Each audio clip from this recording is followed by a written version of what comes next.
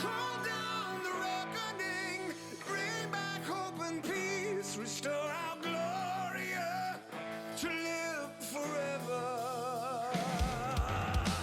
Call down the reckoning to bring back hope and peace, restore our gloria to live forever. Bring down the dark regime. I know how to unleash eternal power.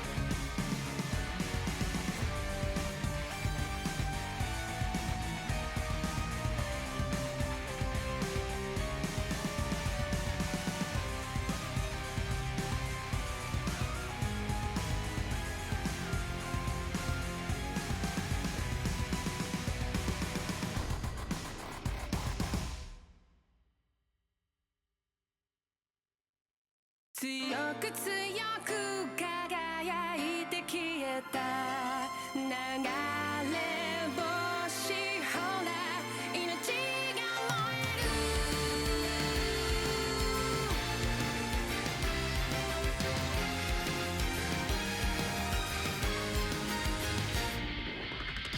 何かに怯え走り続けたその虚しさのしじなに何を見て何を探してきた自分の声がただ響く幾千万の星の中で惹かれて出会った守り手たちよ回る回る時の輪の中で自分の弱さ強さの先に同じ空誰かが見上げてるそう信じて消されない虹の奇跡が届けと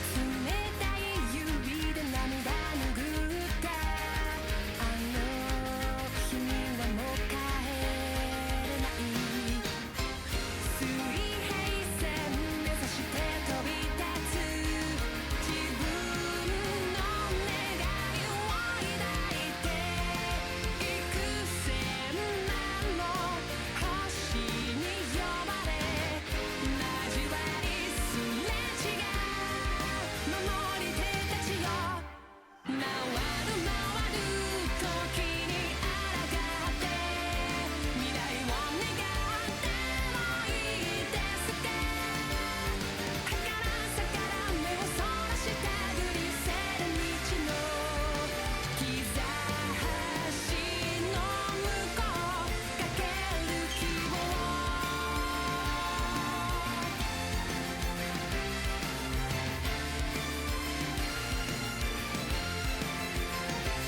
あなたの光あなたの命いたずらに知らさないようにそっとくれた記憶胸に熱く灯し約束の地へもう振り返らずに恋願う歌は空高く世界に銀河に広がってく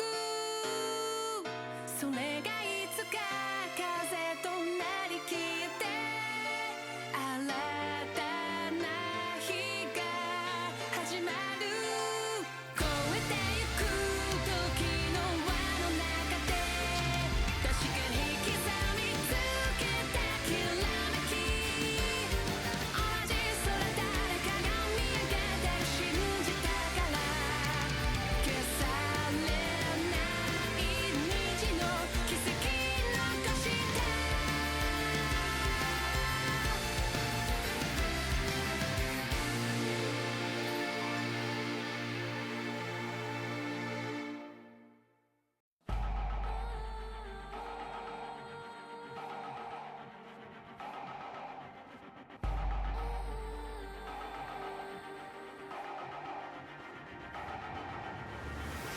Do we fight to hold our heads up high and beat the drum to what we love? Risk the fall, or we have felt it all come crashing down from far above. Stars are rising, countless worlds colliding. Only one will take it all. Can we bring to fall the giants? Can we make the final call? We are the ones to ignite the darkened skies. The champions of a world that we defy. A soul rain of the future.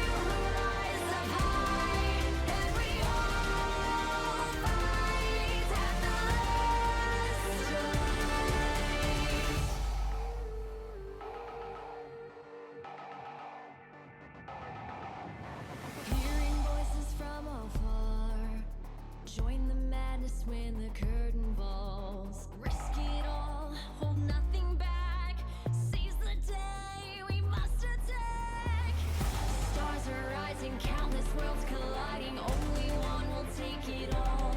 Can we bring to fall the giants? Can we make the final call? We are the ones to ignite the darkened skies. The champions of a world that we defy. A solar ray of the few who rise up high. And we all fight at the last light.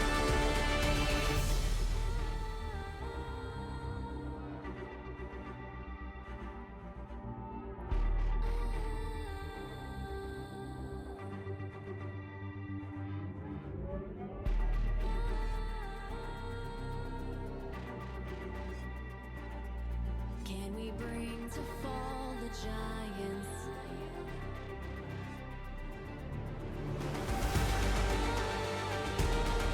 Can we bring to fall the giants? Can we bring to fall the giants? Can we bring to fall the giants?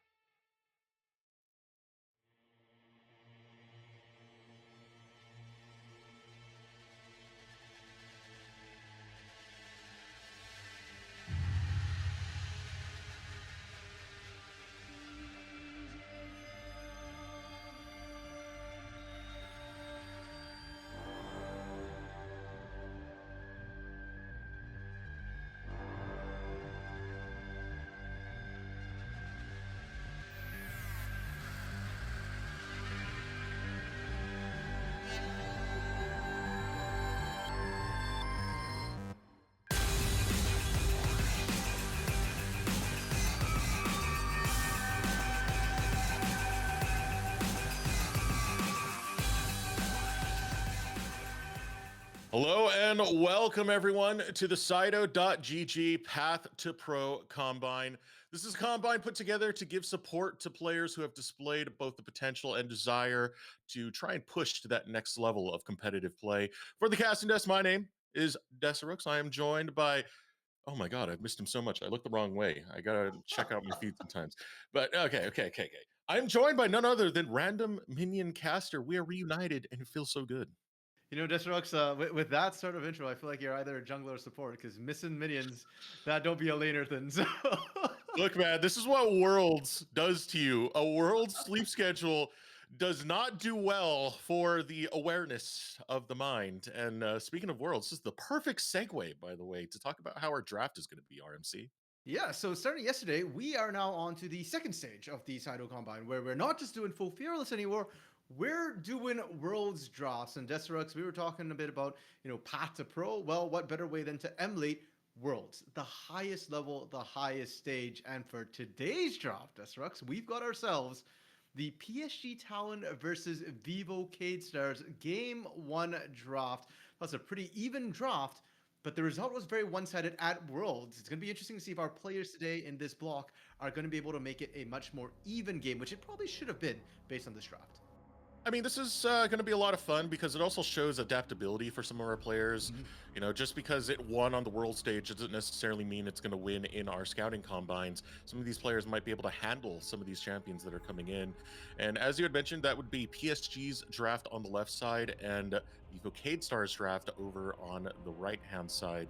Speaking of, we do got to talk about our players that are going to be in this right now. For Team A, Ariana, Munchie, Shochi, Levitate, and Bounty. For Team B, it will be Kay, Ion, Crystal, Ao June, Enthralled, and Clarice. And it's kind of funny to me because Team A, I feel like has a lot of Dorado Gaming players. Like Ariana Oh, yeah. from Dorado Gaming. Yeah, Munchie was a sub for Dorado as well, right? So, uh, yeah, a lot of that sort of potential synergy to come through. My eyes are a little bit on Bounty, the support for Team A. He's actually from Brazil. He's one of the Brazilian players. He used to play for Nice. Flamengo. He's from their development system there. And in Brazil, the development system was massive. Last year, we got to see sort of the Tier 2s clash in Challengers America, and Brazil was the one to be able to win that out. So very excited for that. Team B has some interesting things as well. Enthralled coming back in. Enthralled's been playing the LRN Destruct. So we've not seen him for a while, but he has been playing at Tier 2. So this will be my first time getting to actually cover him in the Combine. So very much looking forward to seeing what he can do. Yeah, there's a lot of names that I'm excited to see as well. I want to see more of Kay.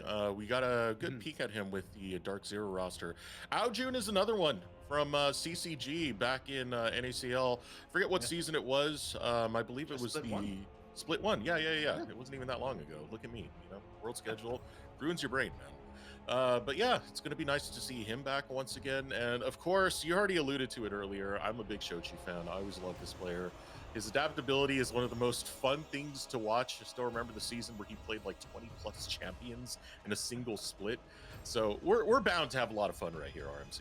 Fair enough. Did Shoshi play like Malzahar in the split as well? So not quite 20 champions, but still a very wide array of it. Now, Destructs, I kind of want to link that a little bit back to the draft that they are going to be playing today. Let's So hear the format for today is the World Draft will be played twice, in Game 1 and Game 2, but it will be flipped. So both teams will get their shot at playing either of these drafts. And what's really interesting to me about this particular draft is kind of where your carries are for both of them.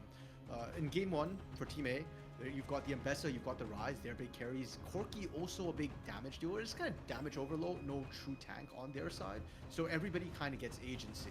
Whereas Team B, it's a bit more structured, where you've got the tank in that Scion. I know Destructs, you're waxing eloquent on Scion and what he can do for players as well. They've got Sivir in the bot lane, who is probably going to be your primary team fight carry. And then you've got the Xin Zhao, Talia in the mid jungle role, which gives you a lot of early control, a lot of sort of map control as well early on. But it feels like it's more of a tool to scale up into that Sivir, while Talia still gives you pick potential later on. One of the concerns for me, and this is always a concern when I see Sivir, is can a Sivir really like get in there and fight? because Sivir is a more short-range champion. And when you have champions like a Wukong, a Rakan, and Ambessa that's threatening you, it always makes it a difficult task to get there. But if you can get that DPS rolling, if you can get those autos through, Sivir puts out so much damage. Same thing can be said about Corki. Yeah. You know, Corki scales incredibly well, so it's going to be pretty much a slugfest when it comes to the marksman. And you alluded to it once again, the Scion. World Scion. Cracked to say the least. You don't need to think much, just be tank, be neat, and take damage. You do good. 100%. And to be fair, when this draft was played at Worlds, it was played by BKS with the Scion. And Bo, their top laner, went 7-0 and 11. So if you're not good, you can still play to be a meat shield. But if you are good, you can get kills and get pressure down as well. So a little bit of test for these top laners. And look at the top laners, Ariana versus Kay. This will be an interesting one because in game one, it will be Ariana piloting the Ambessa. And I feel like both these top laners are kind of good at champions like Ambessa, which have a bit more carry power, a little bit more damage, a bit more agency to kind of just run amok in backlines. But tank plays a little bit different. I have seen Ariana actually play tanks when he was on GBU as well, and he's quite good at them. And he actually gets quite a bit of lane pressure with these tanks as well early on. Kay, on the other hand, I feel like for tanks, I've not seen as much from him, so I'm actually really curious to see how he pilots it, and I believe it will be Kay who will be starting off with the Scion in this game. I mean, when I had last seen Kay, we might have a switch of... yeah, we just had a swap in the mid lane. Phi Mini is going to be stepping in instead, so... no Auchin, makes me kind of sad. Missed him from Split 1, but Phi Mini, going to be great to have him within this combine to try and show his stuff on this Talia. But back to the point I was about to make, when I would see K pop off, Rumble is a champion that comes to mind, so obviously Sion's going to play much differently compared to a Rumble in that regard. But Ariana, I do feel like it's comfort when you see Ariana on something that can be hyper-aggressive, such as the Ambessa. Yeah, and again, when you look at Munchie, for example, right now, the KDA leader actually in the combine so far, and on something like a Wukong where he can have that utility, have that threat as well. Shochi, who is the DPM leader as well. Yep.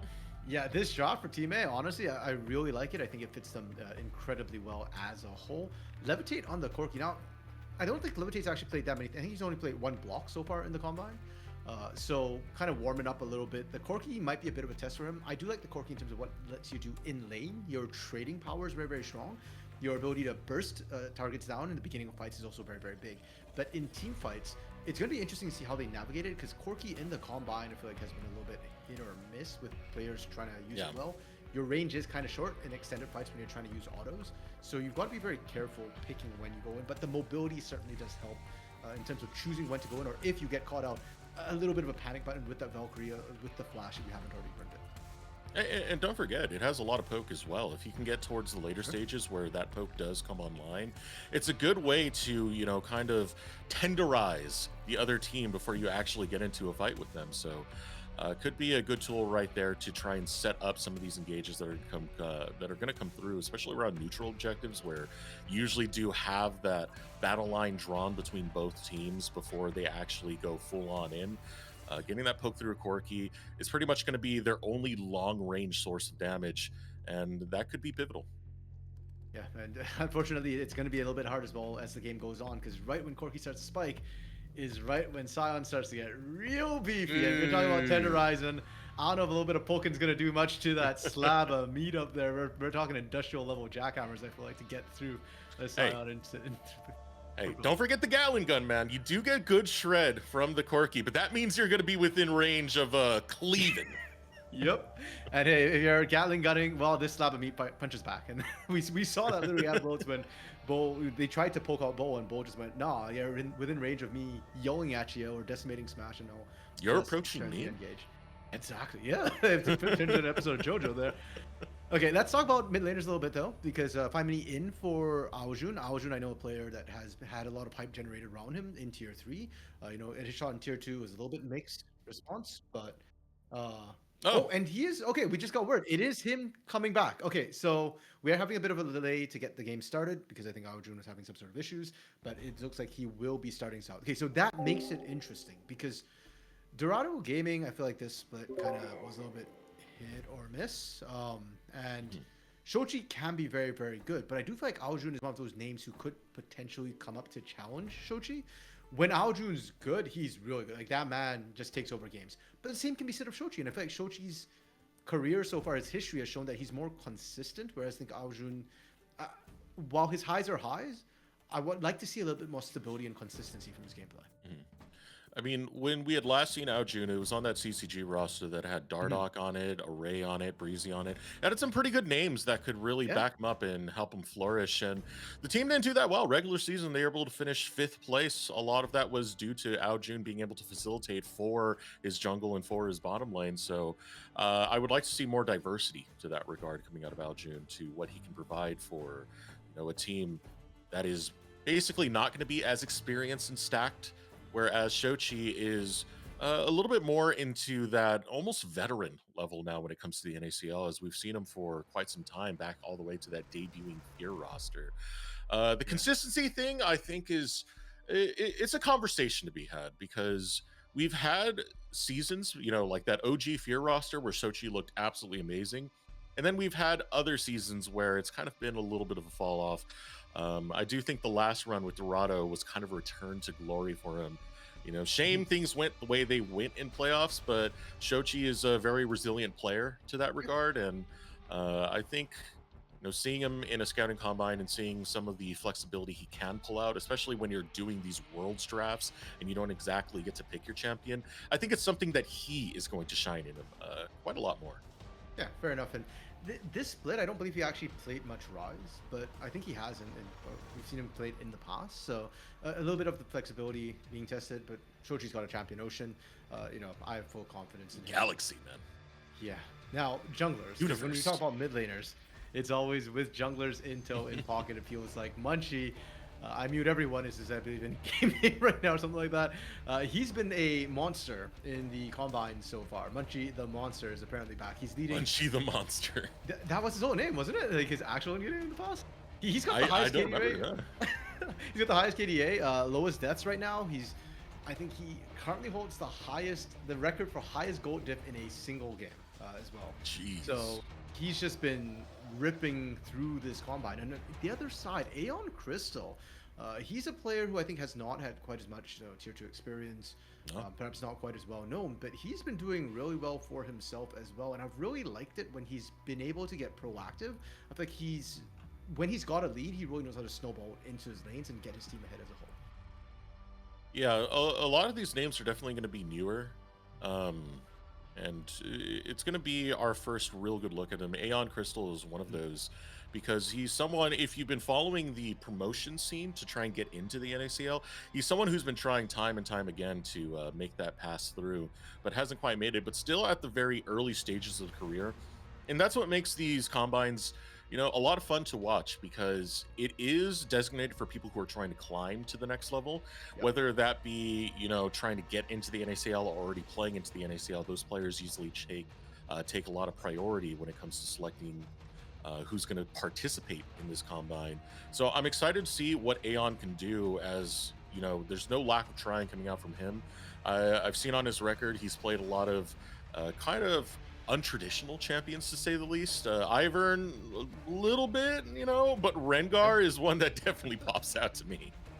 Yeah, and if you look at what he's played in the Aegis Champion League, for example, in times past, you know, he's played a lot of Volibear, Udyr, Bel'Veth, games of Zac as well, and those aren't terribly meta, haven't been for quite a while as well. So very We'd love interesting some Zac play picks now. to come out.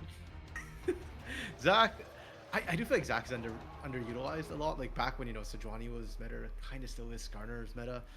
You know, Zac feels like he should kind of fit in there, but somehow people don't like him as much. I guess maybe his damage numbers aren't quite as high, even though he does scale pretty well off health. Tell that to Cryro, man. Pardon? Cryra? Yeah.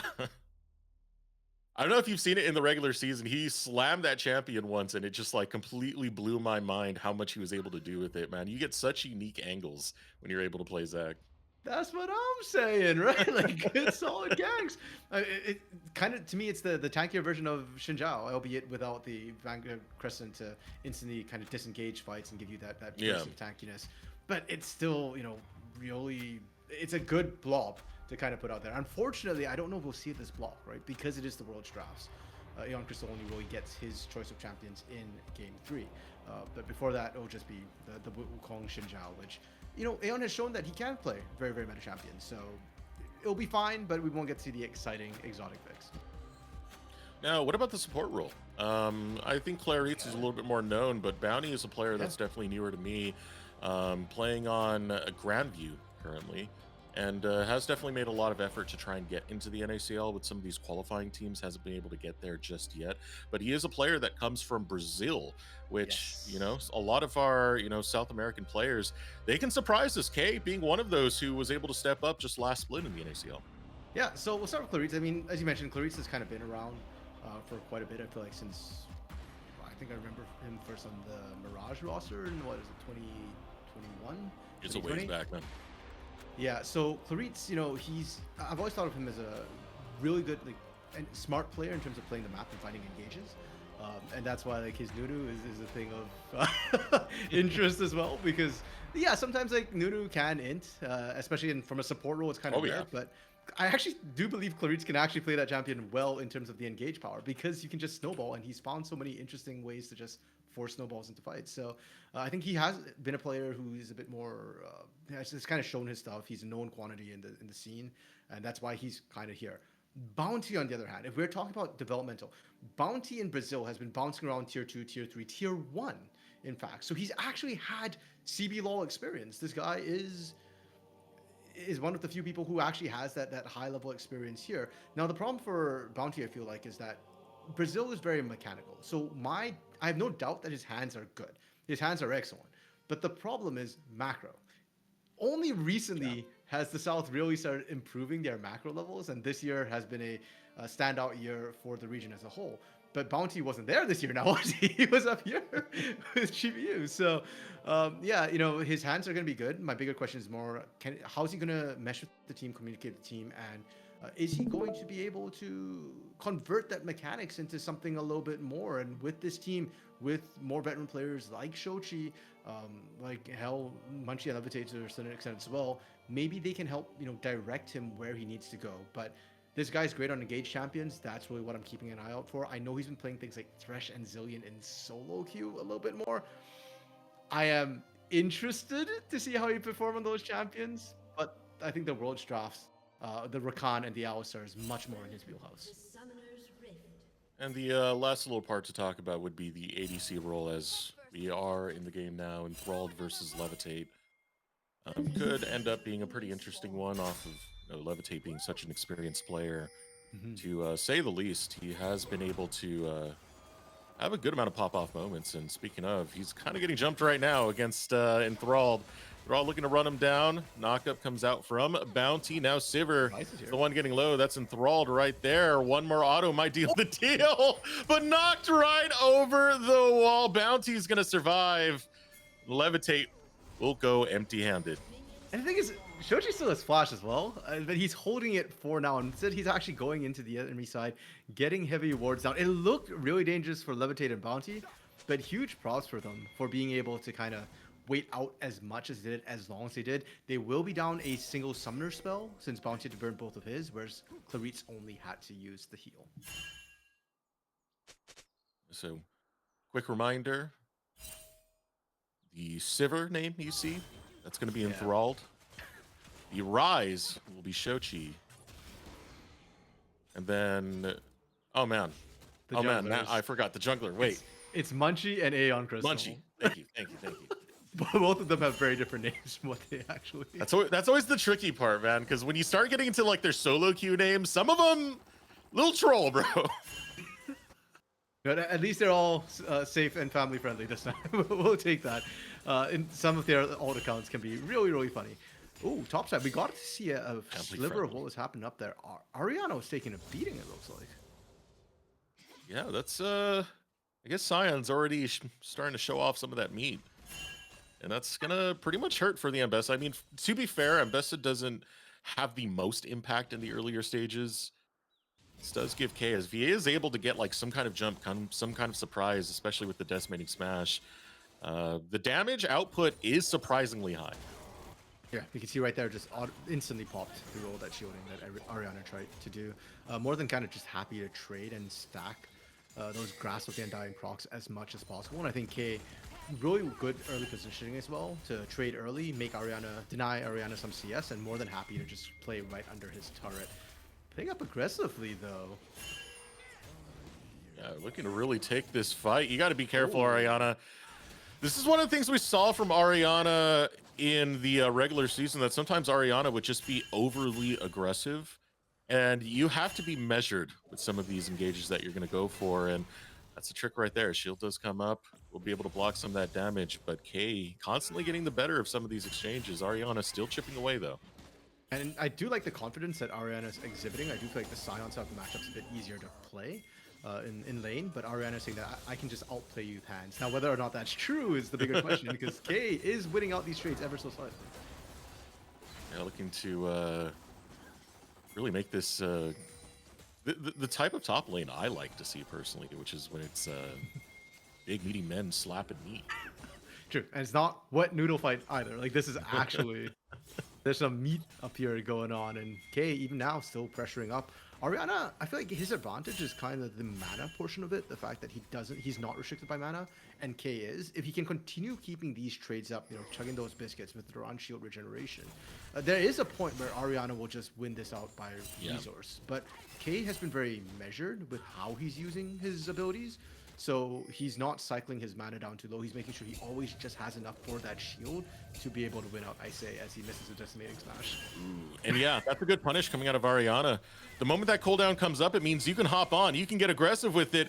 Level advantage coming in. Another decimating smash will land. K will not burn the flash. Instead, very patient with that assault. Ariana still pressing up as Aeon is in the area. Bounty just looking for a roll mid, but topside side I'm more worried for. I know K has been doing a lot of work with Niles back over on Maryville University. You know, Darkstar, actually got to hold that thought, because Flick's going to come out from Aljun looking to take down Shochi. Now Bounty has arrived looking for the knockup, forces the flash out of Aljun. And Aljun barely with any more health. One more overload would have done the trick, but huge props to them. Now, Munchie! Yeah, gonna get munched by the Wukong. Indeed, living up to the name, and that's an easy kill coming out from Team A. All I could think was Munchie with the steel chair out of nowhere just comes in. And that's the risky part for Aljun. Like, I respect the fact that he actually held the flash for the very last moment, waited for Bounty to go back in and that knockup. That was when he flashed. So he was really trying to maximize that, but it does leave you dangerously, vulnerably low. And Aeon Crystal's not there to cover you. Aeon went to the top side to look for that kill on Ariana. And Ariana, this is what I'm talking about. I like the way he plays on Edge, right? And this time he wins out on that. He backs at the perfect timing. He wins out that trade. And it's going to be, you know, Team A finding the advantages from all of that pressure that was being put down. Yeah, and even just drawing the jungler's attention is already a very good move to come out from Ariana without actually getting picked, without burning any summoner spells. It sets up plays elsewhere on the map. And speaking of plays, we got one coming out right now. Looking to go after Aeon Crystal. Will be Bounty and Levitate. It gets the attention of the bot lane of Team B to defend their jungler. Munchie was in the jungle up there as well. We're right back to the big meaty fight in the ball lane. I don't know. The other side's looking like a 4v4 right now. Oh, we're looking for more. As Munchie comes in, gets flicked on an instant. The headbutt follows through, and Munchie will go down to Enthralled. Now Shochi looking for some redemption, gets a combo off, but Aljun is able to rock his world. Now getting snared up. A flick comes in, and Bounty gets claimed by Enthralled. And that's 2 kills for Enthralled. This Sivir is getting so incredibly accelerated in that fight. Ariana trying to answer back in the ball lane, but K, he's out of mana. Oh no, he doesn't have any more mana. Public execution gets flashed out of by K. He will not be executed today. And this slugfest of a top lane now taking its way to the bot lane continues. I love this from K. I love so much the fact that K's not just sitting back looking up scale and just becoming a tank. He's taking it to Ariana, taking a bad trade, though Ariana still has flash. Oh, that forces out the flash from Ariana, but it also gets the attention of Shochi, who will show up in the bot lane and claim that kill. Sadly, the interference, RMC, they won't let him just 1v1. What the heck? Yeah, Teammate's always calling him back up. First with Munchie into the mid lane, now Shochi down to the bot side. Hey, but huge props to them. I'm liking what Teammate's doing, and they did need to answer back for what happened on that top side. Farid's getting caught out a little bit again, but he does have the exhaust, and Destructs, I'm waiting for level 6, because right now we're seeing a lot of heavy trading, a lot of skirmishing, and this is before the big ultimates are coming through. Munchie doesn't have the Cyclone yet. Bounty doesn't have his ultimate, neither does Claritz have the Unbreakable Will. So at level 6, from what we're seeing, I have no doubt the Bloodbath is only going to get messier. It's going to be a tricky one to step up to. You're not level 6 yet for Bounty, so it makes it harder to actually go for some type of engage. Public Execution is also down, but the fact that the team is so split, you don't have your top laner over there, puts a 5v4 scenario where Team A will be able to claim these grubs. And able to pick up all 3 Pishin off Team B right from the get-go. So Team A with the macro advantage, and meanwhile K is proxying that bot side, trying to get whatever he can, get that plate damage, and just get the plates in general to make sure that they're staying even in terms of gold. And gold dead even, as you mentioned. K spending a lot of time collecting everything he could, really. The development of K, I have a lot of appreciation for it, because we've seen him get better as the split went on in NACL. I had alluded to it earlier. Part of that was through Coach Niles. Niles did see a lot from K when K stepped in to take that spot from Zamudo, who was, getting called up at the time. And, he was honest about seeing some of the shortcomings of K, but he was also pretty verbal about saying, like, I believe I can take this player, to the next level and really show what K can do. And I do think we've been seeing that growth as the year has gone on. Fair enough. And even within this combine, I remember, I think K was on day 1 that I got to watch him. And he did struggle a fair bit, but even throughout this combine, I think he's been improving a lot. I did question his sort of tank play, because we haven't seen too much of it.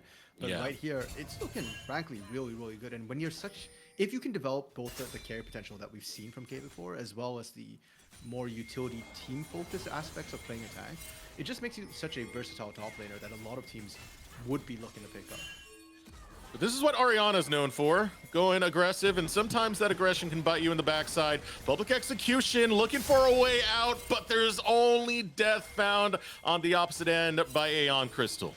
And so far, these public executions have been more of a call an ambulance, but not for you sort of situation. Where Ariana's call an ambulance, yes, for me. Yeah, pretty much. Please just call the damn ambulance. All right, here we go. Looking to run right on in is K. Decimating Smash. It catches Shochi. He's bouncing all over the place, and Aojun will take down Shochi. They called an ambulance. They got K running down with that unstoppable onslaught instead. In Team B, I'm liking this a lot. Team A, okay. So Team A right now has shown me really good sort of rotations. They're going for a lot of these objectives on timer.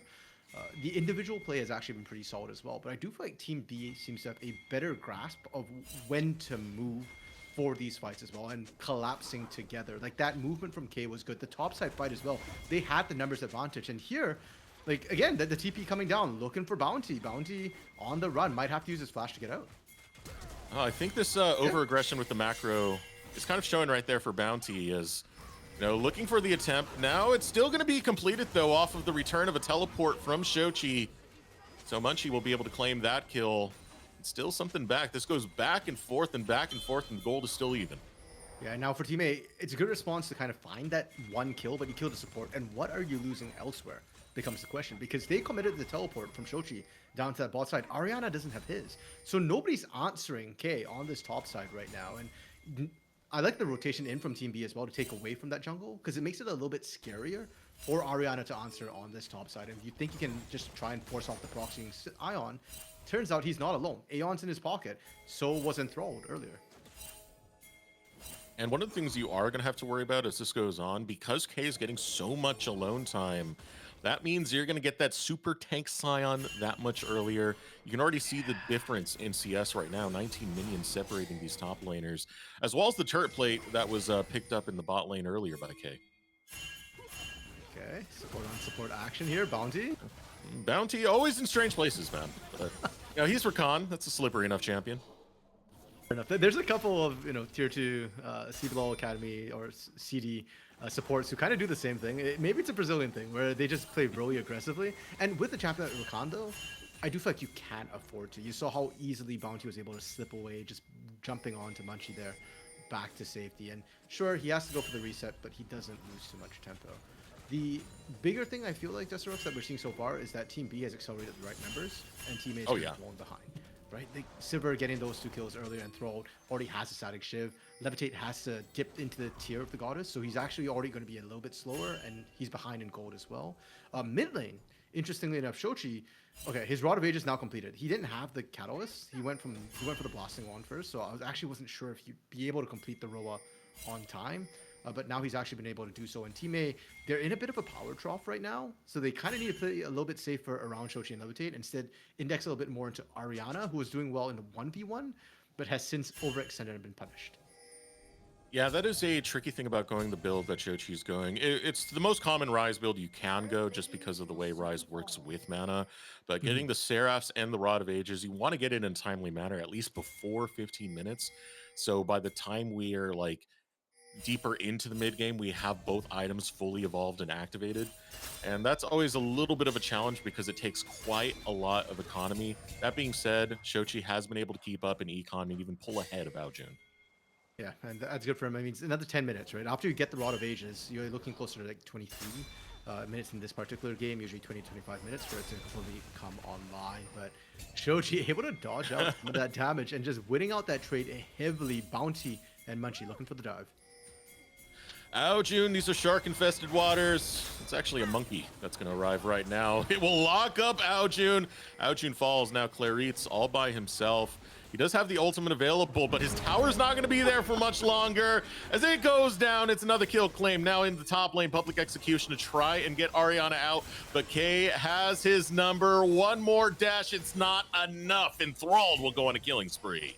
Another kill onto Enthralled. 3-0-2 on this server right now, but Team A has not let up the pressure. Team A, they get first break on the bot side, and they're continuing to push as well. K has to do an emergency teleport down there. He's coming in at half health, 1/3 mana.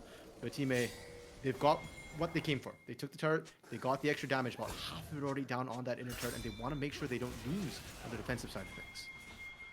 Well, here comes Munchie, looking at Aeon Crystal. Says, the Scuttle Crab belongs to me. I'm very hungry. Thank you for the seafood. Now Aeon still looking to fight this way out because Clarit's has been called, but the Realm Warp of Shochi is enough to dissuade Team B from stepping any further. Yeah, and Team B, I think, are happy with what they got the smite fight. Aeon got the food that Munchie was looking for, and they will get the vision control around this Herald. And I have the setup for the Herald fight.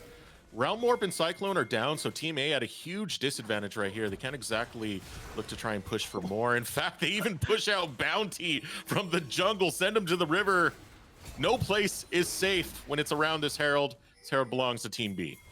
Yeah, fair enough. And unfortunately for Team A, they're not able to find any sort of response whatsoever. You saw Shochi kind of pushing out that top lane a little bit, but not actually getting chip damage into the turret. And unfortunately for Ariana, he's on the bot lane where they've already lost the outer turret. It's a long way towards that inner turret. So Team A not finding anything now, looking for Aojun, but a quick minefield able to dissuade Bounty from being able to fully find the engage. Yeah, that's the thing. There's a lot of telegraphing that can happen with that Recon ultimate. Now Munchie in a bad way once again. Monkey's getting bullied. It's another kill. This time going over to K. This tank is scaling even further. Yeah, and up top, the failed dive coming through from Bounty, unfortunately, actually gets melted. Aojun's still alive. Aojun looking to go back to base. Uses the teleport to get out. Oh boy. Oh boy, that was looking a little scary right there, but teleport's coming out all across the board.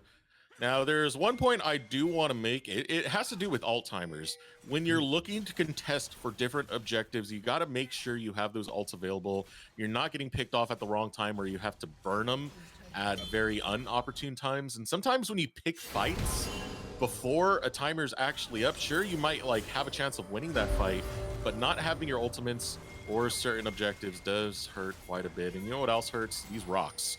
As a big taste of that for Ariana. Aojun grabbing a kill. I don't know if Shochi wants to be here. No, he does not. In fact, he's gonna try and pop that phase rush to get some extra movement, but he's getting slowed constantly, and this is getting brutal. Even the redemption's coming down to ruin his day. He's gonna have to burn his flash finally to get out from that onslaught. Okay, I'm really impressed with Aojun on that series of movements because on the first pick onto Ariana as well, he held the seismic shove. Like they were perfectly layering CC. As long as the minefield was down, they knew Ariana couldn't move. When it was about to go down, they used the seismic shove to secure that. And against Shochi, Aojun was just raining rocks non-stop and just could not get enough space for Shochi to get away. The phase rush wore out with the sheer amount of CC and chase that we were able to find. Now on the hunt for Enthralled, shield wears out. Yeah, Spell Shield's gonna get time to buy the charm itself, but that means you're not that getting hit charmed up. You're only getting the knockup, and you can counter attack as a Rampage is found by Enthralled. Now Levitate, there's nowhere to go. You don't have Valkyrie, you don't have a chance as K will get kill number 2. The Scion is scary, the Sivir is scary, the win conditions are online for Team B. We're getting into a replay of VKS versus PSG, I guess. Kind of similar situations. Everybody's stepping up on the side of Team B. And what on earth just happened, Desterux? 2 minutes ago, the teams were dead even in kills, in gold, and out of seemingly nowhere. Team B finds multiple punishes across the map, and we've seen this throughout the game where Team A's been getting, faster pushes on the side lanes, they're getting the structures, but they're overextending to do so. Team B has been playing a lot safer, a lot more structured, and just going for those skirmishes around objectives. And the punishments just seem to have stacked up at this point. And Team B, with this sort of lead, Team A cannot be making these sort of risky plays for no reason anymore. All right, here comes the public execution.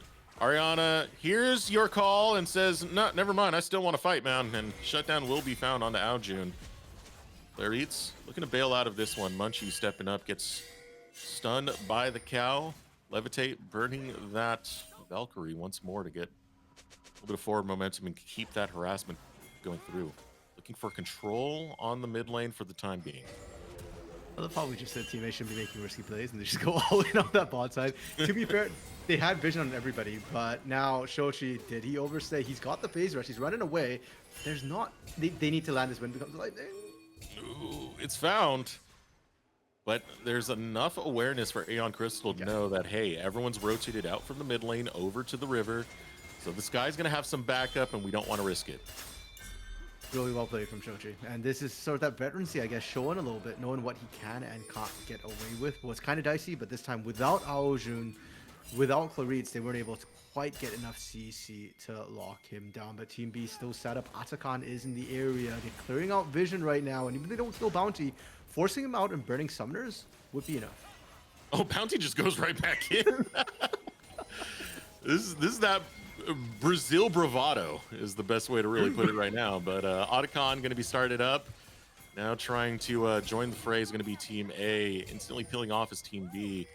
They got the teleport out from Ariana, so perhaps happy enough to burn that summoner spell. Rift Herald come out and instantly Team A just hop right back onto it. Now Ariana gets pulled in by the flick as well as the decimating smash. Ariana will go down, but the fight looking to still continue through as the Wukong putting that cyclone. Enthralled will go unstoppable and put down the monkey. Ain't no bananas here. There's only pain and an Otacon that belongs to Team B. There's a lot to pick up. Levitate trying to run away. Claritz flashes over Bounty. Oh, Claritz going hard in the paint. Wants a piece of Levitate. Decimating smash finds the knock, but finally Enthralled will go down on the back end of it. It still costs Levitate his life, but hey, I'm happy with the shutdown. Yeah, given the situation, I think Levitate made the right play right there, trading his life for the life of Enthralled, because without Enthralled, the push is a lot slower on that bot side. And the call had already made much earlier for Shochi to say, okay, we've lost the Otacon. We've lost the fight. Shochi immediately teleported to that top side to get the pressure down up there instead. So making sure that Enthralled is dead means that Team B doesn't get great answers on the bot side. They just get the one outer turret and Otacon. I say just Desterux, but those are still big. It's a lot. Yeah, it's another 50% to the gold lead, right? There's 3K, 2,500, can't cost math. Gold advantage here for Team B when they were already ahead, and Dragon just spawned as well. I'm still looking at K's build. It's getting scary and scary. The magic resist is now coming in. He's got a good amount of that, with the Sunfire, helps him push quite a bit. He's already a big, beefy boy, has well over 3,000 health. No problem to stay in the mix, stay in the fray, and continue being that front line. Now starting up the Dragon's going to be Team B. Doing his best to try and stop this push coming out from K and get a push going of his own so he can take that tower. But K's clearing the way quite beautifully there. Now they're going for the dive against big bad Scion. Public Execution comes out. They brought enough damage to chip away their lumberjacks today, but look at K go in the zombie form. Finally finds the knockup. A tower exchanged for the dragon. Not just any dragon though, Destructs, that is Soul Point, and that is something I think Team B has been stacking towards quite consistently. Between the Xinjiao, Scion, and Alistair, they're going to get quite a lot of utility out of the Chemtech Soul when they pick that up. And they're able to answer back in the mid lane as well, so it's kind of still tower for tower being traded 3 apiece right now. Team B not really giving space, and for Team A, I like what they've been able to do in the side lane so far, but they've not really been able to hit much in the mid lane. They are playing off better side lane pressure, their ability to the agency that they have compared to the Scion. But the further in you get, the more turrets you get, the harder it is for you to get that next one. And I'm a little bit concerned that Ariana and Shochi, the inner turrets are about the best you can expect for. If you're knocking on inhibitor turrets, that you're probably trading lives to get. And the item point discrepancies at this point. Enthralled has gotten so many kills, and you're seeing that it's a 3-item build that's now completed for Enthralled. The Sivir is terrifying and will output so much DPS in these fights. Same thing, I've already mentioned K quite a few times. A lot of that is just from the fact that he keeps CSing. He's been on top of a lot of those towers and grabbing a lot of those plates. So you have pretty much everything you could ask for.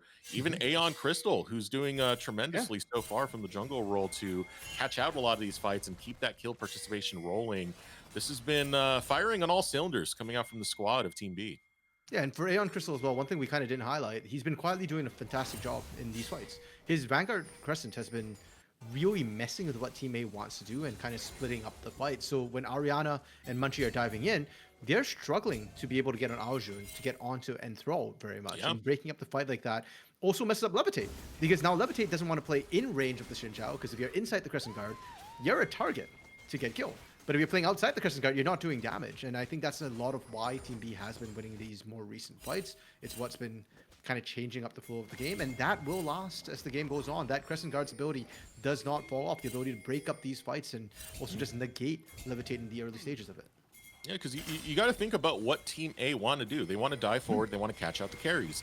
When you get split by the Crescent Guard, that makes it so much harder. And a beautiful use of the 3-talent strike to catch out Levitate. But look how low Enthralled is. He will still get the kill. He will still survive. Dismink Smash looking to come through, but Cyclone will return fire. Ariana on the opposite side. The wind becomes lightning, lands onto the monkey. The monkey looking to run away, but there's nowhere to go but to the gray screen, as K will slam down and be able to claim that kill with ease. 2-0 in favor of Team B. And that's going to signal Team B to look for the Baron, but they'll take Shochi if they find him first. Oh, that's going to be an easy kill right there. You know, you saw the cow, low health. You thought it's a free burger. Guess what? That comes with the cost of your life. Baron belongs to Team B.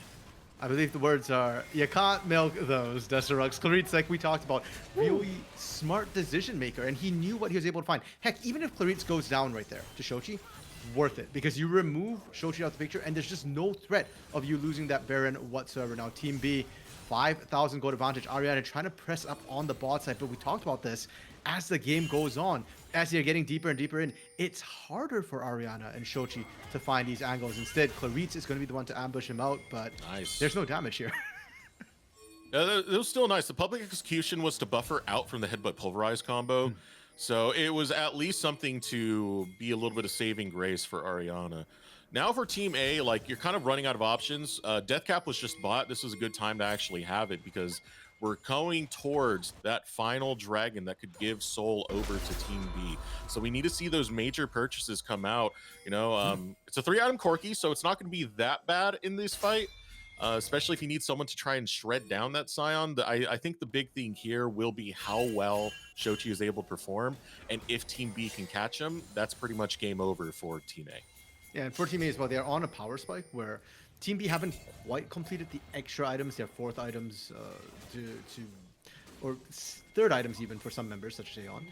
They're on components, so 2.5 items to 2 items is not as big a gap as 3 completed items to 2.5 items. So if Team A wants to get a fight, now's the time to do so. They get the mid lane outer turret. There's an objective bounty on that, but speaking of bounty, Okay is ready and What? he's hungry. You know who they had to catch? It was Shochi. Guess who they caught? It was Shochi. He will go down, and now Munchie is using the Cyclone defensively. But even with his clone going down with him, that is him and his mid laner in the respawn, and nothing to stop the momentum of Team B. You know what? Team A still got engaged. They've got Bounty. They've got backline threat. They've got Ariana, and they have damage from Levitate. Can they turn the tides? Maybe if they're lucky. They're putting a lot of damage onto Clarice right now, who has not used the Unbreakable. Kay's just walking up though. Kay doesn't care. Yeah. He's like, damage? What's that? I don't know what damage is. I do damage. Do you do damage? Nah. I love the way we're like, you know, Team A's got this tool, that tool, the other, and we've just got Kay walking up menacingly, and that's good enough. That's Scion. You're feeling the world's experience, to say the least, right now, man. Yeah. Hey, maybe after this, Kay will start playing more tags next year. If Sean doesn't get nerfed after this experience. Oh, we do. You know, he's getting nerfed to hell, bro.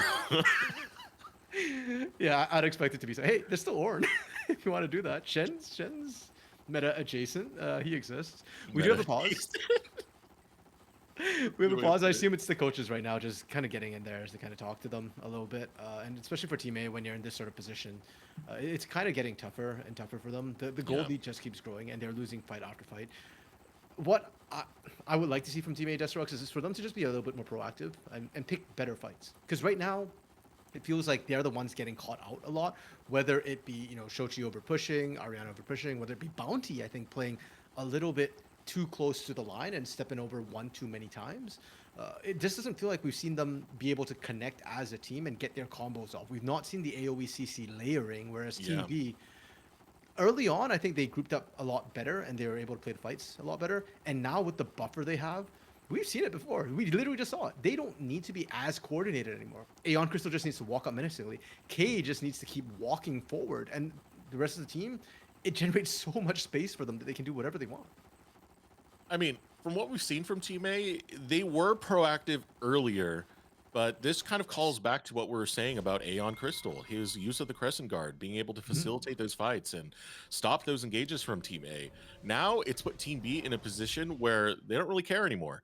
They can just engage on a whim, and it's not allowing for these angles for Team A. They can't get the Wukong in onto the back line. They can't get Bounty to find a pick, because even when he does go in and gets onto the Sivir, there's so many threats that are just going to pop him before the Sivir actually does fall and Enthralled gets to business. So this has just been miserable right now as the pause does come to an end. This will be Dragon Soul. This is something that should not be fought for whatsoever. Not even an attempt for this. Cyclone's down. That should be enough to dissuade you. But, you know, this team is like giga powerful at its current state. So Dragon Soul now picked up by Team B. And to be fair, I don't even think Team A could get into position to even look at the Dragon. The only one who was nearby was Sure, man. Brother Bounty. Okay. Brother Bounty. Or not tell us. Take a chill pill, bro. But Bounty, we'll get that reference. Brazilian players. But for Team A, I do feel like a lot of it has come from the early game, right? The big part of the problem right now is that Munchie and Ariana just don't have threat onto Enthrall. Like you're talking about, Bounty's getting there, but who's going in with Bounty? Bounty is only CC. You need damage as well, and that's where I look at Team B, and we talked a lot about K, but once again, I want to highlight his early game. How aggressively he was trading, the fact that he won out lane against the Ambessa and outskilled so much faster.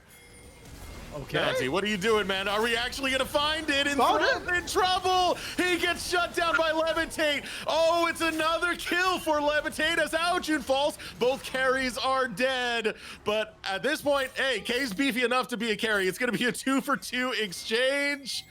And a crazy engage coming out from Bounty as he just camps the brush and waits for Enthralled. But look at Shochi now coming out from the mid lane, trying to set up the flank, realizing that he's the one getting flanked, so he's just going to bail out of there. It's funny because Shochi was pushing mid lane, and he was actually basing when that all started, and he actually canceled the base to go for the flank, but the rest of Team A not able to catch up. And I guess that's the duality of Brazilian supporters. Destruction. On one hand, they get caught. It's Brother Bounty, and next moment it's like, Brother Bounty, let's go. Coming out of the bush from behind. But that just shows you how far ahead Team B is, right? That was a beautiful ambush, and they still traded 2-for-2.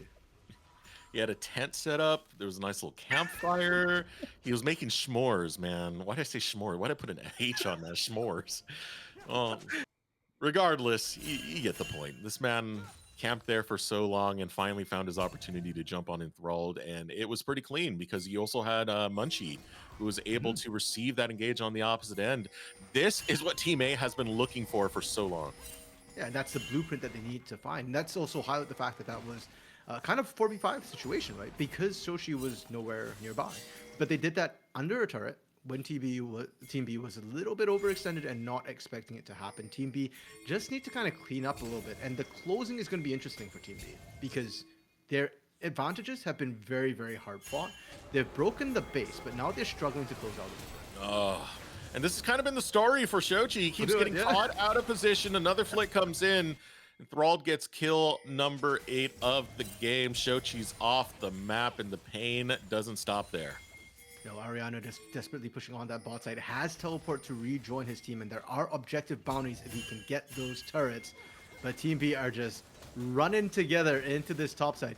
K is tanking up the turret, by the way. He's not taking any damage with his shield, but they are trying to preserve their minions for this push as much as possible. Yeah, K has not a single worry in the world. Damage doesn't exist to this man. His chest is so jacked at the moment that if you throw a spear at it, he's just gonna flex it right off, bro. I'm trying to count how much health he has. Like that's 1, 2, 3, 4, 5? 5,000 plus? Uh-oh. Oh, Ariana almost getting cut out once again. But it'll be A-okay. Not for the base of Team A, though. As we take a look at that, it is now currently in shambles. 2 inhibitors down. The only part of that I heard, Destruction, when you said that was just K. Okay. Fair enough. Like he's doing his work. Baron is back up. Team B falling right back to it. Team A. Do we see the Hail Mary? Oh yeah. Is it Brother Bounty or Brother Bounty? We're gonna find out right now. Munchie goes in, forced to try and stick this one out because you can't escape the grass. Didn't even use Cyclone on the opposite end of it. Bounty now in a world of hurt, a world of pain. Wind becomes lightning and Bounty becomes dead. As a double kill will be found by Enthralled. It only cost them Enthralled. Now it's Shochi who remains. Shochi to defend the base. He puts the flag up. This is Halo Reach style right now. Objective, survive. Yeah, unfortunately for Shochi, he might survive, but his base certainly won't. He's just pushing. He's just going. Come on, Shochi. All right, Shoshi's in the back door. Base race. Base race. He's gone. He's gone. He's in the race. That was a dominant win coming out from Team B. You know, really, it all came together so well for them. So many kills getting fed on to Enthralled. And we was on the Sivir. You know, he was able to get damage through, and he performed quite well. You know, Aeon Crystal, I feel like, was the true MVP at the end of the day, though, because facilitating those fights where Team A had a chance and being able to split those apart was very huge for that early game momentum. Yeah, I think every member of Team B really performed as well. Because when we're looking at the laning, the fact that K and Aljun both actually kind of won out their lanes respectively, I think was massive for them as well. And it really shut down Team A's sort of damage overload composition, where when you're behind, it gets really difficult to play that into a standard front to back composition that got so incredibly far ahead. Look at the damage numbers as well. We talk about Enthralled because Enthralled was the biggest threat, and he was the sort of threat magnet from the other side. Like everybody was diving for the Sivir, but he wasn't doing the most damage, right? It's actually Aljun right up there, and Aeon Crystal right on his heels as well. And you contrast that over to Team A, where Levitate, we didn't talk too much about him, which was a good thing considering that a lot of bodies were hitting the floor. Levitate was doing fine, right? Like Levitate was quietly pumping out that damage on Corki, and because it's the Worlds format, Desterux, Game 2, the drafts will be switched. Levitate will get his hands on that Sivir, and considering what he did on the Corki, I have high hopes of what he's going to be able to achieve on Sivir. Yeah, I would like this to be evened up just off of the draft. I mean, come on, K on Scion. K on Scion. You get the best tank out of Worlds thus far. Like, untouchable that champion can be once he gets going. And it should be an interesting one. I'm definitely going to be interested on how Munchie is going to perform once he gets to Zhenjiao. If he can do the same level of facilitating, because you know what the game plan is when you have this composition. Can you interrupt that game plan in the same way that we saw from Aeon Crystal? Yeah, and especially, well, I guess my questions are a little bit for Team B and how they're going to pilot the draft that we just saw Team A struggle with, right? Because Wukong is not an early game jungler, and I have no doubt Munchie will be able to exert pressure with that Xin Zhao. We've seen it plenty of times from him. Can Aeon Crystal now kind of try and match and make sure that his lanes don't fall behind? Because like I said, I think a lot of it came from the fact that Ariana and Shochi didn't get any pressure early on. And for Shochi, it's just the way rises. You had a beautiful explanation on sort of item power spikes that come through for a rise. He's a late game champion, not early on.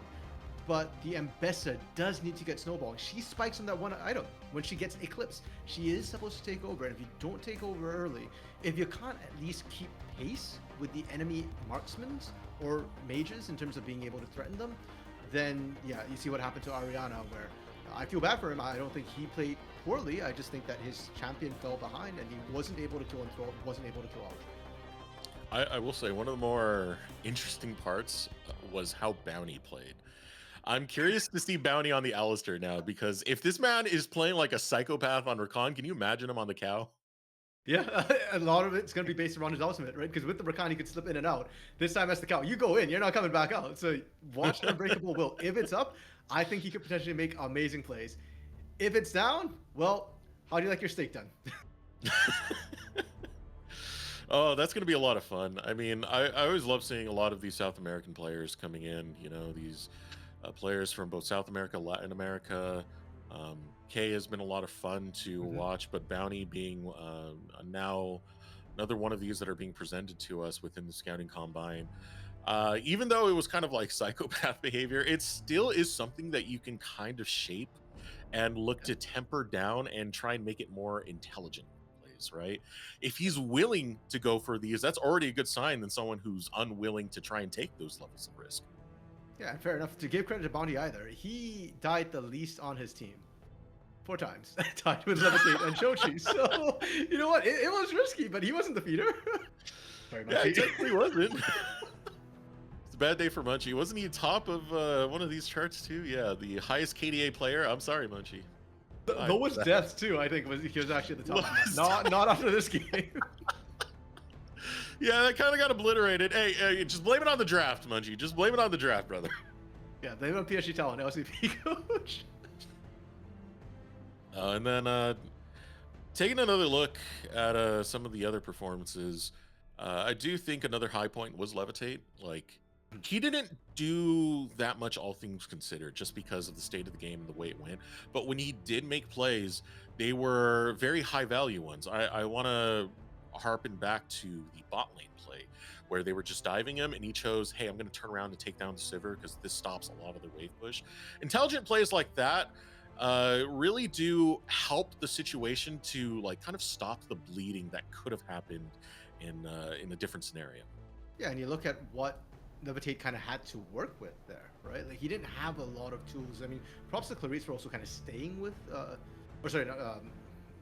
Bounty, pardon me, for being able to get back to Levitate's side. But a lot of times Bounty is diving in, and that means Levitate has nobody peeling for him. Shochi's just running off trying to do his own thing. You've got Munchie usually dead by the time Levitate can actually do anything, and Ariana's having backline. So he's kind of solo 1v whatever's running at him. And you look at what's running at him. It's Aeon Crystal with Crescent Guard, and like, I can't damage this guy. You've got Sion just kind of walking at you, and sure, you're pumping out the damage, but K is so incredibly tanky that you need time to just stand there and actually get that Gatling gun, get those autos, get everything in the kitchen sink, throw in, and it's so hard to do so. So yeah, again, like the fact that we didn't shout out Levitate too much during the game, I think was a bit of a disservice to him, but also a good point, and props him for what he was able to do, which is why I'm so excited for him to get Sivir, because I think Sivir with the spell shield, and well, actually, I'm excited for him to get Sion on his team, because now you've got a front line who will actually be there in front of you, causing chaos. You've got the cow to help you out as well a little bit. If you give Levitate a bit more space, he could carry, like we've seen him do before back, I think it was split 1 when he was in Blue Order, and that bot lane sometimes pulled that team out of some really risky situations. But off of that note, I believe it's time for a break. I'm not familiar with the show. Okay. I just got word. Producer's here for me, man. He's going to save me out of this one. All right, so we're going to throw out a short break while we get ready for game number 2 between Team A and Team B. Be sure to stay tuned.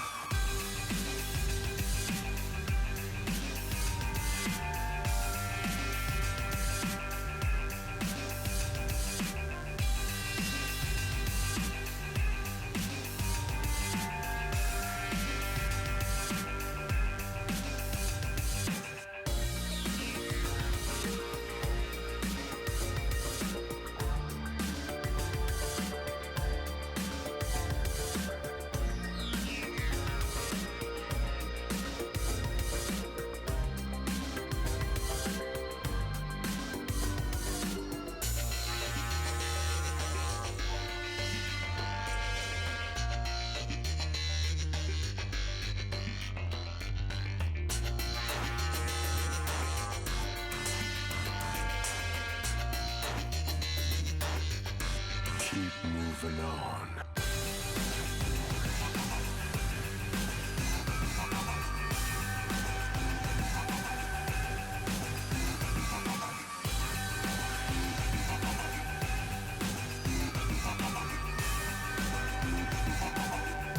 Keep moving on.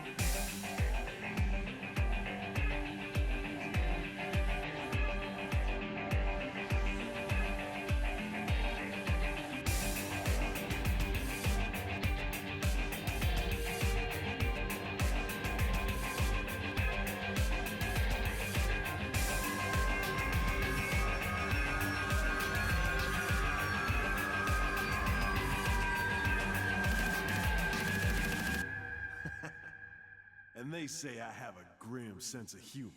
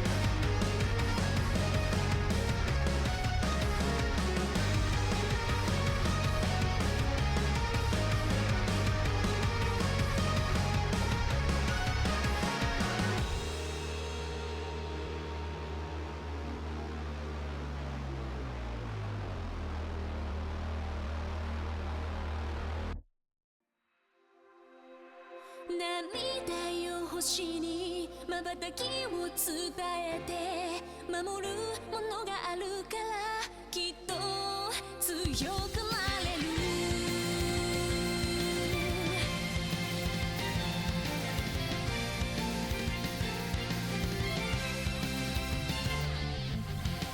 語るべき言葉なくした星の守りでは時の果て夢の果て闇に立ちすくんだ風を呼んでみたんだ空に向けて誰かを呼んでみたんだ光求めたソリチュードかすかなレゾナンス確かに届くロマンスそんな流れ星たちを抱き留めた明日が見えなくだって乗り越えなくちゃって奇跡の奇跡描き未来へつなぐ Growing High 心のフォトンが銀河にこぼれて道を強く照らす Burning Bright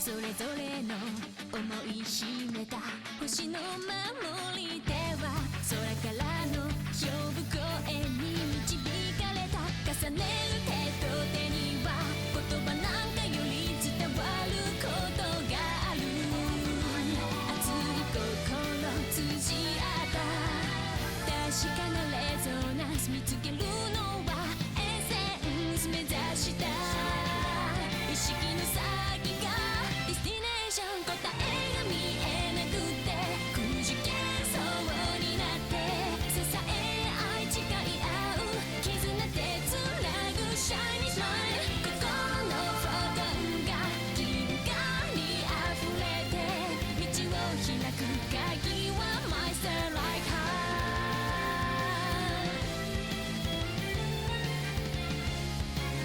「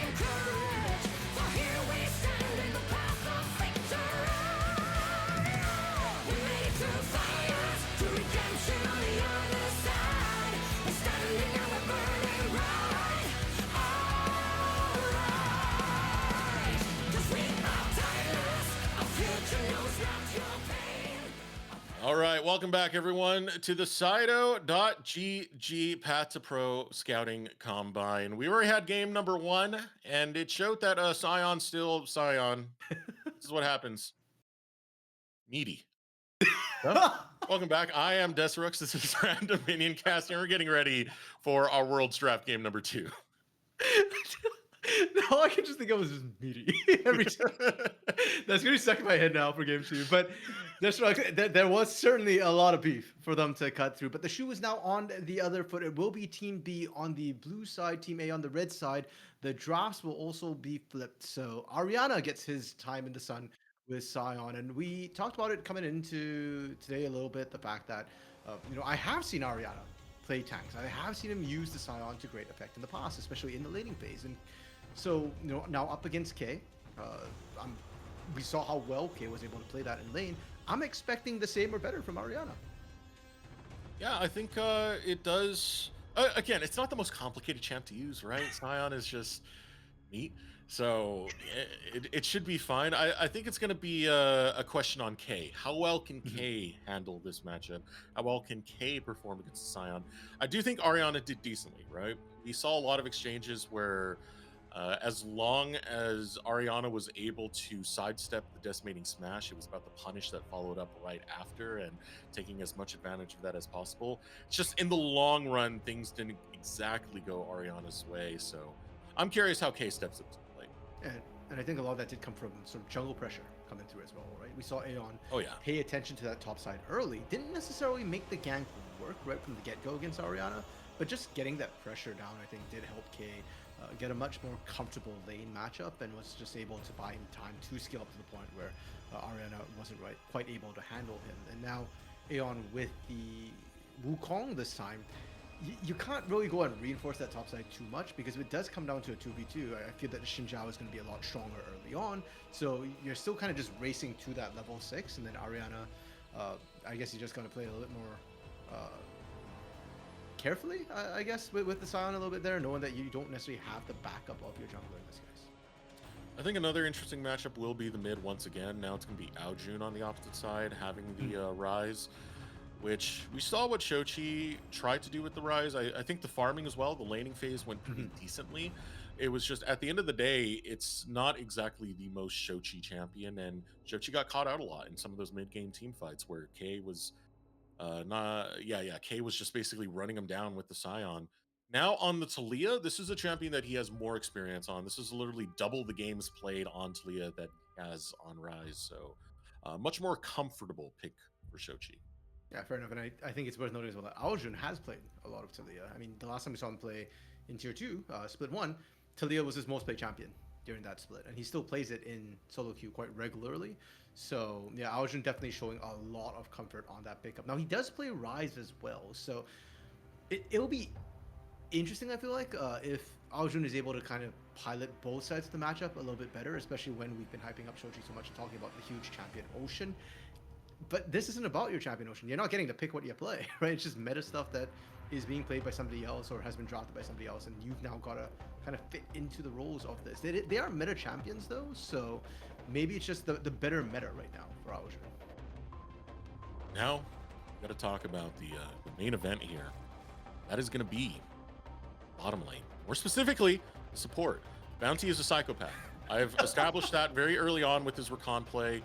Now he's going to be playing Alistar. By the way, I just looked up his record on Alistar for recorded competitive play.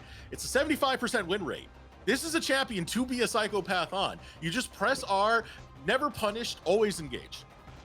Yeah, and in Brazil, the top two sort of engaged supports throughout most of the meta has been Rel and Alistar. So yeah, Bounty's going to have a lot of experience on the Alistar side of the matchup. I do think though his Rakan play was really good, and I've always thought of Bounty as a mechanical player. Back when I think I first saw him was on a Flamengo roster with where he was rotated between him, Waz, and Curry. Now, most of you are not familiar with Brazilian League of Legends, but Curry right now is a Korean sort of import playing for but yeah. Sorry, I got distracted. Curry is the support for Pain Gaming right now, and he's often considered one of the best supports in the region. Well, Bounty was kind of splitting time with him back then as well, so that tells you Bounty, very mechanical player, He always has been. And so when he's on a champion like Rakan, I do feel like that's a perfect fit for him. Alistar, a little bit less mechanical. Like the hardest part of it is just landing the headbutt pulverize combo. And besides that, a lot of it's more decision making, knowing when can I go in, when do I need to sit back and just body block, and most importantly, when do you use the Unbreakable Will? Because you don't necessarily want to use it right from the get-go. A lot of times you want to take some damage first, invite in the big ultimates, and then press it to survive and or to break crowd control. So to a certain extent, a bit of a bigger test to Bounty, but as you pointed out, a 70+% win rate in competitive is certainly no joke. And that makes me wonder how it's going to match up against Claritz. I do think Claritz, while not the most standout in the previous game that we saw, was doing his job quite well when it came to playing the Alistar, threatening when he needs to. I want to see if given a more expansive kit where you can move a lot more around the map, kind of try and have more playmaking tools with your ultimate, with your dash into the knockup as well. What Claritz can actually pull off with that, because one of the things we've been saying is if you're not on the Scion side of the draft, this is usually a little bit more difficult because there's a lot you have to get through once you want to, if you want to find that back. Yeah, and we've been talking about Claritz for his decision making, for his ability to sort of find the right engage angle and knowing when to go in. And now with the Rakan, you still have that, but as you said, the expansive kit I think tests your hands a lot more.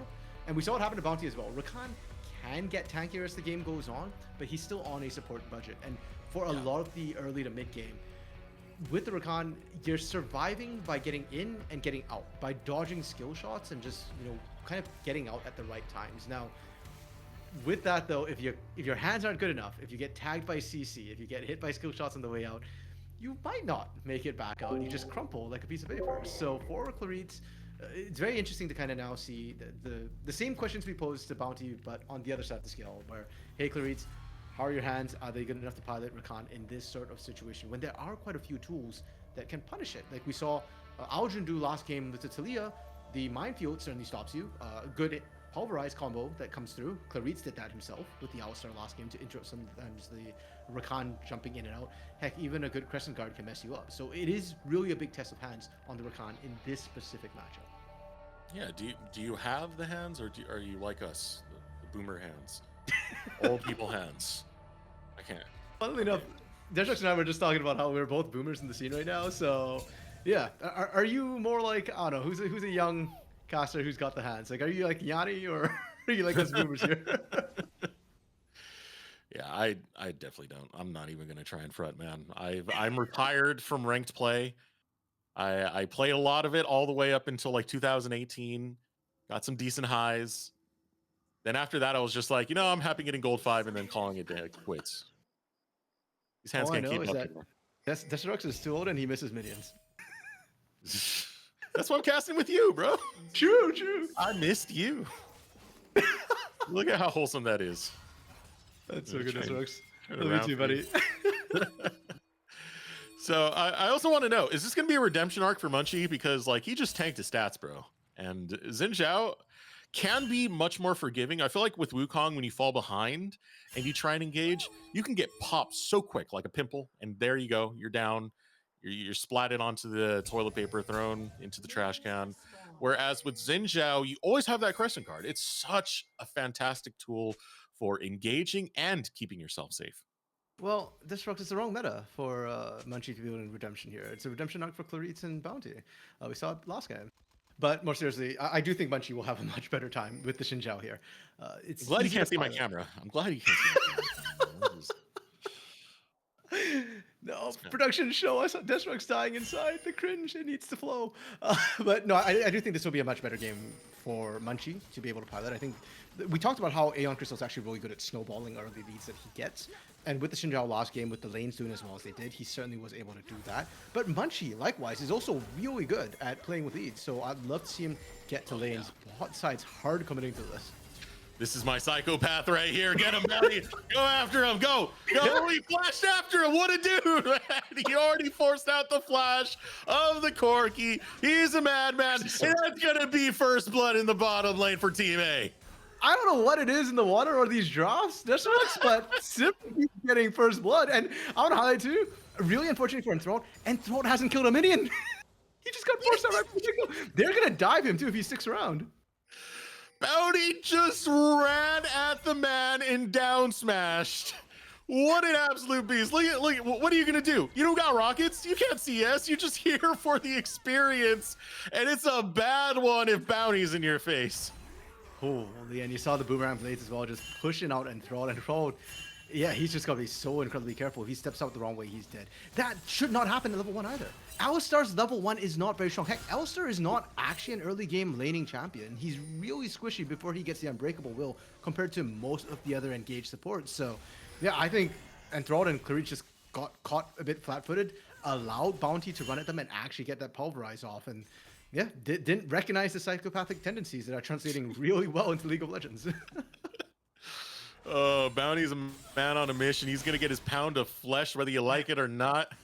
And this is gonna put Enthralled behind quite a bit. Luckily, it's a cannon wave that he did get the recall on, so it does buy him a little bit of time to go ahead and catch this wave and try and play a bit of catch up. But look at this. Are we already getting a lane swap out as Levitate's headed northward? Yeah, why not? I mean, after all, Sion's really, really good in the 1v2 situation, and with Corki and Clarice kind of being set behind a little bit there, it's a good sort of matchup, and then instead you try and shut down this Mbessa, who's going to skill better. Bounty! Bounty! He's getting flashes, bro! Getting flashes! Yeah, he didn't base. I actually thought he based with Levitate, but no, he walked up from bot lane, got that pressure in the mid lane as well, sending Arjuna a little bit behind, buying space for Talia to get this cheated recall back to lane. Meanwhile, Levitate more than happy to go up there and interrupt the base, just slowing down K in this lane swap. This is disgusting already. I mean, it's a good time to come out for the lane swap. I mean, you're always waiting for that that lane timer, that lane swap timer to time out. So hey, if you get an early lead like that, you know, just go ahead, head up there. It's gonna be no problems whatsoever. Bounty's just roaming out, grazing in the fields and down smashing foos. Okay, and this actually puts Team B in a bit of an awkward situation. They opt to match the lane swap. They do want to have K run into Ariana as much as possible, but it is going to set Enthralled a little bit further behind because Enthralled likely to miss another maybe half the wave, and he's already about a wave and a half down. Ariana also going to get a bit of a small CS lead, catching a little bit of that wave that's crashing in. So Team A, that lane swap timing, it's really, really good. I like the call to make that happen. And now it sets up a bit more of an interesting state for Munchie as well in terms of where he wants to go, because he might have been looking to try and shut K down initially, but now it's the bot lane up top and he's not in the area to help that out. So he might just continue full clearing, which helps out Aeon Crystal when the Wukong is really the one who wants to hit 6 first. Yeah, you get that level 6, you get the Cyclone. It's a great team fight tool. You do double up with the Cyclone, which means there's 2 knockups at your disposal. So could be big, especially if you want to push for that early level 6 to set up around a neutral objective, for example. Something like the Grubs. You know, Dragon will be spawning quite soon as well. So getting that EXP early on the side of Aeon Crystal could be something that gets a little bit more momentum back into the pocket of Team B. Yeah, especially when we talk about how for Team A, that was the big struggle for them, was they didn't hit the sort of power spikes they wanted to hit at the right times, and they just kind of really fell behind. And compared to the Scion and the scaling of Sivir, it became an issue. So that sort of timing and making sure you don't fall behind becomes key, it feels like, for this composition that Team B is trying to pilot. Bounty. Oh, here he is.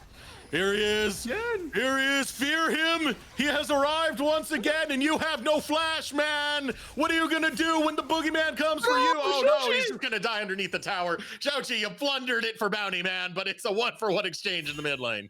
Yeah, that really sucks for Bounty, because Bounty did everything right, and Bounty needed to tank that up first, but Shoji, I think the flash caused him to draw the turret aggro a little bit quicker than Bounty was able to walk in there. And that came back to bite them. I mean, hey, Shoji still gets the kill, so it's fine, but it is unfortunately a 1-for-1 trade when all is said and done. Now, K should know that Bounty's headed down. Look, man, you've heard of River Shen. May I introduce you to River Cow? As oh god, it's coming from every angle. Even Munchie's here. K's not gonna have a good day. He's gonna get knocked up. 3 talent strike. Beats of Warfare now picked up by Team A. And that's what we're talking about, Destrux. The fact that for Munchie, he does want to try and shut down K's lane, and it ends up working out phenomenally well. Okay, pushing up, getting that pressure, get shut down, get sent back to base, and we're seeing the lane swaps come through once again for them. Ariana back up top. It's worth noting, Ariana still has ultimate. So it's teleport, pardon me, as well. So he can join on this dragon if Team B looks to contest this. All right, you're not going to be level 6. You do have it for Aljun, though. And Realm Warp's coming out. They're looking for Shochi. We'll find that Weaver's Wall exit from the fight. Now, can you get the steal? As it comes through, it's going to be Munchie who secures the dragon. Now jumping in. You always got to fear the Corki, and since the Thrall brings the Gatling gun, brings the damage, it's not enough to catch Team A with their pants down. They'll be able to escape with the dragon. So unfortunate. Bounty and Munchie, they were looking for that. If they had level 6s, they'd happily go for that. Oh man, Aljun, look who it is. like It's this. the cow again in your lane. What the hell? Does he ever go back to lane? The answer is no. Bounty's in your walls. He goes back to lane every time, Deserex, just a different lane each time. And he's got 100% kill participation right now. Heck, between Levitate and Bounty, actually no, not 100% for me. They have the highest kill participation, 75% for both Levitate and Bounty. Okay. I will say this. This was in spirit 100% kill participation because he came bot lane and that scared the living daylights out of K, but he wasn't able to get into the kill in time to actually participate in that. But this dude's a madman. He's an absolute mad cow disease, bro.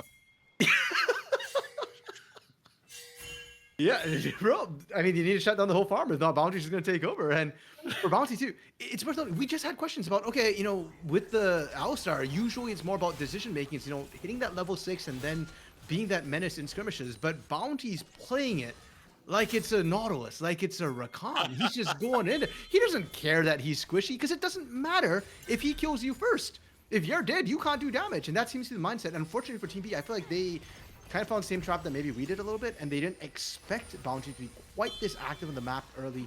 They've been punished for it. Aljun as well, especially I feel like in this mid lane, has been perma-pushing, and he doesn't have the wards to kind of do this.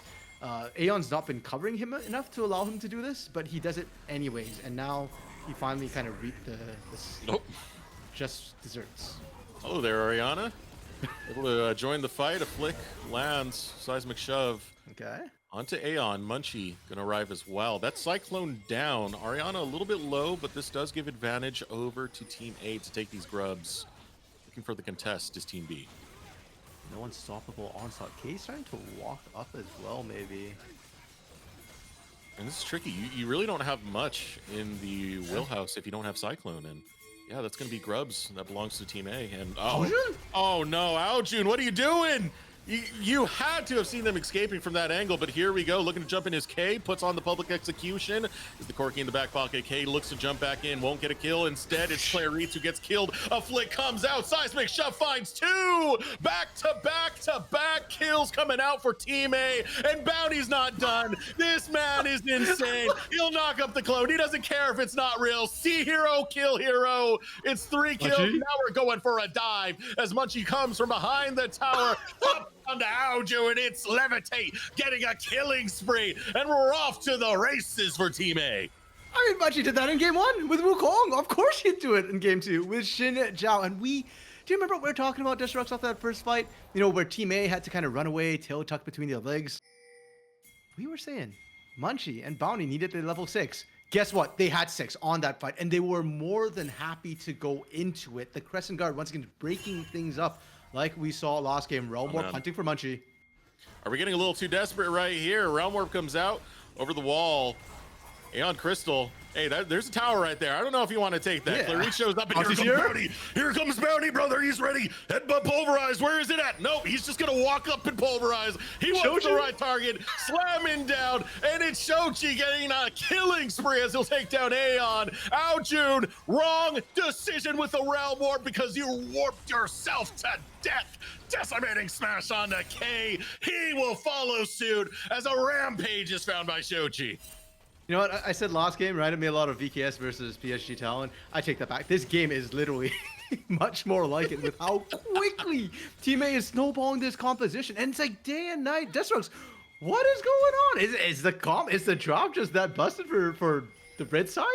You know, it's the draft, sure. We'll throw a little bit of that up in there, but it's also the decision making, man. Like I said earlier, you can't contest grubs. Why? Cyclone is down. You don't have a good team fight tool. They still go for it anyway, and they give up so much in the process. What happens right after that? Aojun decides to Realm Warp top on a full health Xin Zhao with a back pocket Scion. Like, you're not gonna win that fight. And by the time you're getting any action going, here comes Big Bounty joining the fight. So guess what? It's just bad decision after bad decision, man. And it really needs to clean up for Team B. Yeah, and for Team B, it's the solo laners specifically that have me really puzzled with how they're playing this, right?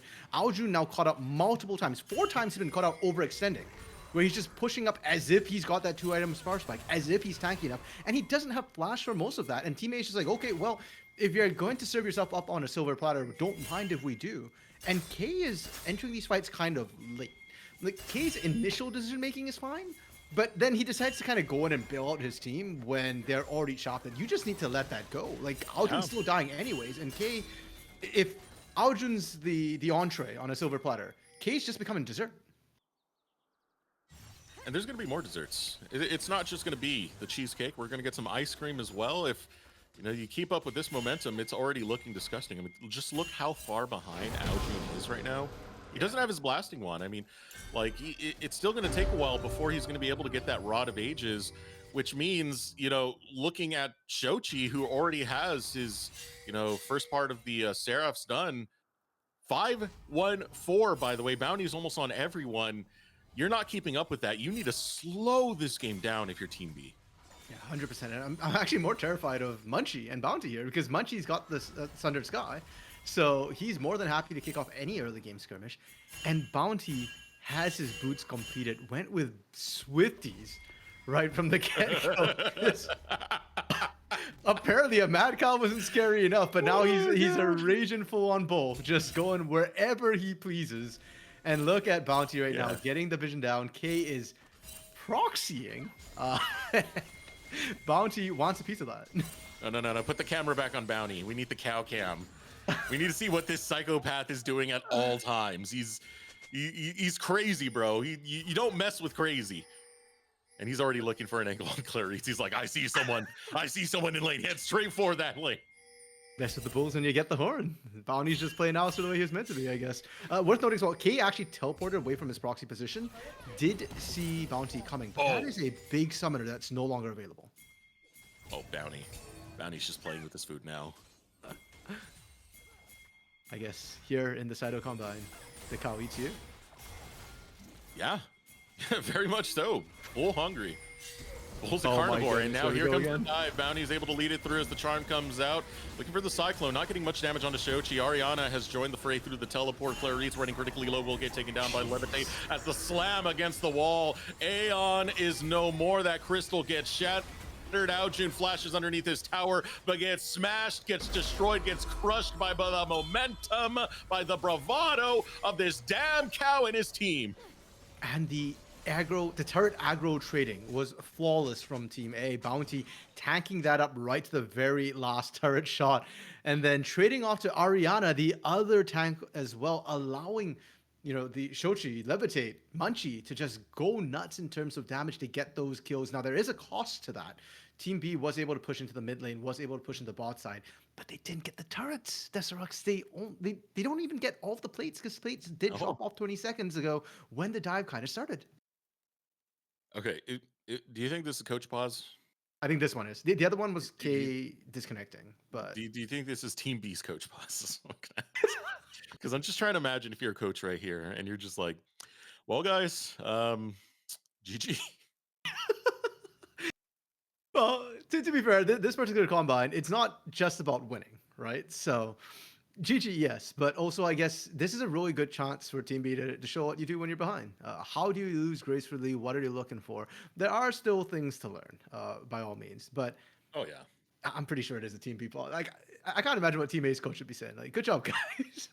Take 30, grab a drink, we'll come back in. Like, stay hydrated. You're ready for game 3, Yeah, I mean, it's pretty brutal, but like, again, what's the only thing you really can do? You need to slow down the game. You really need to slow this game down.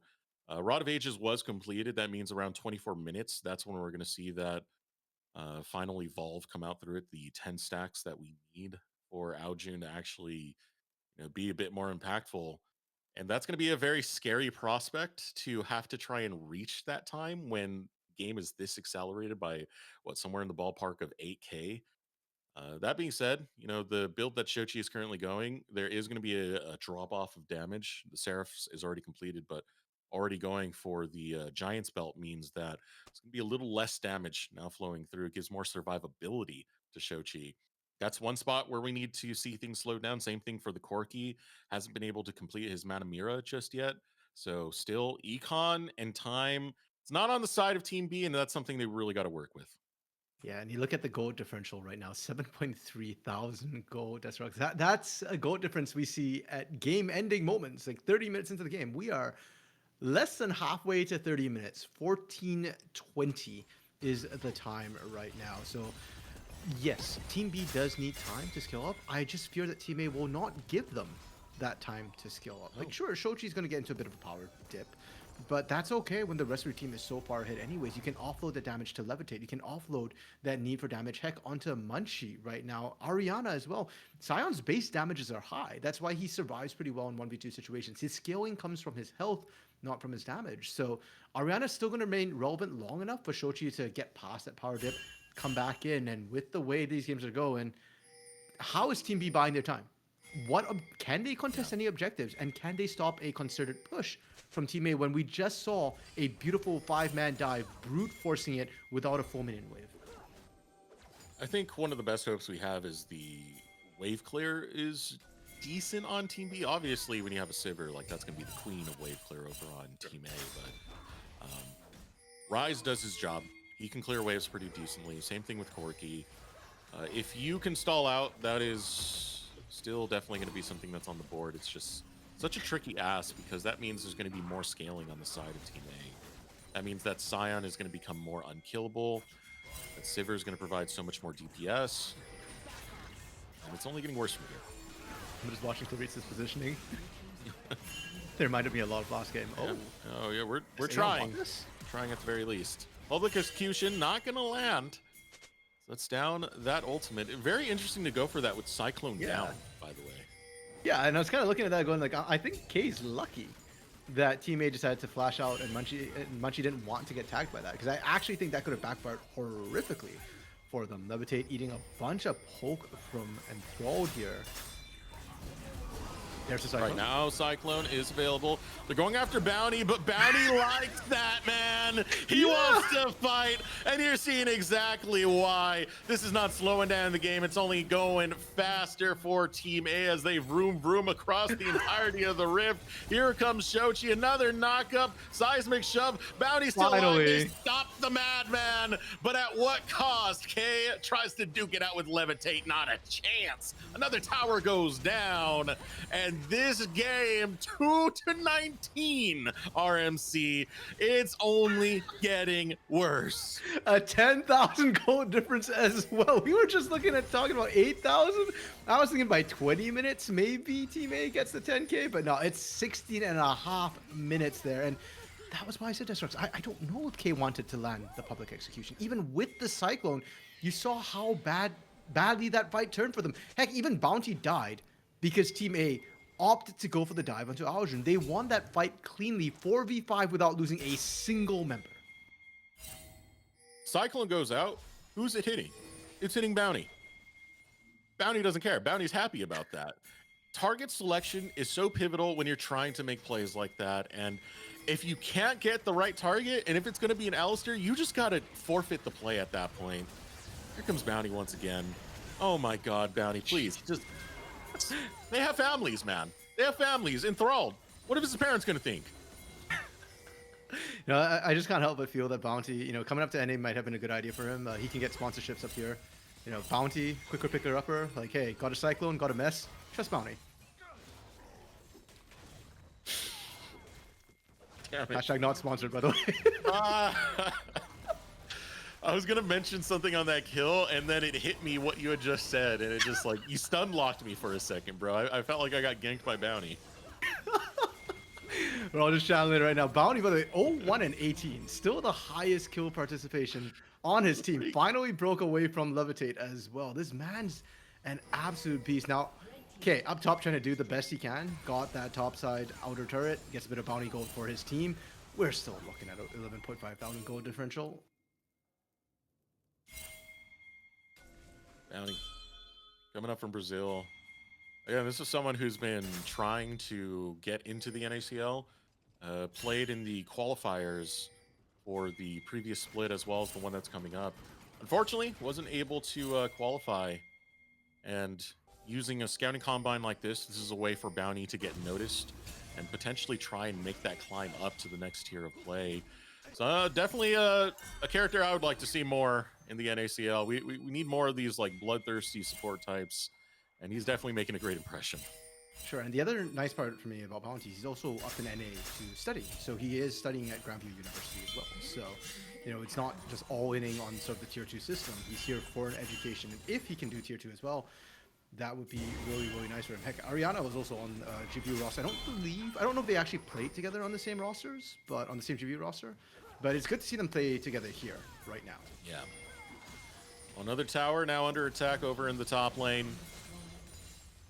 All that being said, hey, look at that. Some bounty gold being picked up over by Aeon Crystal. Just not that bounty. As soon as I say his name, he appears.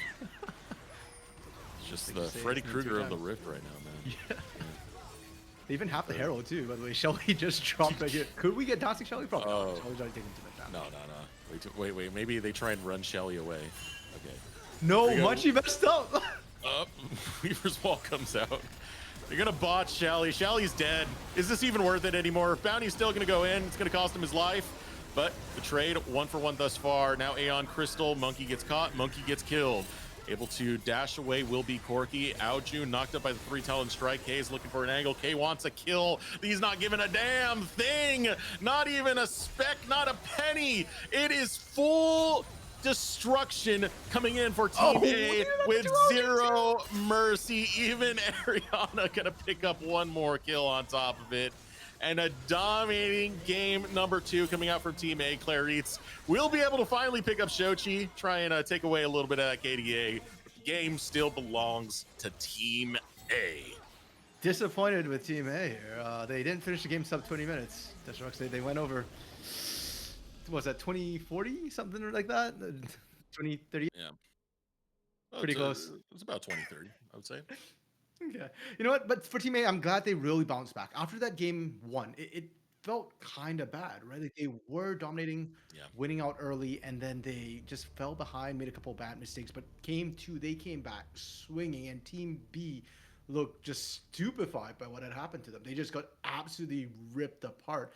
And that sets up for a very interesting game 3. Because now, game 3 will be a proper drop between the two teams. A little bit of fearless. I don't know if we call it full fearless, but they're not supposed to pick the same champions they've already played so far.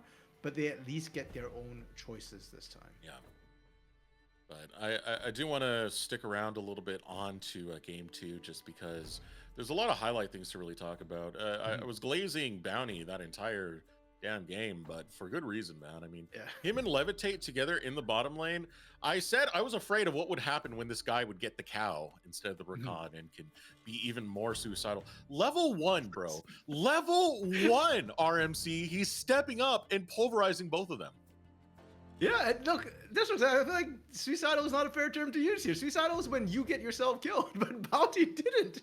He was in there. He was making action happen. He was all calculated, we'll call it. But yeah, that was a beautiful game to watch from Bounty, and I feel like it makes up for some of the rougher moments we saw in game 1. Because in game 1, I think he had the same mindset. His team just wasn't strong enough to back him up, and therefore it looked a little bit questionable. It looked like, okay, I'll use the term suicidal a little bit in game 1. But here in game 2, the moment he gets a lead, suddenly those are just insanely good plays. Nothing bad about them. It's just a matter of perspective. And what about some of the macro call that we saw coming out from the squad? I mean, they got the kills. They got the kill in the bottom lane. They set behind the Corki to the point where Enthralled couldn't really step up whatsoever towards the wave. It took a while. It took a cannon wave before he can get his recall and actually come back. And by the time that hit, we already had the call for a lane swap coming out from both Levitate and Bounty. So I want to know your opinion on some of the macro play, because I felt like they were making the right decisions, right times to push the leads they had gotten very early. That's a tough thing to say, because on the same time, I do agree. The early game, I think, really showcased the decision making from Team A. But once they got those leads, more than Team A's decision making, I was looking more at Team B's decision making and how That's true, the yeah. decisions they chose to make, which accelerated the game. They opted to go for fights when they're behind. You know, the whole call for K and Aeon Crystal to be looking for engages when Cyclone was down, like after public execution had been used and they didn't have great backline access. I do feel like Game 2 was more about Team B perhaps making some questionable decisions, snowballing out of control. And when you fell behind early, like towards the end when they were looking for engages, I'm fine with that. Those are Hail Mary calls. I don't know if the coach kind of pausing for them. This game's done. Just show me that you can find good engages, perhaps. That's fine. But the early game was really rough for Team B, and I need to see them bounce back in Game 3 with a better draft. Heck, maybe you don't pick a composition that, you know, or pick a bit more early game in your composition so that you can actually skirmish if that's the way you want to play. Yeah. And of course, just target selection, man. It really does need to be there. And you got to make sure you're not going for, you know, the support that has a percentage reduction on his ultimate. That's not going to really get you too many places. So even with some of those engages, you know, they made them work, but not in the way that they wanted. They worked as in they just got the engage. They ended up losing the fight after that. So it's always things like that that you really need to take into consideration, because yeah, a Hail Mary play late does make sense to go for. I feel like some teams will just lie down and die, but you still have to be intelligent about how you decide these plays you're going forward with. But off of that note, we are going to take a moment to throw it over to short break. When we return, we'll get ready for game number 3 in our final battle between these two rosters. So we still remain.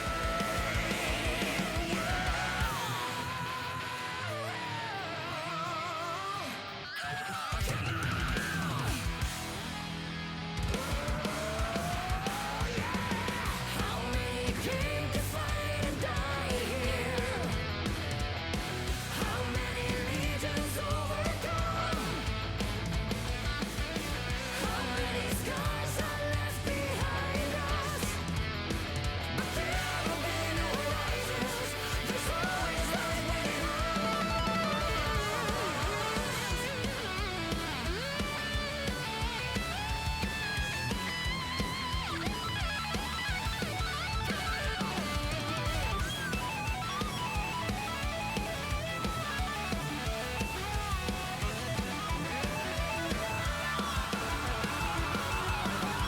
Hear the awakened round. Scream glory and scream courage. Here we stand forever from this day. We made it through fires to redemption on the other side. We're standing and we're burning bright. Alright, 'cause we are timeless. Our future knows not your pain. Our past knows only victory. So we still remain.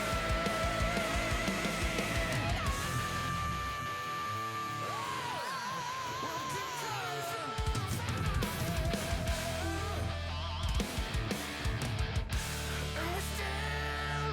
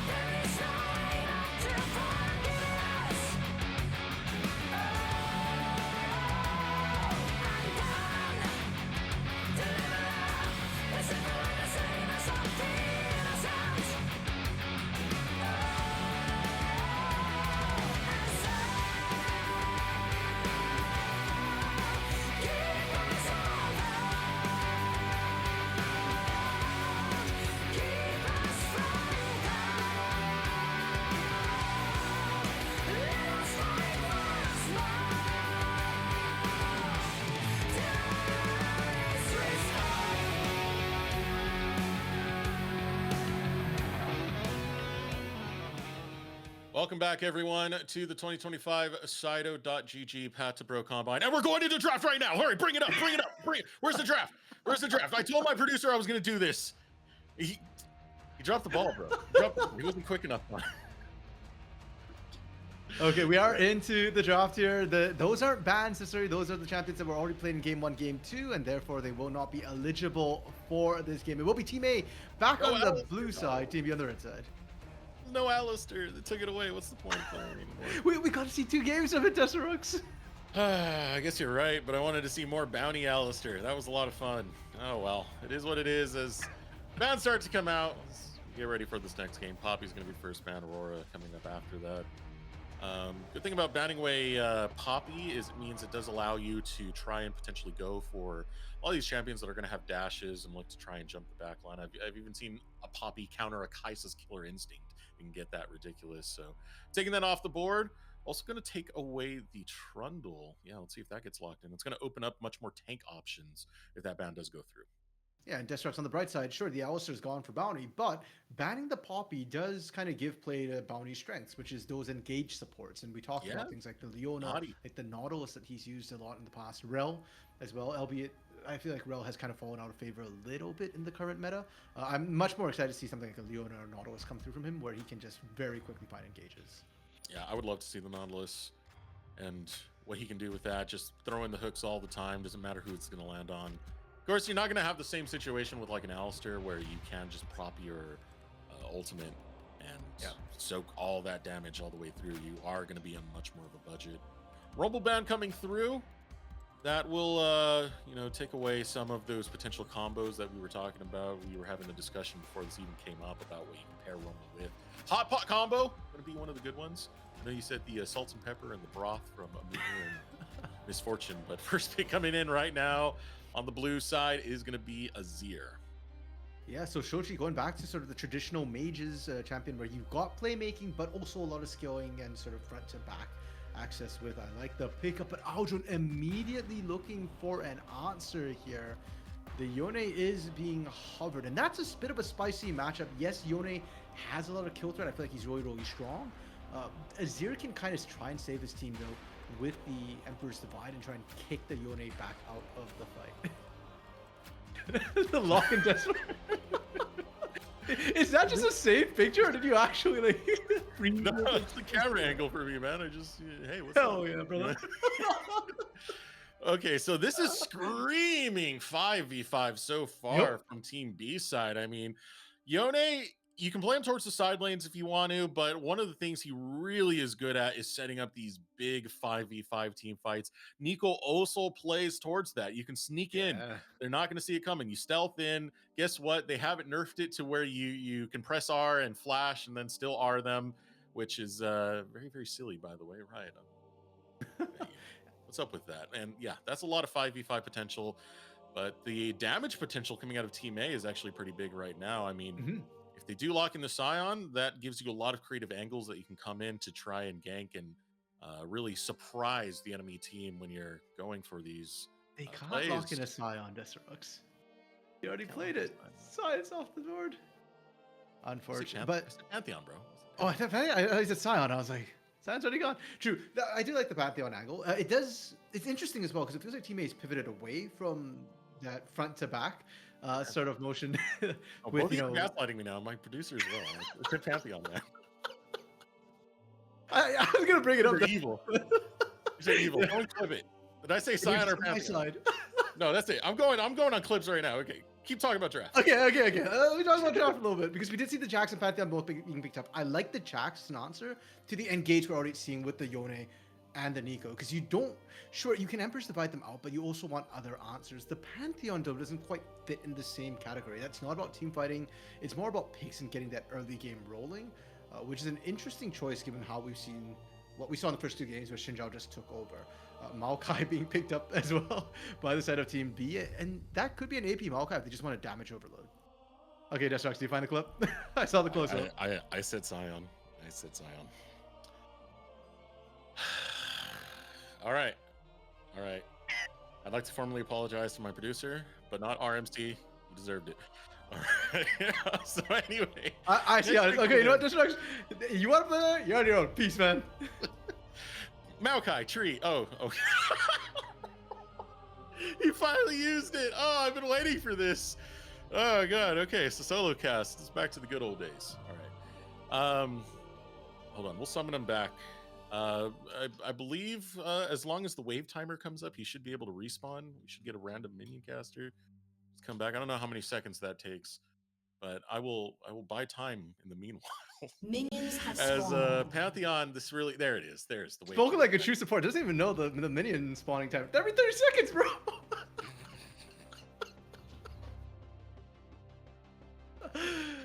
I don't. Okay. Maokai, RMC, Maokai, 5v5, much more 5v5. Look at these ultimates. They just, you press R, you team fight. Except that we see the Jace starting to come through for K here, and that's not about team fight. That's actually a very interesting combo, and I like it from Team B. They're kind of branching out. They're not putting all their eggs in team fight combo. Now they actually have poke as well, and we've seen a lot of Maokai Jace combos back when Jace was popular in both solo lanes, where Maokai just creates the space for your Jace to poke. It's also a bit of a challenge, I feel like, against Ariana's Jax. That is the counter pick and saying, hey, I want to win this up in that top side. It's not going to be a meat fight. This is volatile carries against each other. No shot, that's a Vayne. No way it's going to be a Vayne, is it? It's locked. Is it? It's locked in! That's a Okay. Vayne! That's a Vayne! Oh my goodness! Okay, enthralled! He's willing to pull out the Vayne mechanics, but now that's the big question, right? Is it going to be the Vayne mechanics? Is it going to be Vayne spotting? That is to be determined, because there's going to be a lot of champions that are going to look to jump on this Vayne. I mean, Bounty already, we talked about the Nautilus. Yeah, he was able to grab that with the Poppy ban. That means he's not that afraid of what's going to come at him. But also there's a Jax that can hop on you with Counter-Strike. There's a Pantheon that has a point and click crowd control to get onto this Vayne. That's going to be a tricky phase to get through, a tricky team to have to navigate through on this Vayne. Now, for Enthralled, though, he is a Vayne player. Like, it's his most played champion in solo queue. So this feels like a statement game. I was talking about that Jace from K being a bit of a challenge, but for Enthralled, R5 Vayne into 2 point-and-click CCs, into 4 CCs, 4 champions with pretty much CC. 2 of them are skill shots, but the other 2 are point-and-click. It is definitely going to be a rough one to go through. But I can see the idea here, right? You've got Claritz and Aljun going in with the Nico and Yone, cause that chaos first, and then you just kind of clean up with the Vayne, very high skill risk. But on the other side, let's talk about what Bounty and Levitate picked up. The Nautilus that you talked about, point and click CC, great engage. Levitate with the Jhin feels like they're saying, okay, we think you're running an AP Maokai. And if Aeon does go AP, Levitate's gonna have a field day. A lot of squishies, not a lot of armor, and the Deadly Flourish, or pardon me, the Curtain Call, the ultimate can be used as an engage tool from long range to chunk people down, even if you spread it out across all 4. A 4th shot later in the game would very easily bring somebody down to almost half health before the fight even starts proper. I mean, that's been pretty standard for a lot of Maokais to open up with the Leandries very first before they go that tank build. So yeah, that is something to be very concerned about. Usually when you see a Jhin, like, you don't want to see that much on the tank side of things, and because it's a Maokai, it does leave that opening that Levitate will be looking for. Sustained DPS is actually pretty immaculate just because you have that Azir and the Jax on top of it. So I do feel like it's a kind of dangerous game to be this Maokai. 100%. And for Aeon Crystal as well, we've seen, I believe he's played the Maokai in the combat, if I recall correctly, a couple of days ago as well. He did try and make some early moves happen. And the early game is going to be spicy between both of these junglers, because Maokai is a great ganker, but he's not necessarily the best at facilitating his own ganks. Like, he can't force it the way a Pantheon can. Pantheon, on the other hand, not a great team fighter, so Munchie's got to get really going with this Pantheon right from the get-go, and that makes the lanes in turn also very spicy. Like, I'm looking at the lanes and I don't necessarily know, or I don't feel like there's huge advantages necessarily. Like, Azir into Yone, Azir wins out because he's ranged, sure, but there is kill threat for that Yone, especially the moment he hits 6 with the Maokai. Topside as well, Jace versus Jax. I mean, I think I'm favoring Jace a little bit in this matchup in the laning side of things, but Jax has kill threat if some sort of gank comes down. In the bot side, there's just, I don't know how this Vayne matchup goes. Like, back when she was meta, she used to be a hyperskiller, but I get the feeling that Enthralled is not picking this necessarily for late game, and into a Jhin who has very clearly defined sort of windows of opportunity. If he's only got that one last bullet in his gun, Vayne aggresses on him while he's reloading. He's taking a bunch of damage with 0 answers, 0 Rickers. Yeah, it depends how the early stages that lane plays out. Once Vayne's able to get some items, that's when Vayne becomes more and more scary. I think like Yep. first item is where things start to get concerning if you haven't gotten a lead in that bottom lane. But it's still a Jhin, it's still a Nautilus. Outside of the fourth bullet situation, if you get caught, it's free real estate. I don't know why your mustache and beard just caught my full attention there at a close up. True, but that's when you're looking at Claritz to do some of the work for you. Because let's talk about Claritz and the Nico a little bit. We're very focused on this Vayne, understandably so, because that's the exciting pick. But Nico is hyper meta for a reason, right? As an enchanter, or well, mage, shall we call her in the bot side, she often wins out the sort of support wars that we see. And specifically into engaged supports, her clone introduces a lot of complications. Because now, for Bounty here, when you throw out the hook, the clone is going to potentially block that. And later on as well, when you try and use the depth charge, you can't actually depth charge the clone. So you have to be very careful with sort of like how you're clicking, what you're clicking, and Claritz could just kind of win all that space, get that poke down, and allow Enthralled to once again be the janitor. Mop up. That feels like that's the role of this Vayne in this entire composition, whether it be in laning phase or in team fighting. Can we take bets? Is Bounty gonna ult the clone? At least once. At least once.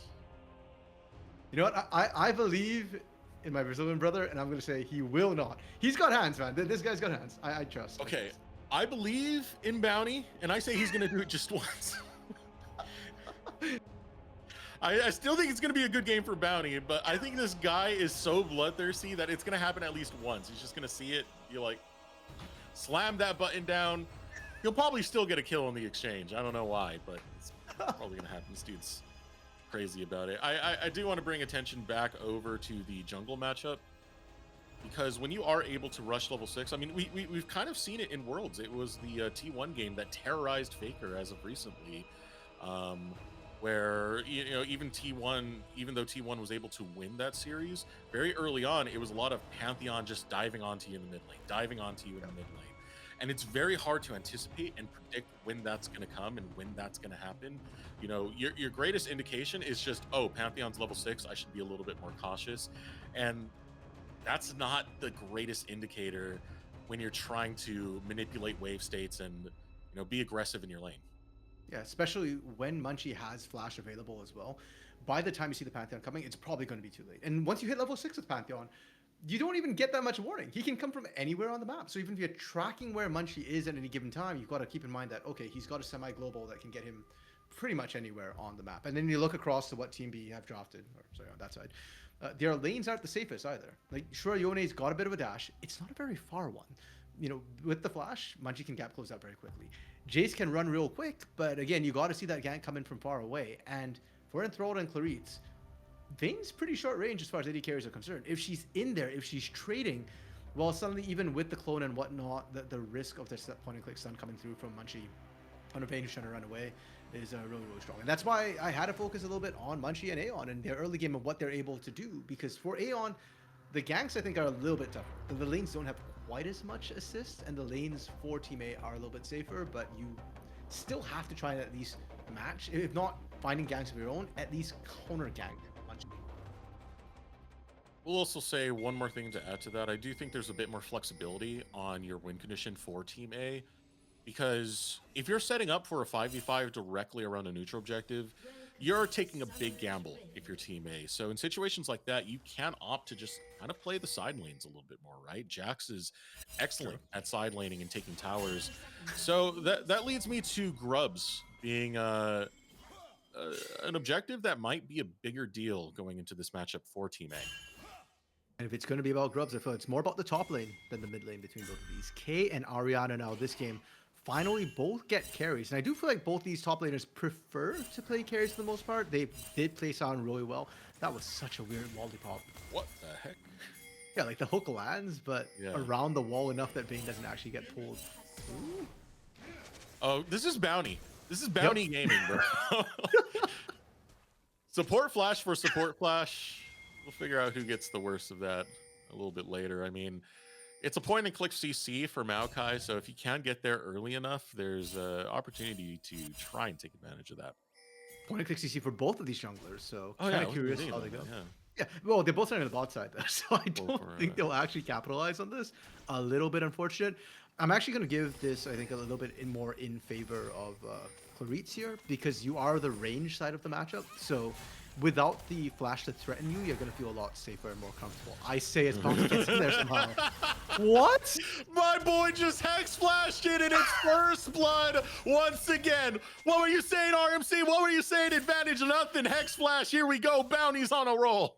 Huge props. And I feel like this is what happened the last time. This was where everything went wrong for Team B. They're just not respecting the ultra aggression that Bounty is putting out, and I'm loving it right now. This is how Brazil won seeds or won spots from the LTA North. It's that Brazilian brutality, bro. I'm loving it so much. Bounty's an OG, man. Wow. That's actually crazy. Okay, and it's doubly bad that Enthralled was the one to actually go down there. So it was the AD carry. They are going to lose out some experience. Not too much CS because Levitate did opt to go back to buy those boots, but it does make this lane that much harder to play when Levitate has the movement speed advantage, can choose when to go in, when to disengage. Yeah, you can see right now, Munchie is taking advantage of the fact that Pantheon can body some fools if he's able to find them. So a little bit of counter jungling coming out, as well as the roam from Bounty. Jeez. And this is going to be a three-man gank squad. K's Looking at K. K still has his flash, but it's still a tricky escape to make, so he burns it. He will get out, and he will see the light of day once again. But watch out, because Bounty might be coming. Oh, God. He's scary, bro. He's scary. I'm disappointed Bounty didn't Hex Flash out of the bush. Okay, still, props to K for actually surviving that. I didn't think he was going to survive. I thought Munchie would be able to find him with the spear to the back on the escape, and that just gives Ariana that much more pressure to come through. Now, K burning the teleport as well to get up to that top side, saying that I'm not worried about a lane swap. I see Levitate pressuring up right now in the bot lane, so I'm just going to get right back to this lane. But now Ariana gets base, he can go back up top, and Munchie could just look for the regank right from the get-go. Ooh, extra charge shot. Ooh, yeah. Church shot going out for Ao Jun as Ao Jun tries to get it spicy onto Shochi in the mid lane. It's enough to send Shochi back, who's fighting the minions to try and get his recall in, but Ao Jun's not far. He'd look to interrupt, and yeah, it'll be prolonged a little bit longer, but guess who's here? Guess who's here? Da-da, da-da, da-da, da-da. No, Bounty is only helping to push the wave so Shochi can get his back. There we go. Get yourself a support like that. Not only can you find the aggression, you can find the defense as well. Body blocking, making sure Shochi finally gets back. Is he going to? Aldrin's still on the hunt. The back got interrupted again, Desrox. This is so brutal for Shochi. Wow. He just wants to go home, man. I mean, he's not really losing out in CS. He's just like getting stalled out on this back, which is a little dangerous. He actually fully canceled because the way that Bounty helped him push kind of got bounced back, and this is just dangerous. I don't really like this from Shochi right now. I feel like he's really playing with fire by opting to end around. Aljun still has flash. He keeps getting it. What is that now? 20 seconds? 30 seconds are we even? She's just like, I want to go home. I don't want to be here anymore. I miss my mom. He's gonna miss more than his mom. He's gonna miss CS at the rate he's going right now. He's gonna have to bring the teleport to get back into lane. Whereas Aojun might be able to get this sort of cheater recall, shove that in, go back to base, and maybe even walk out. So very odd situation in the mid lane. In the sides, we do have lane swaps coming through, initiated by Team A, and unfortunately for Levitate, that sort of early advantage that he got with that kill onto Enthralled has kind of been nullified. Now Enthralled has managed to go back, buy his own boots, get the call rolling. Is down 6 CS, but that's not that big a deal, especially after first passive on 3. Condemn lands on the Levitate. Levitate takes a good chunk of damage. Dudes at the call earlier picked up. Not the most impactful, but the dagger will help stack those silver bolts just a touch faster. Now Ariana versus K. Have a bit of a showdown. K returns fire, gets the shock blast accelerated for a burst of damage. Now over on the top side, Bounty. He's still fishing. Always fishing. Always be fishing. Yeah, and Aeon has to go and try and help cover. Oh, the counter strike. Level 6 now for Ariana. So Ariana with the Grandmaster's Might looks for a fight. Meanwhile, in the mid lane, Shochi versus Aojun. Aojun choosing to back off. Shochi got some gusto right back with that blasting wand. Yeah, these solo lanes are real interesting because I feel like you're literally seeing real time why range beats melee. Like the Aojun and Ariana are doing the right things by trying to trade. They will lose out if they're just going, Oh my god. Okay, very unfortunate that the Condemn hit the way it did, but this means that Clarice has to block a lot of these shots. There's not enough damage to guarantee a kill with the fourth shot of the Curtain Call. That will be it. Just Bounty. Reign of Terror. It continues. Oh no. Oh no. Underneath the tower, Levitate slipped up. He got snared underneath the tower at the same time that the bouncing grenade. So it's 2 kills to the bottom lane of Team B. Out of nowhere, small mistake from Levitate, and Bounty has to pay the price as well. They went through them like wet paper mache, pretty much, just cutting right through them. And that's from turret shots from Levitate, taking those, and now Enthrall's back on the Rift, completely should be able to pretty much nullify the advantage. Ariana taking a turret shot. What is going on? Don't do this again. Tower does damage, guys. I don't know if you know this. It actually hurts quite a bit. My goodness, Ariana. Giving me a heart attack right now. But yeah, that slip up in the top lane that we had with Levitate and Bounty, huge mistake right there. I mean, you know what Nico does. She has a snare, and to do damage with that bouncing grenade, to pull the tower aggro at the same time that snare land, that's going to undo so much of what was happening earlier on. And now here comes Ariana. You're going to get the gank coming through, flash forward coming out from Munchie, and he'll take a bite out of K. Now in the mid lane, might be looking for more as the ultimate not finding its mark from Aojun. It does get a lot of damage onto Shochi. He still has his flash though, so not in the worst of positions. Yeah, out of stacks on the refillable pot for Shochi there. Just probably just gonna try and eat this wave, get back to base. Grubs have spawned though, and Aeon Crystal already onto him. That's why we saw so much aggression come through in the mid lane, burning the ultimate for those early grubs. Yeah, and I do like this for the side of Team B to have those grubs. For the reason I was talking about earlier, I do really like it when Jax has 3 grubs, so not allowing him to get any of those grubs, any of those grubs is always going to be significant. Yeah, and for the Jace as well, right? Jace winning out early because he is the range side of the matchup. Kay's going to be able to get a lot of early gold because he's going to be able to get that shove in, get the extra grublings, grub spawn. I forgot what we called them. Grubageddon? The Twitch chatters. Yeah, Grubageddon. He'll be able to get Grubageddon on his side to kind of do that chip damage, which I think Ariana's been doing a good job denying him up to this point as well. So pretty big win for Team B in terms of the snowball potential. I know the name Grubageddon has kind of gone away because there's no more 6 grubs. Yeah, like I think Grubageddon's when you've got all 3 Void Grubs. And you get Herald, and then you get the charge. That's Grubageddon. But... Okay, I can accept that. So Herald is no longer Shelly, just Big Grubby. No, it's still Shelly. They still have the individual names. You know. So what do you call the Void Grubs actually? Because in the LTA South we call them Do, Edu, which is apparently the Portuguese names for Ed, Eddie. Ed, Eddie, I love that. We had a while where we were just calling them the Twitch chatters, you know, just like we're in a flame when. It's gonna hurt your powers. There sometimes Twitch chatter? I resent that. You know, different regions, different names. I want to know what Latin America calls them now.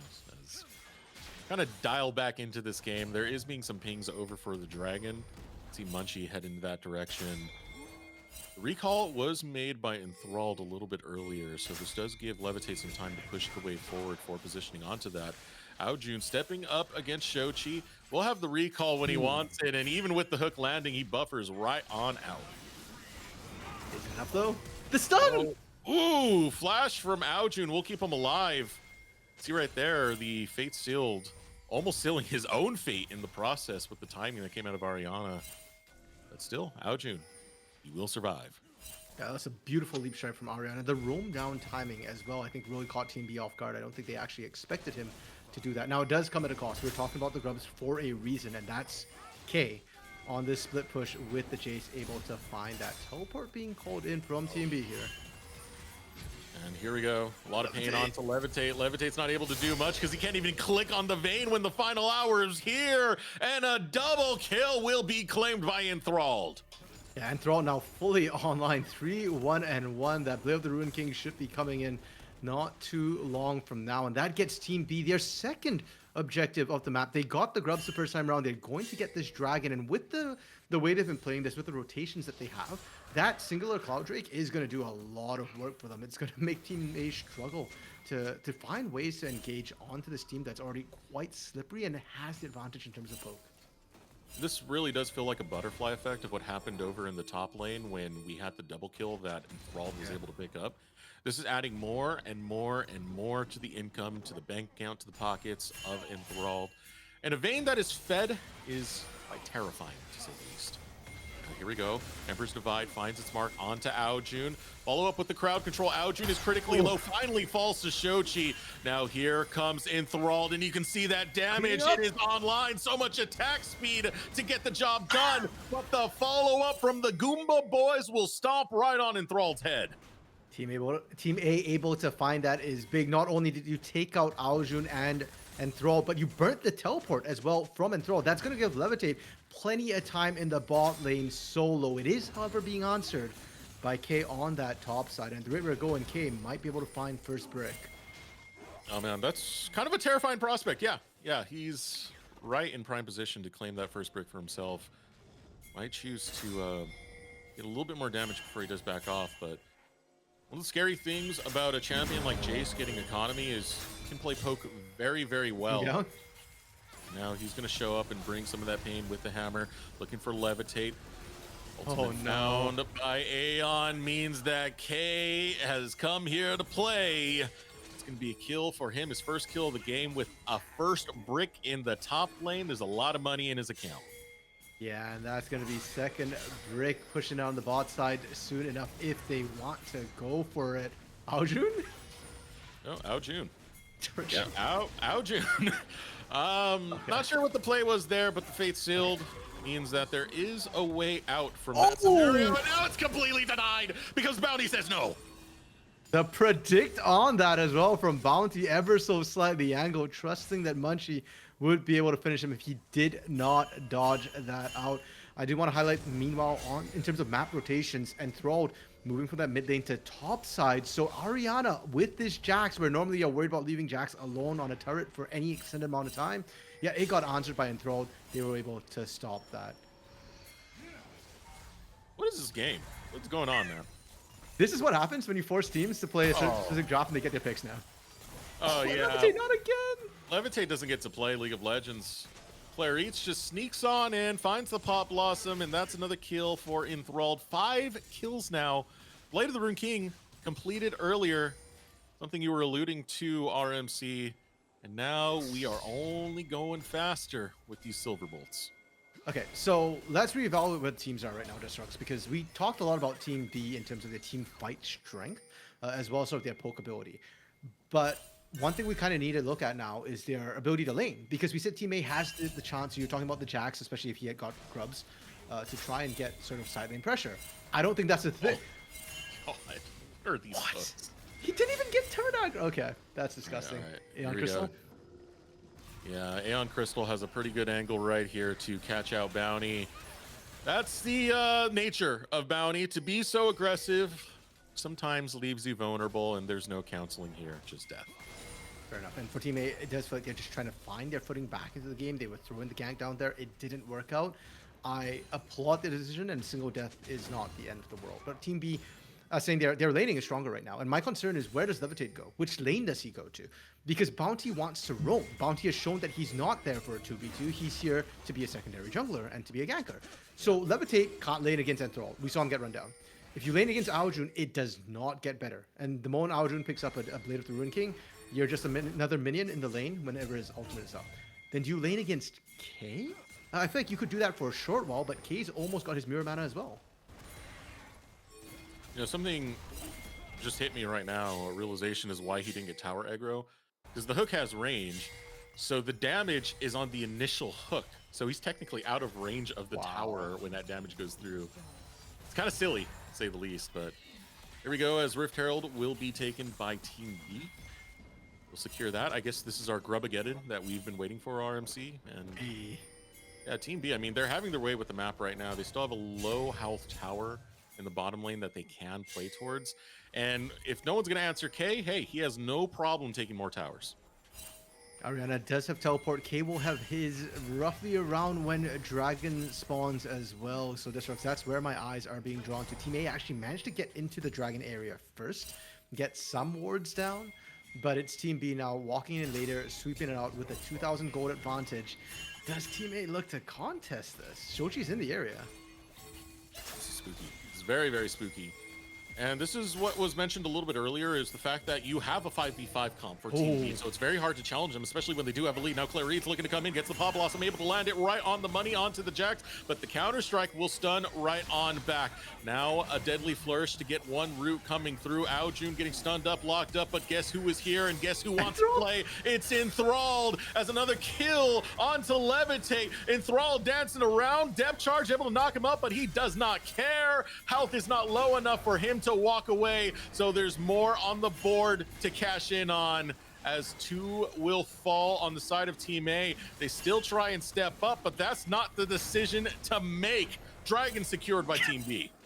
Clarice unfortunately not able to pilot Shelly back into the fight. Was thinking about it, looking for it, but Team A wanting to walk that one off, so Shelly won't get the charge onto the turret.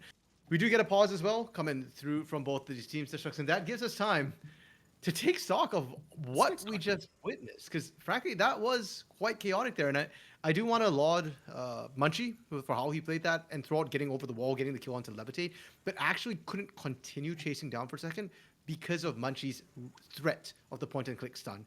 If anything lands on Enthralled, he's dead. Keep in mind, Enthralled's not running Cleanse, he's running Teleport, which is something we didn't point out earlier. So it's not a combat summon. If he gets it by any CC, he's dead. And Clarice is also not running the early Mikhail. Sometimes we see that from supports. Clarice wanted the rocket belt. So point and click CC from Bounty, from Munchie can do a lot to try and slow these fights down. But it is a window. The moment the cleanse starts to come through mode, Mikhail's is built by Clarice. And Enthrall will just be unleashed upon the fight at that moment. Yeah, Enthralled's terrifying. And you know who's silently getting to that point is also going to be Aojun. You can see right now they're doing the So True Bestie build, as both Enthralled and Aojun pretty much matching tit for tat on items thus far. K is also going to be a big deal when you have a Jace, and this goes for pretty much any poke champion. When poke champion gets high econ, poke champion hurt a lot, and that's going to be the deal for K. And when you're playing something like the Jace, that also means you can go in on the melee mode to get the additional burst of damage on the offensive. So everything is working exactly as you want it for Team B. There's so much econ for this team, and they're only going to find more as the mid lane tower is going to fall. And it's worth pointing out, they were, before the turret fell, only about 3,000 gold difference between the two teams, which is normally a playable gold difference. It's tough, but it's playable. But as you mentioned, Destruct, for all the reasons you're talking about, it feels like the gold lead is so much more in the favor of Team BK. Does have to be careful though. The 1v1 matchup is starting to tilt the way of Jax a little bit. Yes, the Jace does hurt a lot. Yes, he does a lot of damage. But at this point, he's got to transition more towards poke. Oh, there's Bounty. Sees an angle right here. Flash is available for K, but he's not going to get away. Leap Strike would just find him anyway. So it's a shutdown found. A good influx of gold going on to Ariana. All the meanwhile, though, Aojun will cash in on a bot lane tower. Like you said, that bot side turret was primed a while ago. Finally, Team B able to cash in on that. Aojun going to continue pushing for now. And for Team A, Shoshi actually pushing up on the top side. No real answer to come through because case that they don't have the numbers to be able to answer that. Oh, Aojun actually going to use TP to cover that. So Aojun will actually get there, and the tower's not going to fall. It's low. Okay. They would have liked the nice little burst of gold right there, but it will not be the situation for this matchup. And with the map being the way it is right now, all outer towers are gone for Team A. This is where you can start to push that vision a little bit deeper with a lot less risk. It's going to make it harder to track, for example, where a champion like Nico might be going. Yeah, or where Enthralled is going to go. Because Enthralled basically at this point is no longer just a marksman. And he's definitely not just a caster minion anymore. Like, he's an actual assassin into the backlines.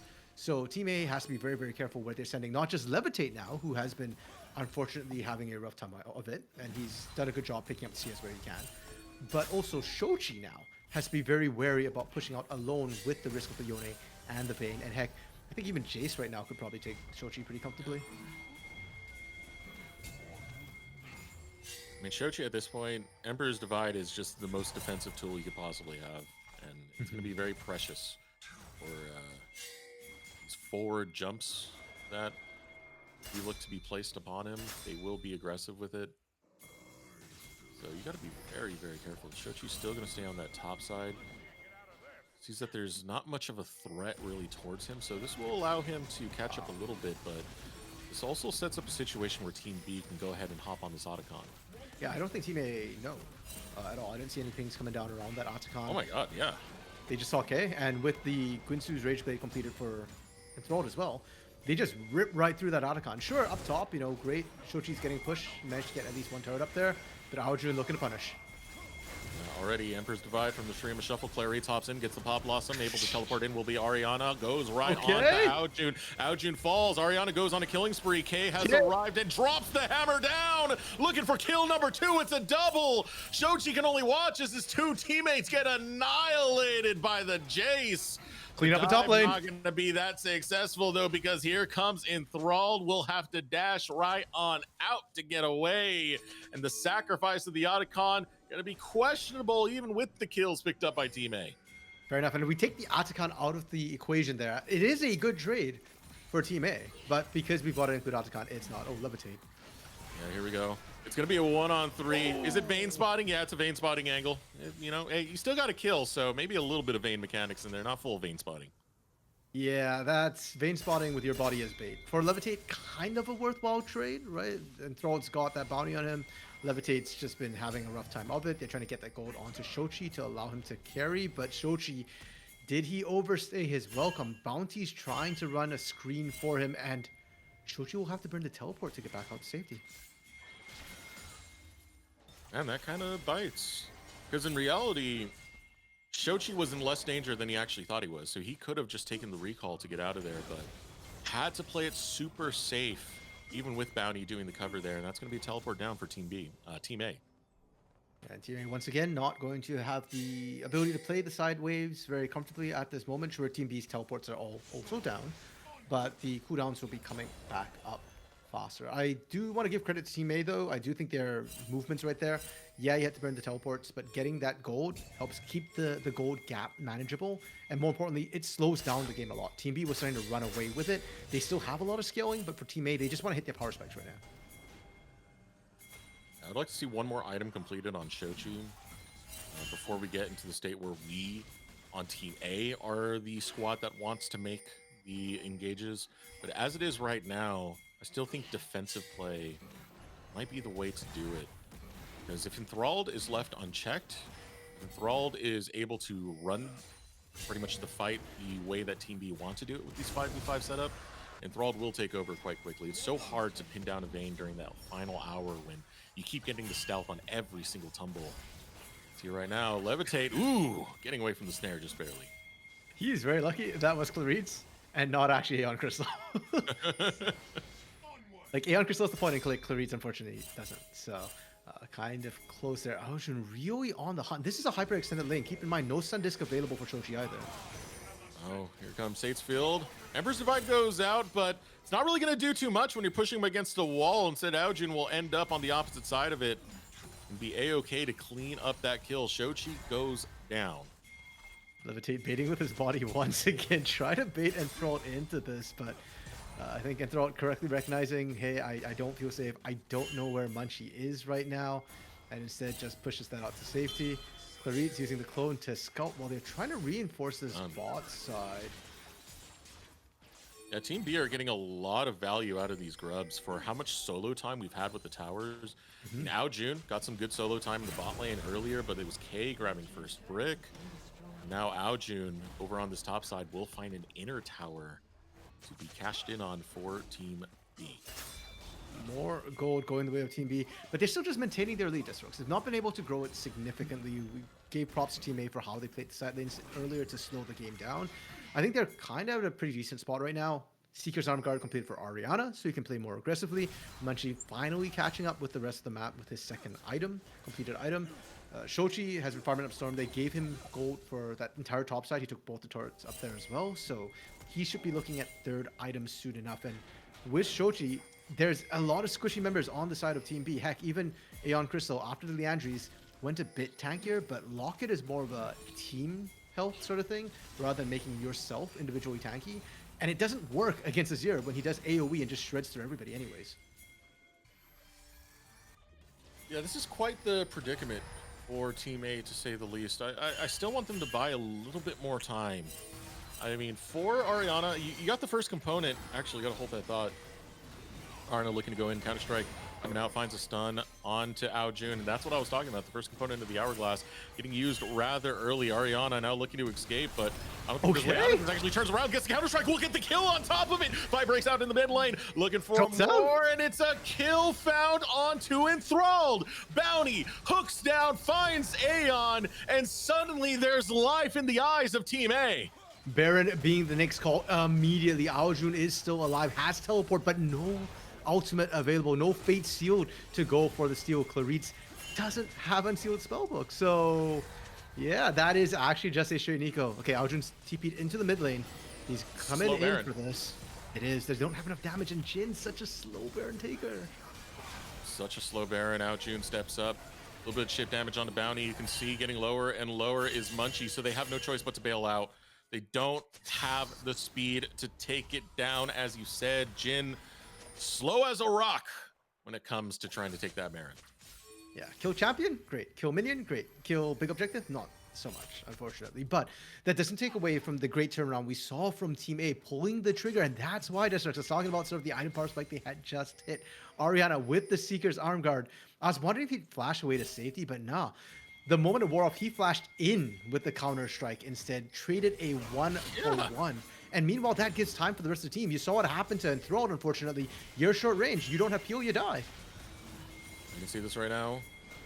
Ultimate from Aeon, looking to follow through. Three-man on the Fate Sealed sets up the T for Enthralled to hit a home run, a double kill, a triple kill, and when the life came back into the eyes, it was sapped out by that man right there, Enthralled. I wanted to have hope, Desterux. But Team B just said, no, you don't get to have hope. Good play, Team A, but here's what our comp was going to do. And it was the combo that you were talking about in the Fate Shield, catching multiple members, using Aeon Crystal's Nature's Grass to set that up. And then this time, Enthralled's untouched. Full health at the end of that play. And why? Because they were too busy trying to deal with all the other threats that nobody could focus on Enthralled, and Enthralled able to pump out the damage. So Team B looked like the game was maybe going to slip away from them, but they instantly grab the reins and take control back once again. Beautiful Fate Sealed. Beautiful Fate Sealed out of Aojun. Yeah. Absolutely need to commend that. I mean, what Aojun was able to do was set up what Enthralled needed to do, as you had said during the draft, janitorial duty. You're cleaning up these fights. Everyone else is setting it up for you to really get into this state where you're just going to be this hyper carry that cannot be denied in this game, as that shock blast going to take a huge chunk out of Levitate. Okay, TP being committed as well from Ariana towards this dragon. It is soul point. Okay, they do secure it, and the Nature's Grasp actually just to slow them down. Team B's made the call. Okay, you take dragon, we'll take your base. Base wide open, no one there to defend. It's Baron buff as well, so that's an easy take. Yeah. Look at that, they just get in, they get out. It's like a drive-through. Hello, welcome to Wendy's. How may I take your order? Sir, this is a Wendy's, and Team B, happy to take advantage of that. Now, it is worth noting, of course, the single Ocean Drake doesn't mean much by itself, but if Team A is somehow is able to stack that, it would negate a lot of what K brings to the mid to late parts of the game as the chase with the poke. A lot of that healing would happen. Ariana, oh.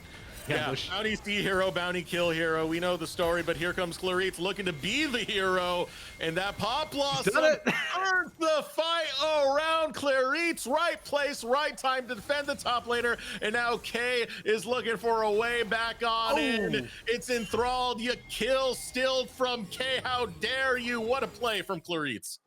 It's just funneling. It's what you do. There's a Vayne, you feed the Vayne. She's not full build. Great. And we talked about the Mikhail's Crucible. It's not Mikhail's coming in. Instead, it will be the Quicksilver Slash that Enthrall finally has Shoji winning out the trade. Yeah, interesting interaction there to try and counter out the Fate Sealed with the Emperor's Divide. But here we go. Look to the skies as a man that's dropping in, and oh god, it's Uber Eats this time. Dropped in and immediately, unfortunately, dropped out. Shochi, though, able to teleport away to safety because of the time that Munchie bought him. So I guess we'll call it a noble sacrifice on the part of Munchie. The base is continuing to get shredded, though, as Aojun and Enthrall now on this bot side, ripping right through that only one inhibitor turret standing. Yeah, this is getting brutal. Curtain Call going to open up, looking for Aojun. Third shot now coming out, still lands on the Aojun. Fourth shot lands on Aojun, but he's not going down. Pop Blossom able to land onto 3. Shochi caught up, rooted, snared, killed outright. Ariana looking to get one back. We'll find that. Bonk. It gets a kill on Aojun, but guess who's around you? It's Enthralled, and Enthralled is terrifying, unstoppable. Vayne walking around, the Dark Librarian. That's what I like to call that damn champion, but man, she evil when she gets out there. As the depth charge comes out, they don't find it onto Vayne. And this means that Enthralled can keep running around and keep bringing in those silver and dominating. It's another kill, a double kill. Let's get the triple already. K will cash back in the kill still for himself. Nexus is exposed and the game is over. It's not Vayne spotting, it's Vayne mechanics. Team B take the win. What a statement game from Enthralled, Destructs. The R5 Vayne in, frankly, a slightly questionable spot. We talked about how much CC there was able to be put down onto this Vayne, but Enthralled navigates these fights to perfection. And I love the fact that Team B does create so many opportunities as a whole for this Vayne, but at the same time, it's not like they have to go out of their way to do anything. Like, Aojun always wants to engage, right? We're always going to see Clarice look for those big Pop Blossoms anyways, and the moment those lands, it just creates so much space for Enthralled to play through. You know, Enthralled, I spoke a little bit about the Vayne being somewhat sus during the draft. My bad. My bad. RMC was spinning facts. He said this is a champion that Enthralled is, you know, regularly playing, is very good at, and it definitely showed, man. The early stages, a little bit sus. You know, we got bounty moments coming in, but the moment those 2 kills were picked up on the top lane botch, it was pretty much Enthralled taking a centimeter and running the entire circumference of the world with it. Yeah, and I do want to shout out K as well with the Jace. He did do the most damage. Again, he's a poke champion. It's expected of him. But just the way the matchup was as well. Ariana and K, I would set up the day by saying that both of them are carry top laners. And both of them can be rather lane dominant. So huge props to K, you know, coming through and Destructs, you know, you're laying out the history, how much he's improved within this series as well. I do think K kind of just won out most of the matchups. So huge props to him in terms of like how he's played this block and this combine in general. Ariana, on the other hand, though, also was kind of the player I was watching on the side of Team A, because even when they were losing, he was the one making plays happen, right? He was one of the Seeker Soundguard 1v2 situation. I'll still trade 1-for-1. Even in the last fights, he was the big threat. You could see all Team B peeling back just to make sure they could deal with Ariana's Jax. And once the Jax was down, that's when they start playing a lot more aggressively. That's when they play more fearlessly and actually are willing to go under turret at that point. And it really does like tell the story of Ariana. This is the type of player we kind of expected coming into the NACL when we had that split. I remember there was a few teams that actually wanted to pick up Ariana. Ariana decided to take a shot with Shochi and Dorado. And even though it wasn't the best rookie debut, over time we started to see that Ariana start to show. That's what got Dorado into playoffs. That's what gave them a decent playoffs run. And definitely shows here that when you have those clutch decisions that you need to make in these tight scenarios, that Ariana can still try and make the best of it. So I really do credit Ariana with making the best of a bad situation in that game, as rough as it be. I also want to give credit to Aojun and Clarice. Even though they weren't like the big carries and big playmakers, they were the ones to facilitate a lot of these fights. Aljun in the mid lane, the Fate Sealed that we saw that set up the triple kill for Involved. Claritz, who was constantly just saving people with the Pot Blossom. You know, that duo together, even when you're not in the driver's seat, even when you're not in the spotlight, if you're able to help those that are, that's sometimes all your team needs. Fair enough, and I think Claritz, with the Nico play at least, puts to rest a lot any questions we might have had about his mechanics after watching the Rakan game, where bounty, that was just a bounty diff, that wasn't Claritz's fault. Aljun, on the other hand, I think has validated a lot what we thought about him. Like on his day, his skill ceiling is so incredibly high, but this block, you know, that back and forth, right? He's had really high games. Some like his rise game a little bit questionable. So I think on balance, Aljun definitely a good pickup, somebody to look at, especially if you can just shore up some of those lows a little bit. This guy could be an absolute menace. And then my closing thought is just bounty. That is it. Gotta say, just bounty. That guy is cracked, man. I look forward to seeing more of him because he's a very aggressive support, and it's not that often that you see supports that are willing to be that aggro.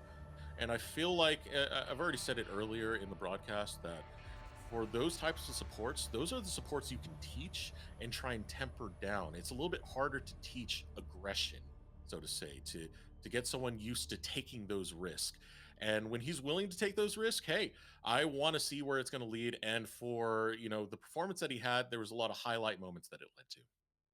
For sure. That's just the South coming up here, baby. Like down there, they've got the aggression. I love seeing that Bounty has not lost any of it coming up to NA whatsoever. And fair enough, like even that game with the Nautilus, we saw a lot of good action coming from him as well. So I'm just glad, Deathstrokes, that, you know, up here in the North, we get to see Bounty, you know, showing us what Brazil's got, some of the talent from down there as well. And I hope that he does get looked at by some of the teams up here. Because I agree with you, Deathstrokes, like teaching aggression is hard.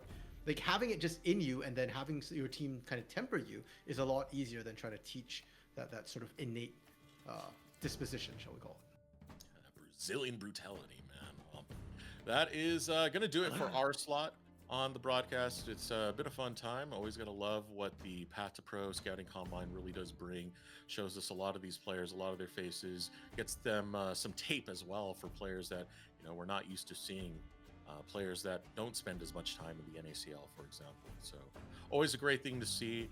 We're going to throw it over to break. When we return, it will be a new casting desk, Isaac and Quox taking over, and as well as some new a new roster, getting set up for the next half of the Scouting Combine.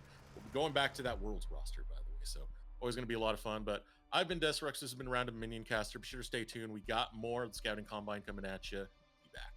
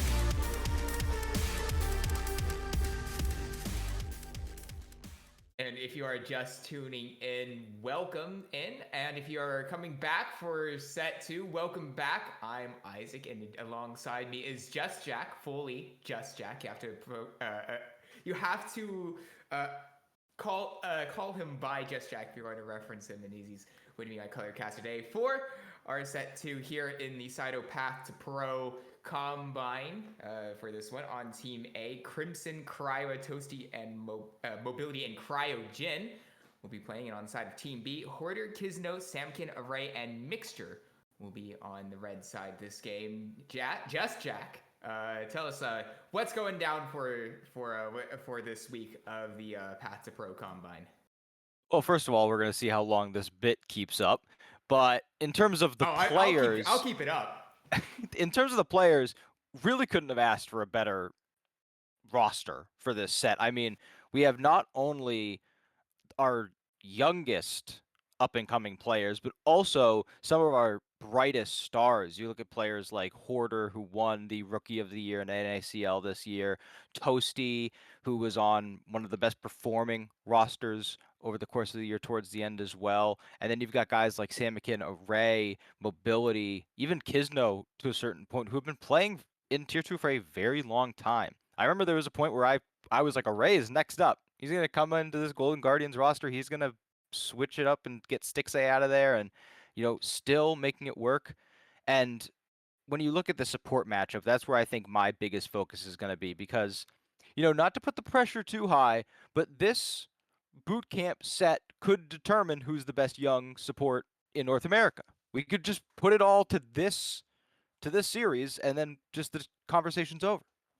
Yeah, obviously Dorado Gaming surprised quite a few people on how they performed in their first split in NACL, mixture being a significant part of their performance. But on the side of Team A with Cryogen, I mean, if anyone who's watched ACL knows that Milk Esports team, especially Cryogen in the finals, was absolutely fantastic. And so it's a really good thing to point out. But if this is your first time tuning in this week, what we are doing for this week of the Path2Pro Combine is that we will be replicating drafts from worlds that were played out. And in this scenario, we are playing the PSG versus VKS Game 1 draft as is. And after Game 1, Team B will be playing on blue side with PSG's draft, and Team A will be back on red side playing with VKS's draft. And for Game 3, we will have a regular sort of draft, except it's kind of fearless because all the champs that were in this Game 1 will be unavailable to these two teams to draft. Yeah, and I think it's interesting because we do see two drafts that are extremely similar, but also have like key differences. If you look at the jungle matchups and the support matchups, very similar play styles in those champs and how they fit within their roles. But when you look at the mid lane, it is a scaling option that is going to try and facilitate early to get to their breaking points versus a Talia that wants to be a part of early action, make plays throughout the course of the game, and try and get towards the rest of their team's breaking point so that they can move into a mainly facilitating role. And then the AD carries are both, in this sense, scaling options as well, where your Corki is going to balloon throughout the course of the game and Sivir needing to hit those couple item break points. And for those of you who watched this series, it was actually shockingly close and entertaining. Yeah, this first game did go to VKS, in part because of some crazy misplays by Betty, who was on the Corki, and also some incredible plays by Trimby on the Alistar. So I'm wanting to see if the side of Team B here are able to make some of those early plays to get ahead. And I think the sneaky person to look at, and it's hard to overlook them as the Rookie of the Year, is how fast Hoarder can become an absolute nuisance on this Scion pick. Yeah, and one thing I find specifically interesting with that is how in the sample size of 3 games that we've had with the first set as well of this exact draft being played out, is that Team B in every single, or I mean red side, which in this case is Team B, my mistake, red side's draft has almost always been able to like get ahead really early and be able to take that advantage to a victory. I mean, not only in the VKS versus PSG game, but even in the in our first set where we had 2 different teams playing against each other. So it wasn't necessarily a player or like skills or hand stiff. It was just for whatever reason this composition was able to generate those leads and close out games for them. Yeah, and as we see the teams enter onto the Rift, taking a look, both supports having that unsealed spellbook, which I love. We're going to see some very interesting plays. Do not let your eyes deceive you. It will not be some crazy lane assignments for Team A. Although we have seen over the course of Worlds some lane swaps that still exist. So we do sometimes see sending the AD carry top lane, having the top go bot with supports. Doesn't look like that's going to be the case here, though, so no crazy strats. They're going to give us what we want. We want the steel caged lanes for 10 minutes, have them just go out there and play these laning phases.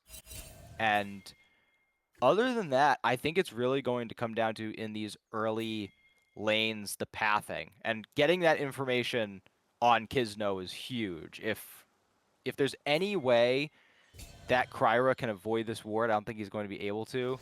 It would have been info for nothing, so I think that would have been very key. Well, straight away, we get action in the bottom lane.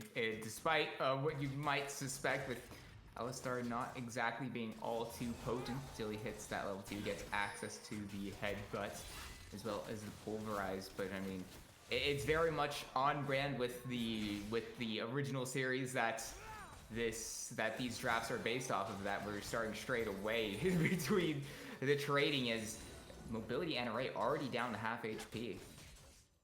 And, you know, that kind of reflects how the game went in real life. These bot lanes were skirmishing from the jump immediately, and as long as we don't see mobility W flash in, they should be all right. Level 2. Advantage for Mixer. You're going to use that headbutt pulverize, but a little bit too far from ready to really punish the bot lane of Team A. But I'm just wondering, from production, if we could get the proper lineup of Team A on blue side in the correct order. But before we get to that, thank you production. Players, please make our jobs easier. But anyway. Yeah, I think right now, with these mirrored jungle pathings, Hoarder's doing the absolute right thing, just understanding where they saw that jungler early, going to get back, probably going to grab an early Ruby Crystal. Does get stopped.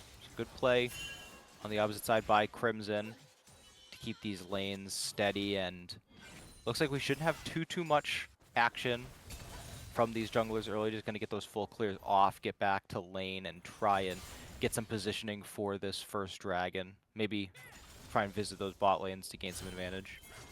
Yeah, and though, like, Wukong has been, like, the meta jungler at Worlds so far, he does obviously have to wait until he gets access to the Cyclone at level 6 to be able to really start to take off. Obviously, it's not entirely necessarily, but it's definitely a very big power spike as Hoarder is getting kind of dangerously low up there at top. Yeah, and Mixture doing a good job getting that Pulverize from freeze. Mixture.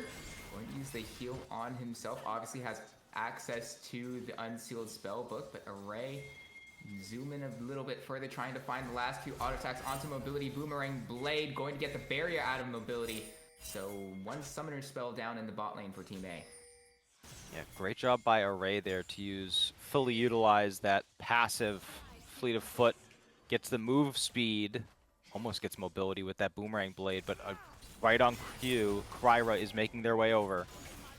Before we get to that, we could potentially see a solo kill. Hoarder is getting very low, but so is mobility on a perfect Boomerang Blade. Going to be the heal from Cryogen, but now again to the top side, Kisno trying to pick out a very low Crimson. Should probably be able to find it. Flash forward from Hoarder with the decimating smash. Gets first blood for Team B. Really good job by Kisno to pull the trigger and get up there. Surprised we didn't see the same from Kryra there to just run bot, take advantage of that overextension, and just try and help the tempo of their side. But on the top, Kisno makes the play, and Hoarder, you're seeing, I was shocked that Crimson wasn't able to actually grab that solo kill, not because they made any mistakes, just because of how much health regen this Scion has. I was gonna mention, you know, we're on patch 21, and we saw the nerfs come to Doran's shield and to second wind, so I figured, oh, Scion must have both, and I look and, oh, he's got the Doran's blade, just crazy amount of health regen. That's why this is the top priority top laner in the tournament. And as we do have a pause coming through, I think it is important to mention as well that in this game, you're seeing like all of the top prio champs coming out on both sides. So I think this is a really good reflection of the skill of these teams, because both teams got a very good number of high prio champs. Yeah, and there's a bit of a reason why the hold on, we get before that Samikin in trouble is going to get pinched in by Cryogen. The classic pause after the pause will leave us in a little bit of suspense, but Samikin's definitely in a ton of trouble. He does have access to the flash. We will see if he uses it afterwards. Seismic shove, not finding Toasty. He's just going to hold on to that, accepting his fate, and the kill goes to Toasty.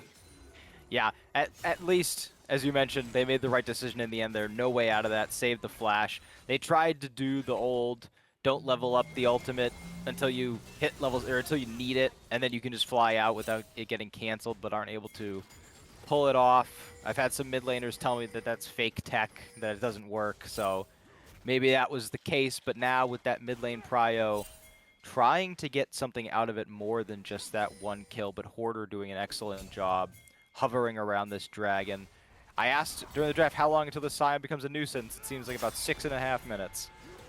And Hoarder is very tanky, but is he tanky enough to stop 3 members of Team A going to try to dive the Scion? Decimating Smash, fully charged, only finds its way onto Cryogen, waiting to save the tower aggro for the right time, but the counter dive in the top lane does go wrong for Team B as Ray is taken down by the tower, and now the Realm Warp up top's going to spot out a low. Kizno won't matter, it's just used to bait him into that corner as Toasty gets another kill. I wish we could. Really well played by Team A across the map. That bot lane dive was perfect, and the patience they showed was really impressive. But I wish we could have seen Crimson's outplay on the top side. That turret was so ramped up that Array got killed through seemingly the full barrier. Crimson taking full advantage of the mobility in Ambessa's kit, and great roam over by Toasty to make sure that they picked up the extra kill on Kizno. And now you're seeing this early gold lead, nearly 1K at a very early state in the game. Hoarder's picking up a lot of gold on the sides, but with no dragon picked up yet and Grubs about to spawn, this game could easily turn with all the tools in each of these champions' kits. Just going to see what they prioritize. Looks like right now the priority is going to be a top lane push into Grubs. Yeah, and even though, like, hold on for your headbutt pulverize going in from Mixture, but it might be a little bit too far ahead, doesn't have access to the Unbreakable Will just yet, so it's actually relatively squishy for what we really are used to seeing from Alistar. Takes a big chunk back, but my point was going to be that despite the earlier power that the Team B competition might have, but Mixture's a target once again. As I said, no level 6. Mobility will get the kill onto Mixture with nowhere to go. Gets the flash as well. Team A really starting to run away with this one. Yeah, and making use of a strategy I don't see utilized often enough is just the red team knows that we're looking at this objective. So instead of hitting it, because Wukong can easily solo the Grubs, let's just wait in the bush. We know they don't have vision, and try and get ourselves a cheeky kill. They pull it off perfectly. They even get summoners out of Mixture on top of getting that kill onto Corki. So very, very well played from Team A. Really from start to finish, trying to find another play that looks like Cryogen. Yeah, Samikin's in trouble, and he really doesn't do any sort of damage with the Lucidity boots and only the tier in inventory. Just kind of tickles the members of Team A that were there. And so I'm going to assume that is in fact the Drake actually went the side way of Team B. I'd have missed that off the screen there a little bit. Yeah, good job to pick up something there, and you'll see as Array going forward. Array. Yeah. Valkyrie gets them out. I mean, Actually, no. Hold on. I'm not getting audio. Never mind. You do see as that back does complete, thanks to that Soul Furnace. Popped by Cryogen, trying to find its way onto Samikin. The headbutt will get Cryogen over the worked ground, not the worked ground, the unraveled earth to try to find a little bit extra damage, but at this point in time, Samikin not really doing nearly as much damage as he would have liked it from this Talia.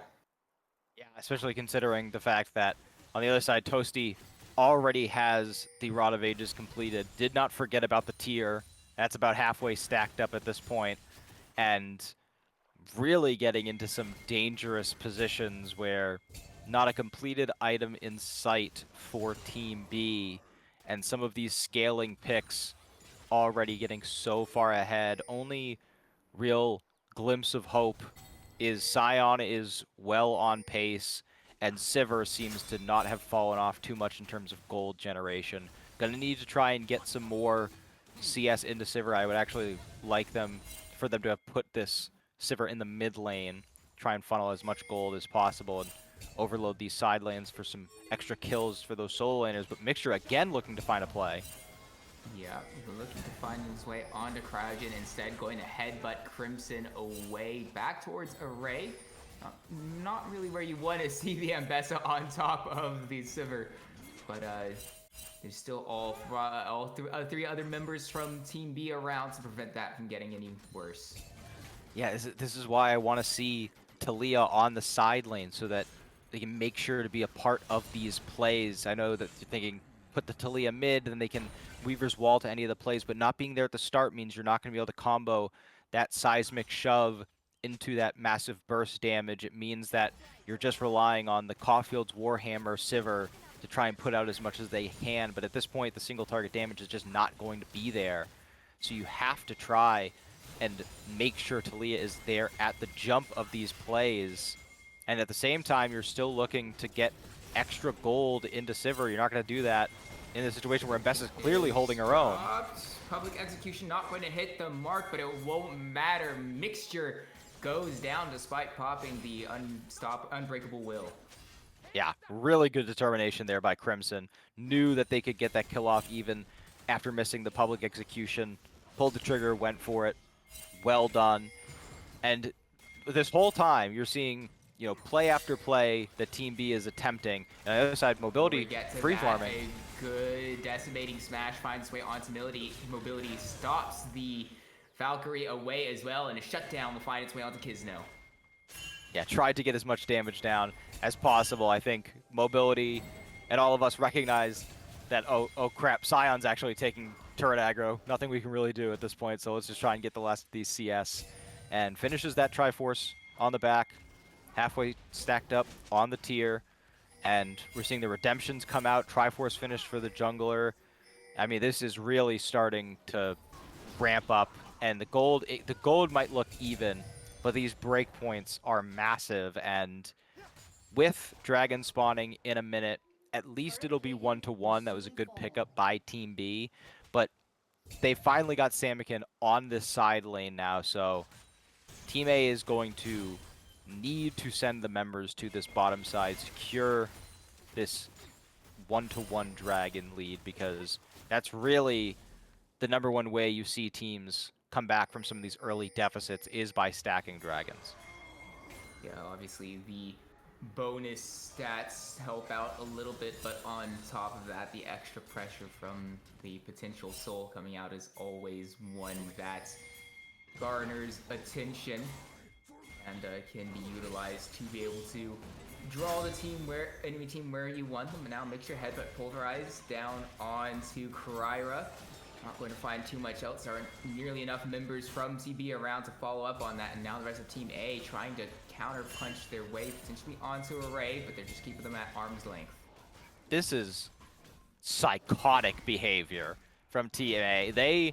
They understand fully how strong they are in this moment, and they say, we don't care that spectators can see that it's only like a 600, 700 gold lead. We are massively far ahead, and we're just going to run into their jungle 3v3 and just take all their jungle camps, push them out, and Team B responding extremely well. Just forfeit, say, okay, fine, you can have all of our jungle camps. We're going to go take this dragon, give us 2. And it's not only the stats, as you mentioned, it's the fact that with these 2 dragons, in 5 minutes when the next one spawns, they can start a fight on their terms. No matter how far behind they are, Team A has to go to that dragon. They cannot give up soul point. And if Team B gets that one, then same goes for that, as Toasty showing that Rod of Ages, this is not just a tank rise. There's a ton of damage that can be put out. And not only is it a lot of damage from Toasty, it's only going to increase. His Rod of Ages is only halfway stacked at this point in time. So, I mean, he could do that much to Hoarder right now. I'm a little bit concerned what Toasty might be able to do in the coming minutes. I think we're going to have to see. We're just entering into the mid-game now, and I think that relying on the Sivir eventually getting there is a bit of a risk, although I certainly trust the ability of Array with the champion like this. It's just about all of the other factors. Mobility and Toasty are no slouches and will be able to carry this if they aren't inhibited soon. So I think we're going to have to see Team B really make a play. Use your flashes, use those summoners, and really try and get something. Or they might try to find it now. Cryogen trying to find an angle, and they've gone a little bit too far. Will use the Battle Dance to get out. Now Samkin is the target of Toasty, but all the while Array gets killed into Cryogen, but the Cyclone finds its way onto multiple members, but it's not quite enough. A double kill for Array, but Toasty is still fine. He does so much damage at this point in time. Mobility will trade back a kill onto Array in a 2-for-2 fight. I know that Array got 2 big kills there, and Kryra had a huge Cyclone, but Toasty absolutely saved that fight. That Weaver's Wall would have trapped so many members of Team A in a very bad situation, put them in risk of getting that shove combo. But Toasty on the other side of it applies that Rune Prison and is able to chunk Talia out of that fight so much. Just really showing off in this game on the Rise pick. And like you mentioned, we still are yet to see that level advantage really start to rack up on the Rise here. And that was the moment. That was the time where Team B needed to really expend everything, try and get some gold back. And even though it was a 2-for-2 that went in favor, if you ask me, of Team A in terms of getting some more pressure out in the map and where the gold went, I think that was pretty good in terms of what Team B could have gotten in the moment. They are really funneling gold onto Array at the moment. They've got them in the mid lane finally to start soaking up as much CS and XP as possible. And with that Essence Reaver and BF Sword in their pocket, going to be able to start trying to get to that very important breaking point. Obviously, Sivir on the 3 items is the notorious time for Sivir, has been for years whenever this champion is selected. Obviously, we're not quite there. We're halfway there with Array, but even though we're only halfway to the Exodia for Array, I mean, he's still doing a decent chunk of damage as is, even without those items fully completed. And Crimson doing a good job now, just keeping Hoarder preoccupied from the rest of the map. But now that Hex Flash going over the wall, I don't really know what they're gonna be able to do here. Couldn't be able to drop the headbutt, but I mean, we've got 2 tanks who don't do a ton of damage. Array is the target now. Swift is used to get the flash out of Array, who's very low. Weaver's Wall will isolate this fight. A good seismic shove from Samikin finds its way onto Mobility, who's taken low and down now. A very good turnaround from Samikin, and Team B gets the kill onto the enemy ADC. And another good seismic shove finds its way onto Kryra. Blue Honor teammates showing no mercy to each other. Samikin, he struggled a little bit early on, but he's found his way back into this one with that fight. And that is Hoarder? exact. Oh, maybe it's caught shop and maybe a DC. I don't know, but no harm, no foul. Got out of it. Yeah, it looks like we might have had a minor pause there, but Yeah. this gives a good moment to say, that is why I was stressing earlier that Talia has to be at these fights when they start, because those early seismic shoves really set the tone for how these skirmishes, how these team fights are going to play out.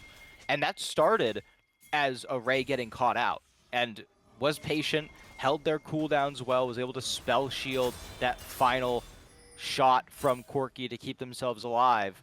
But then Kisno and Samikin able to collapse down, make 2 big seismic shoves. That gold goes into Talia's pocket as well. So going to be able to leverage that in these coming team fights. And with 2 dragons, going to potentially be able to put themselves on Soul Point. Yeah, and it's a really good time to be able to get the, as you mentioned, as Drake is now on the map, but Team A going to use their confidence to push their way into the river, get the extra vision, going to drop the Rift Herald to apply some pressure in the mid lane and move straight onto this Drake, but it will be known by Team B between the Scuttle Crab that has now expired and also that earlier pink ward that just got cleared, but they know exactly what's going down. 8k health left on this Drake. Cryogen is trying to find a flank along with Crimson, who is spotted out by Hoarder. So now mobility is a little bit far forward, could be a potential target. Instead, the move is to try to find Crimson. Unstoppable Onslaught finds its way. Crimson getting low, will use the public execution, but spell shielded well. Array going to pick up that kill, and now Team A have to move off the objective. Mixture headbutt, Pulverize finds its way onto 2. Kryra getting down to half HP. The redemption will keep him alive a little bit longer, but Team B gets what they came for with the Drake. They're not done with this just yet. Mixture is very low, so it's kind of a little bit of a 4-4 unless Mixture can find a very timely headbutt. Pulverize chunked down even a little bit more. Kizno half HP from the amount of damage Toasty does at this point in time. It's still quite a bit. Seismic Shove finds its way only onto Toasty, who's a bit pseudo-tanky, now down to half HP. Chunked a decent amount, but I think these two teams might try to back away from it at this point in time. Oh my god, what a marathon for you right there. I'm so shocked that that was such a positive outcome for Team B. It looks like they didn't have the positioning, and Toasty had their Roa proc right before that fight, so has a 2-level advantage on Samikin, level 15 Rise going into that team fight. And I'm not sure if they realm warped for flank position, but that whole time the camera panned down towards the kill onto Mbessa, Toasty wasn't putting down any damage on the rest of them, and I don't know where they were positioned exactly, but they ended up out of the Dragon Pit. It allowed Team B to get back in position. Now Samikin's caught. Samikin in trouble. Seismic Shove moves Kryra to the wrong side of the map. Nowhere for this Talia to go. Toasty, when he is doing damage, does so much as Samikin gets taken down.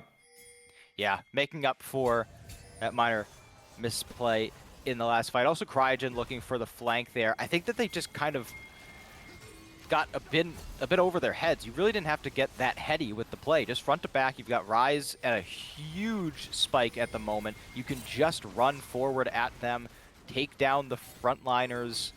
You have such good damage, and now it's going to be so hard for Team B to take this fight without Talia. Team B is not giving up on it, but it's a good swiftness, a good engage from Cryogen. That's what he's known for, does so well to draw the pressure to the Otacon, finds the perfect engage as Team B gets cut down at the Otacon.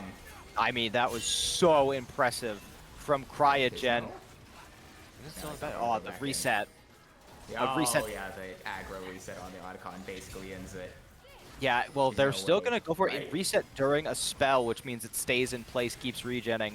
They just don't, I mean, they can't get through Toasty right now unless they get an in-game on him. Toasty, it's a good Weaver's Wall to isolate the members of Team A, but it's just not quite enough damage on Samikin and Kizno to be able to find that kill. Mobility with a rocket finds a target onto Samikin, and it's a double kill now for Mobility as they get Kizno. Yeah, I was going to talk about how comfortable Cryogen looks on this Rakan to make those massive plays as, ooh, if Kryra playing with dynamite right there and Mixture's face going for that Gromp. But, I mean, for Toasty to walk up like that on Rise, he has the Seeker's Arm Guard, he has the Saracen Brace Shield, and gets hit with the Seismic Shove combo, brought under turret as Cryogen does have that back he's fine. cancelled. The tempo, not too big of a deal because they're certainly not going to go for Baron on spawn, so no harm, no foul. But again, Toasty just so comfortable. Looked like for a moment they might have been, biting off more than they can chew, but the shield comes in so handy. Great aim by Mobility to get the kill with the big one. Just a really clean play, not flinching, even when they had a couple fights break the other way. And what also I found a bit impressive from Toasty, despite being isolated, did not break the Seeker's arm guard to keep himself alive. He invited the pressure of Team B, the pressure of Samikin and Kizno to try to greed for the kill onto him, and only got the Seraph's Embrace down, which will be right back up as Baron is spawning. So this Rise, not only does he do a ton of damage, he has a lot of tools to be able to survive any potential fight coming around the Baron. I know that this is a super minor point, but that's going to be the best feeling Scuttle Crab in the world. As your final shot's going to it, it upgrades into the Baron Scuttle Crab and gives you all the vision. That was incredible to watch. So I can't imagine how great that must have felt. And Mobility, we're talking so much about Toasty and about Cryogen, but Mobility has themselves positioned in a very good spot. It has the steel-plated boots, has that fully stacked Manamune Triforce working towards the LDR. I mean, this Corki is going to deal massive damage. Mixture, speaking of massive damage from Corki, got a decent chunk on Mixture with just one rocket there. Perhaps it was a little bit more than just the one that got a slightly bit extra damage from the Gatling gun as well, but Mixture is still relatively okay. The next Drake has spawned. We had spent so much time talking about this Baron. We didn't consider the options for this Drake. Toasty on the wrong side of this map. Crimson as well. It's a good Weaver's Wall to isolate the team, but there's not quite enough to be able to collapse on any of these members. Crimson will actually have to flash away. Public Execution gets him out of trouble, and now Crimson will be taken down by Kizno, so it's not too far out of trouble, but Samkin is immediately traded back. The rest of Team A are on the backline, and Team B is completely blindsided by the flank of Team A. Kizno, Hoarder, and Array now in full retreat. Mobility, Valkyrie forward to try to find the damage down onto the Sin Shao. Will claim him. Cryogen tries to go a little bit too far forward, gets the spell shield out of Array, will trade his life for the kill onto the Sivir, and you gotta say that is absolutely worth his Baron is on the map. I understand the decision making there from Team B in fully committing to the target that's closest rather than trying to commit for that dragon there, but because Mixture doesn't have access to the flash, because they can't get guaranteed lockdown onto the Ambessa, it just takes them way too long. By the time they finally do get the kill, it only becomes Crimson turned back around with the public execution to keep them there as long as possible. Finally, the rest of Team A catches up after getting the dragon and complete cleanup duty, take them all down. You saw in that fight the mobility, or the strength that Mobility has been sitting on all this time, just Valkyrieing forward, taking down everyone in their path. Great play from the bottom side of Team A, and now Mixture, who also, has been performing decently, trying to continue to find ways to get the back into this game, find them plays, but Cryogen is constantly being one step ahead. And I want to shift to a position we haven't really talked about much, these two junglers. When you're playing these AD Bruiser junglers, after about 2 Bruiser items, your damage really starts to fall off. And, hold on to that thought. Crimson's might be coming again. Oh, that Weaver's Wall, maybe not the best from Samkin, but it will do the job as Crimson is caught out. Hoarder will claim that kill, but it's all 5 members from Team B committed to this mid lane, and they're going to lose quite a bit on the side lanes as a result. Oh, that's going to be Cryo. It's trying to stop a few of these recalls. Will only get Mixture's recall canceled. So it is quite alright, but it does the job that it needs to be able to get these turrets down on the side lanes. But I do like that the Silent State in mid to be able to trade something back. Mixture going to be using the Unbreakable Will to be able to get out. Headbutt as well to escape. Gotten very low, but it won't quite matter. Seismic shove onto Cryogen does an okay amount of damage, but Rakan has far too many engage tools escape tools to be able to really worry too much about that. But the option now is to head on to Kizno, who is immediately deleted by Mobility, and now Hoarder in the backs are trying to do as much damage, trying to interrupt Team A as much as possible. He is very tanky at this point in time, does get the kill onto Mobility. He's so tanky, and now he flashes out, is able to buy quite a bit of time from Team B, but that time is up. Samkin has to flash away, but the public execution is back up for Crimson, who now looks at Samakin getting the Talia, and Hoarder surely going to fall down soon. And that will be 3 kills to Team A. How am I expected to recap all of what just happened? I mean, they get a kill onto Crimson, which really meant nothing, because they can't turn anything onto it. And then They start fighting on the red side, red jungle. It turns into a fight in the mid lane, and then Hoarder goes all the way from the mid tier 2 into their own red jungle, and they just keep fighting, keep fighting. I'm not even sure what the final kill count was. I think that Team B got 3 in total, and Team A got 3 in total as well. Maybe 4. I mean, that was just insane and really well played by Hoarder to get themselves back into that fight. Got themselves a 1k shutdown onto the Corki, and it feels like forever ago I was trying to make a point about how I feel both these junglers should be building more tank-oriented from this point out, but I do like the decision by Kryra to grab that Black Cleaver, even though they did have 2 damage-oriented items already, because that Black Cleaver, on top of the Mbessa Shred, on top of the Shred that Wukong gets from the Q, on top of the Shred that Corki gets from the E, is going to allow you to deal with these champs like Sion much easier. Hoarder is caught out. He's pretty tanky, but the armor shred vulnerability means he's taken down immediately. Public execution finds its way onto that Samikin that we only saw at the end there, completely deleted by the members of Team A. 2 kills unanswered as Team A look to push in. As that Pulverize finds its way onto 2 isolated members of Team A, though. Array's a little bit too far to be able to arrive in time to find the pick, and Array's the target for this Wukong. He's on the wrong side of the map. Mobility gets Mixture, and Array finally goes down. And with those extra kills, you have to feel that will be game 1 going the way of Team A. Yeah, it felt like earlier on we were talking about how, you know, the gold is close, but the scaling is really there. It's getting out of hand. That fight was just purely, not only have we scaled, we've spent our gold, we have our items, we are so far ahead. We're just going to run down mid lane and find the kills to end the game. Team A going to go up 1-0 in our second set of the day. Yeah, and it's just generally a pretty solid way.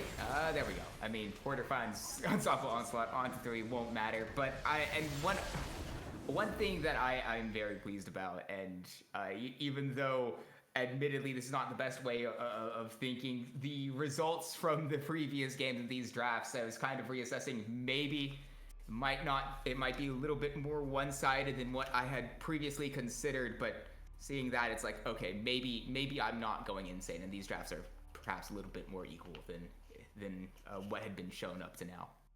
Yeah, it looked like it just took a little bit too long for Team B to realize how they had to play out the game, especially the early and mid portions. You saw a lot of Talia being in the mid lane for too long, and for a champ like Ryze, he's fine to do that. He'll sit mid lane and just farm all game, no problem, until they start getting those objectives and that Ryze can be a monster. But Talia has got to be a part of those early skirmishes to get those seismic shove combos. You saw even when they had fallen behind, the difference it made in those fights when Talia was able to be there from the jump. Whereas a Kai'Sa, or a Sivir, excuse me, without any items, really not going to add much to your early skirmishes and team fights. Once they did figure out their game plan, it just seemed to be a little bit too late with how much mobility and Toasty had gotten through that early game. So now that they've played out a game of it, I want to see how they respond on the opposite end. Knowing the mistakes they made, are they going to be able to take advantage of that? We'll just have to wait and see how Team B adjusts moving over to the blue side. Likewise with Team A moving over to the red, but we will be bringing that to you when we come back from this short break.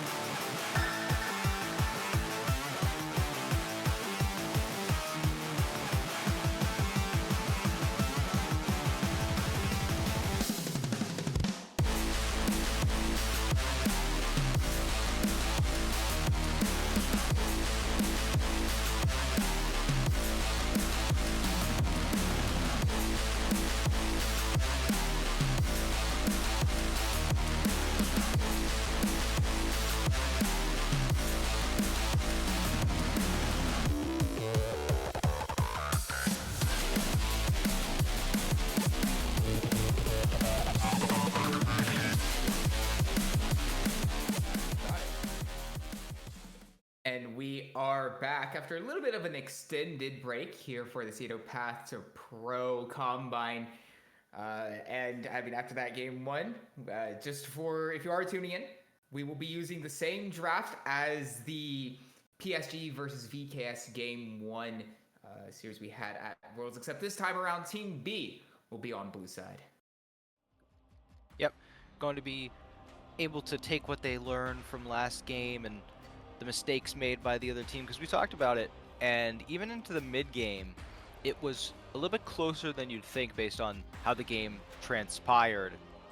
But I still think that each team can learn, this is how we played our composition. How can we learn from, to play against it and going the other way? And I think that when we watched Team A and how proactive they were and how good their lane assignments were, I want to see that exact same thing, because now they're in a position where instead of having a scaling mid and a scaling AD carry, you've got a playmaking mid who can start right away going for some of those plays. So I want to see how those lane assignments go, and I want to see if Kizno can keep up that objective dominance that he had in game one. Yeah, obviously, Team B really got on those Drakes early, did try to utilize that pressure to be able to turn their fortunes around, considering how the early game went. And they actually had a few moments where it looked like they were starting to, but obviously you got a 3-item rise, doing 3-item rise things. It just became a little bit inevitable by the end there. But, I mean, it was still overall not a terrible performance from Team B the first time around, and I'm interested to see how they'll be able to use these new sets of champions, especially with Crimson off a champion that he's so well known for playing. Yeah, and shifting over to that more facilitating role, and I am interested to see if Kizno tries to put some more priority top lane, because on that Mbessa, there was some struggling early on because there was a lot of pressure, and Cryer was putting a lot of resources up in that top lane. And I think that they can really replicate that with the Mbessa. I don't think that the Xin Zhao or Cryer is going to put that much priority into top lane this game. You kind of pick the Scion to leave it up there.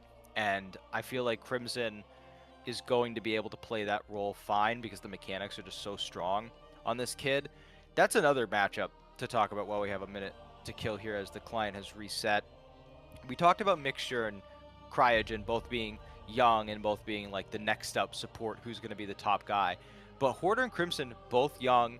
Obviously, Crimson has the familial LCS connection with Sniper and Viper in the family, but Hoarder won the Rookie of the Year, performed extremely well in the first NACL split, and got a bit of a roster upgrade going into that second split. Are any LCS teams going to come calling?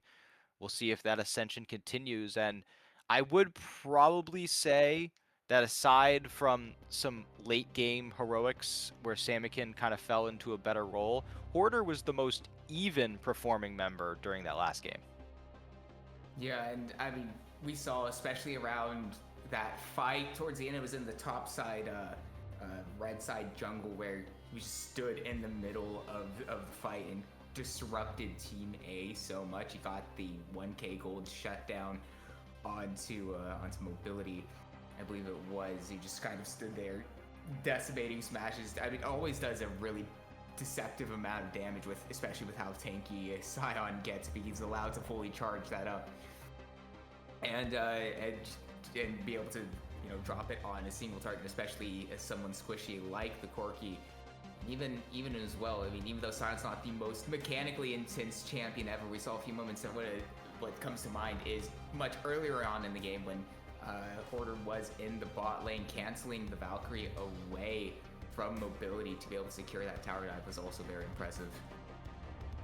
Yeah, and I'm excited to see Samikin on a champion that seems to fit their playstyle a bit more on the rise. It does have, looking at 15-20 patch results, Rise sitting at 7 and 20, a 26% win rate, but obviously winning in our last game, Toasty looked very, very good on it, looked very comfortable and familiar with the champ.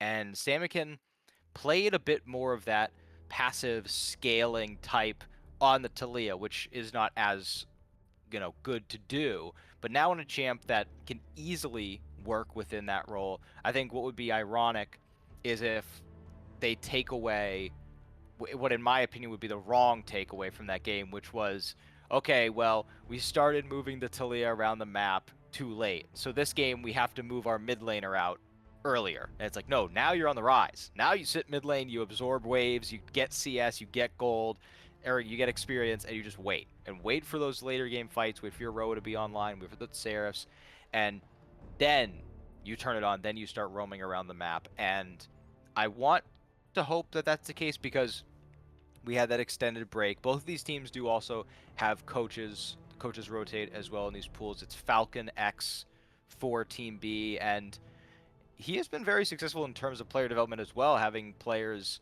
that went on to play in, I think, Dragonsteel or Dark, whatever that team's name is. Dark their Zero, top Dragon laner. Steel, Yeah, their top Marvel laner. University. Their top laner Key was in the last block, played very well. Their jungler also quite good, or in terms of junglers that Falcon has coached up, and so I'm confident that Team B will come into this with a good game plan. It's also interesting that you mentioned coaches as well, because on the side of Team A, they have Fire directing things, and even though he has been a coach before in his tenure, he's not really been a coach for a really long time. I mean, only just, I think, officially retiring this past year, maybe last. Obviously, he spent a lot of time in a tier 2 when it was the academy scene with C9, and Team Liquid did relatively all right with those two teams. Even, but he's kind of shuffled around the world, especially in around Oceania and OPL when that was a thing. May it rest in peace. But he's still very experienced. I mean, he's been playing professionally since, was it like 2014, 2015-ish? And having that wealth of experience as a player, I mean, it doesn't necessarily always transfer over to being a coach, but I mean, you got to get your foot in the door some way, and it's a really good start, I think, to be able to have access to some of the best up and coming players in North America. Yeah, especially as a guy who came over before we had that Oceania residency boom where you could be counted as a resident. He was here before that. I'm not sure off the top of my head if he ever made it to an MSI or a Worlds when he was over in Oceania, but he played for so long. I mean, the amount of just games that this guy has played, you're bound to pick up a ton, especially for a young player like Kryra, who has been, touted all year for how good this kid is and really started living up to it. And now he has, even if it's a short period of time, as we do hop into the game, being able to learn from someone like Fire going to be extremely, extremely important. Especially with the extra familiarity of both being junglers. There's always just that little extra tidbits of wisdom that you have, even though obviously at this level these players have knowledge of the game as a whole. I mean, there's always that extra specialty of being in the same role that Fire and Kryra have. I'm very excited this game to see how Mixture plays, because after we went off last game, we all kind of agreed that Cryogen, despite Toasty having the great score line and mobility picking up a ton of kills later in that game, we all agreed that Cryogen probably player of the game for his consistency and playmaking throughout the entirety of that match. So I'm excited to see how Mixture takes advantage of the playmaking available on Rakan into a lineup with heavy front line and Sion, Xin Zhao, Alistar gives you a lot of opportunity. I don't know if, off the top of my head, I don't know if Rakan, if the quickness increases its cooldown or like how long it's active the more people you hit, but I know that it continues to give that movement speed buff again and again. So able to really rack those up and get a lot of value in the team fight. So can Mixture replicate what Cryogen was able to do last game? There were also a few moments from Cryogen that admittedly were almost certainly calculated, where he was maybe a little bit caught out a bit too far on the recon, but you know, access to battle dance, to the grand entrance as well, to be able to get out of the few of these hairy situations. I'd be curious to see if might overstep his bounds a little bit too far on this Alistair, who doesn't have the same ability to be able to get out, as we see a little bit of trading down in the bottom lane. Not as intensive as we saw in game 1, but the level 2 advantage going the way of Team B once again this time around, and utilizing to get a little bit more pressure down there. Yeah, really impressive by Array and Mixture. We talked a little bit before game 1 about how many of these players have played with one another. Mixture and Array, not two of those players. So the synergy that they've had in these 2 matches so far, consistently taking advantage of these early levels on both sides of the matchup. And also happy to see Corky using the correct skin and correct chroma. Happy to see that. You know, you want to make sure that we're putting on the best product, and the players have to participate in that as well. Also the right recon skin. So everything's looking great so far for Team B in a rebound game. Yeah, and I mean, early on, Hoarder as well, trading pretty aggressively up in the top side of the map. Maybe not doing as great this time around, but speaking of things that are a bit similar to last time, junglers again having mirrored starts. Yeah, and as I mentioned, I think that it would be beneficial for Kizno to put some effort into this top side, try and get Hoarder some opportunities to push out the Scion, deny some CS, try and do your best to take advantage of the lack of presence that Crimson is probably going to get on their side. As Array continuing to try. Great double headbutt. Overrise. Whoa, wait, hold on. In the mid lane, where's more important stuff going in the mid lane? First blood will be picked up by Kryra. Unfortunately, we really didn't get to see that at all, but a very successful gank towards Samikin. Absolute jump scare by the spectator cam there. All of a sudden, Samikin, no flash as well. Toasty able to hold on to their flash. Looks like Kryra used theirs, so very well used. Hoarder now gonna take a decent amount of damage, lose themselves. Oh, not able to get the grasp proc is Scion. That's somewhat noteworthy. Yeah, Mbessa, I love this champ. I really do. I think it's very fun to play, very fun to watch, but is the definition of like roll your face on the keyboard champion. Just spinning around, eviscerating and lacerating and all the names, and just fun to watch, but it can be very frustrating in these matchups. So I want to see how Crimson, like we mentioned, on a champ that's not typically the skirmish type that he likes, how he's able to play in this role. Also, the definition of power, not power creep, of mobility creep as well. Maybe a little bit confusing, considering mobility this time around doesn't actually have access to any dashes on the Sivert. But obviously the extra movement speed, we'll have to see how he is able to utilize that, if he can go on the hunt and find some fights for Team A later on, as obviously Sivert with 3-item power spike, we're kind of sitting around waiting for that. Now Cryogen going around getting some of these wards. Still showing, doesn't matter what champion they're playing, they are going to find those pockets of time to get out of the lane, get some value for their jungler, try and take a look at the mid lane, see if anything's available there. And now, Kryra putting early priority into this dragon. Does not want to get in the position they were last game. Eyes down there. We'll peel off it.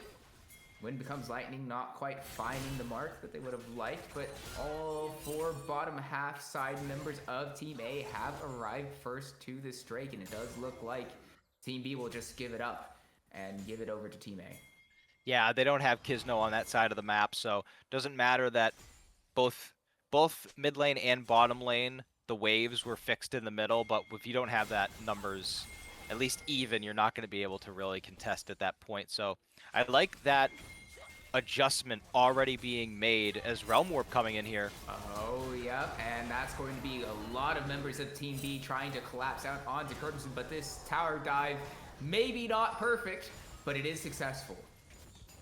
That was really well played by Hoarder. I was I was about to be like, oh, Hoarder just inted. They're just standing under turret, and they are going to get killed by this next one. But utilizing that repudiation, hope I said that right, and able to tank up that damage, not only with the shield, but the damage reduction that that ability carries, and continuing that dive. And also, Mixture moving up there, very smart move. And you see now what I mentioned earlier when I said, hey, I really hope they don't take away that the Samikin didn't get out of lane soon enough because now he's on Rise. Look who's heading to the side lane.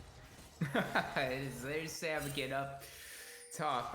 Obviously, not what you would have hoped for, but still that will be the choice for Team B to try to get a bit more gold onto Array, who had a relatively alright time last time around, especially in around the mid game. Obviously, not mobility, Sivir, the champ that mobility is on.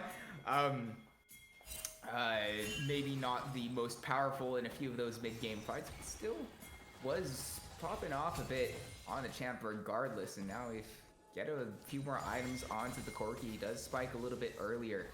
So perhaps that's the idea that Team B is going for this time around.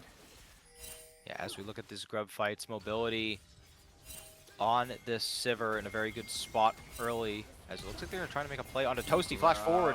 The flash forward from Mixture doesn't quite find Toasty. The Unraveled Earth stopping the dash from the Grand Entrance means that Toasty is fine for now, but Cyclone is used by Kizno onto the Talia. The seismic shove moves him away, keeps Toasty alive for a little bit longer. Kizno's gone low, but Kryra now maybe have gone a little bit too far, having the flash over the wall. Array falling with the flash of his own, but Kizno caught out. It's a trade of kills. Cryogen trying to slow down Array's retreat. Unstoppable Onslaught going to try to find Corki as well. Crimson doing their best to be able to get the kill onto the Corki, but not before it's traded. Grand Entrance going to stop the advance. Array still alive through all this, finally goes down, but it takes so much to claim the Corki that the rest of Team A have collapsed onto Team B.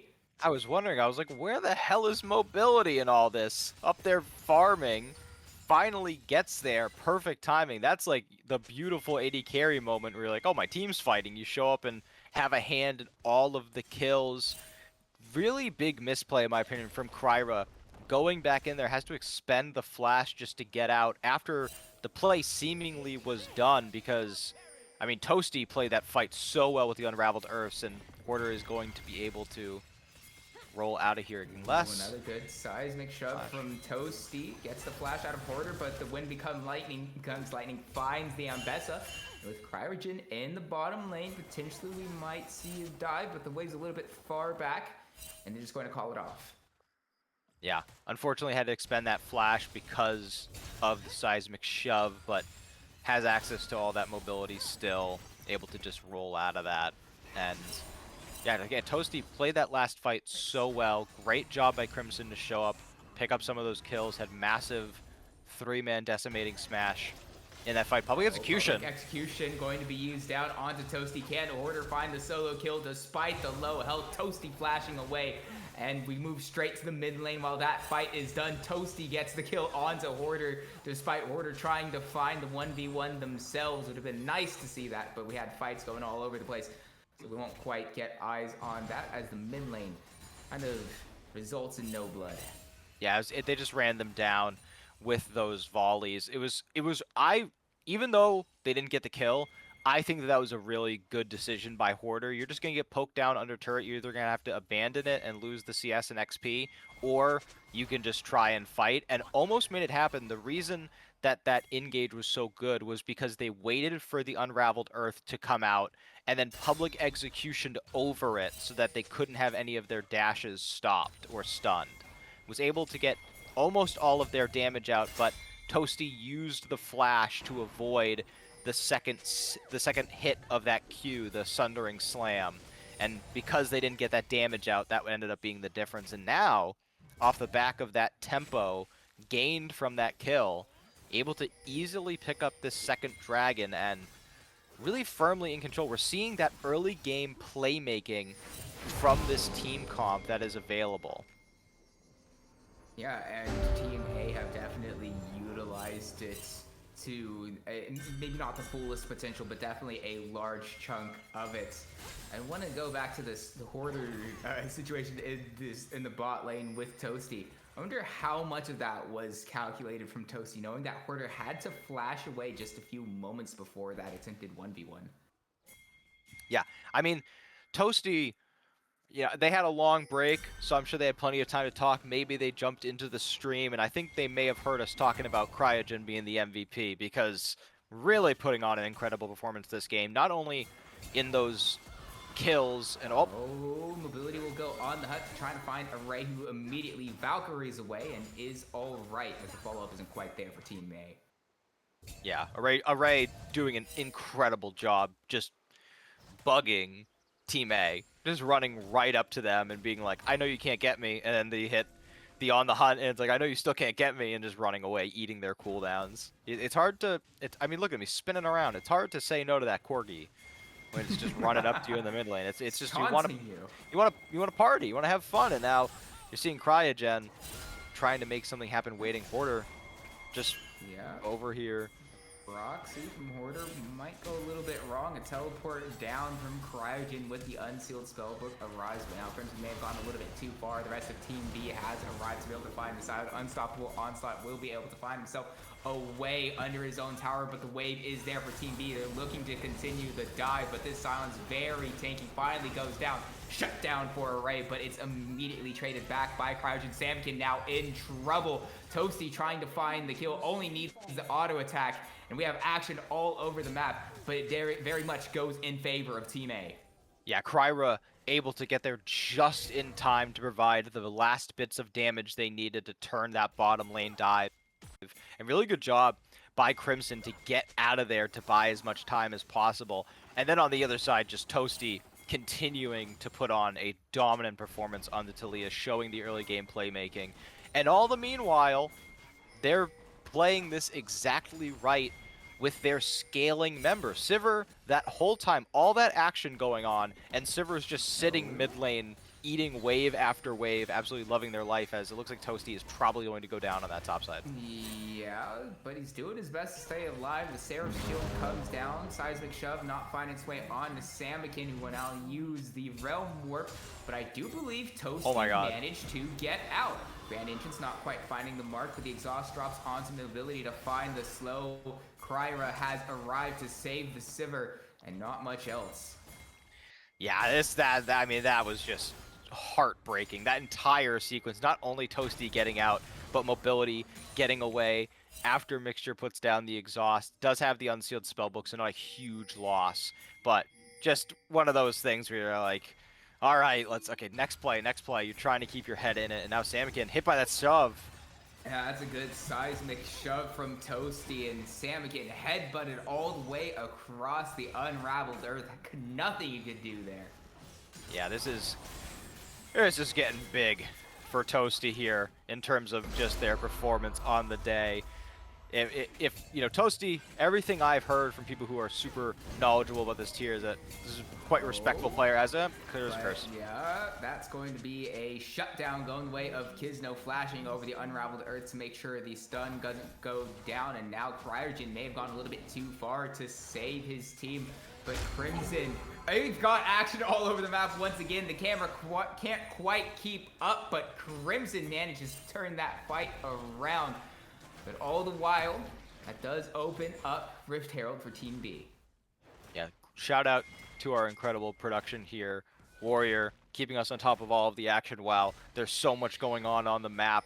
Does look like a 3-for-1 in favor of Team B across the map there. Able to get picks onto Toasty, get Kryra down. And then as well, we see that Rift Herald going to Team B. So very big plays made, big pickups across the map, because you've got some gold for the Rise now, got some plates that he's been able to absorb. Array getting more time in this mid lane, more gold in terms of those kills, and some really key items coming through for this dragon fight, most notably Mixture having that redemption available, but all of the members of Team B are topside. They're not in position for this fight, and it looks like we're going to have a 17-minute soul point for Team A. Yeah, the roles reversed this time around. Team B had that soul point in game 1, but now with the added early pressure that the red side composition does have, Team A very quickly going to get to that soul point. We will have the Drake coming up at a very early time, around 23 minutes, or the Baron is even up, so feeling quite good for Team A to be able to force a fight. But Team B going to try to get some gold for themselves onto Cryogene, and it does have to pop the unbreakable will to be able to survive that. Yeah, and I'm taking a look right now at a specific item. Talia grabbing the Horizon Focus as their second item. And it's an interesting item because as Crimson actually trying to get out of here. Unstoppable onslaught will be stopped. It's not so unstoppable, and now the swiftness is used to bring Crimson back closer to the 3 members of Team B, doing their best to find a pick onto the Sion, who's so tanky, but they will eventually get it shut down going to the way of Kisno. But what can the other 4 members of Team A do in the meantime?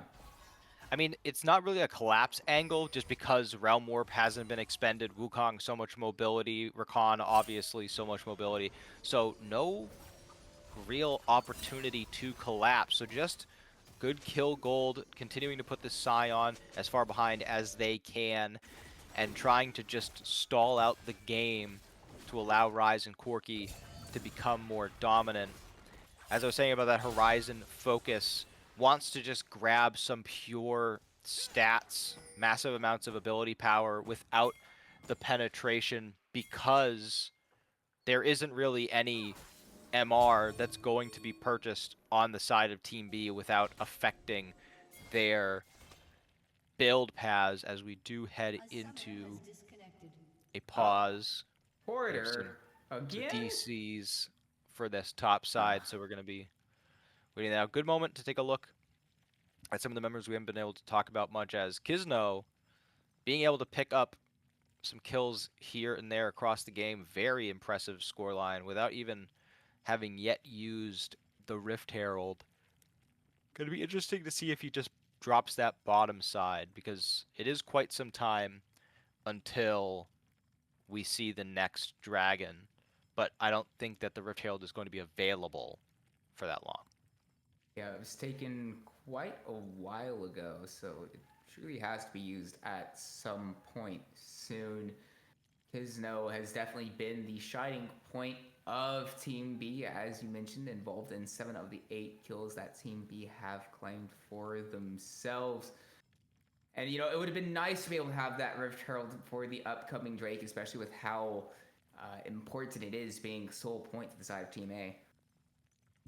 Yeah, and I just want to point out something absolutely insane that I'm realizing. I'm not sure exactly when the other dragons were taken in game 1, but when the third dragon of last game was taken, Toasty had completed stacking up his Roa.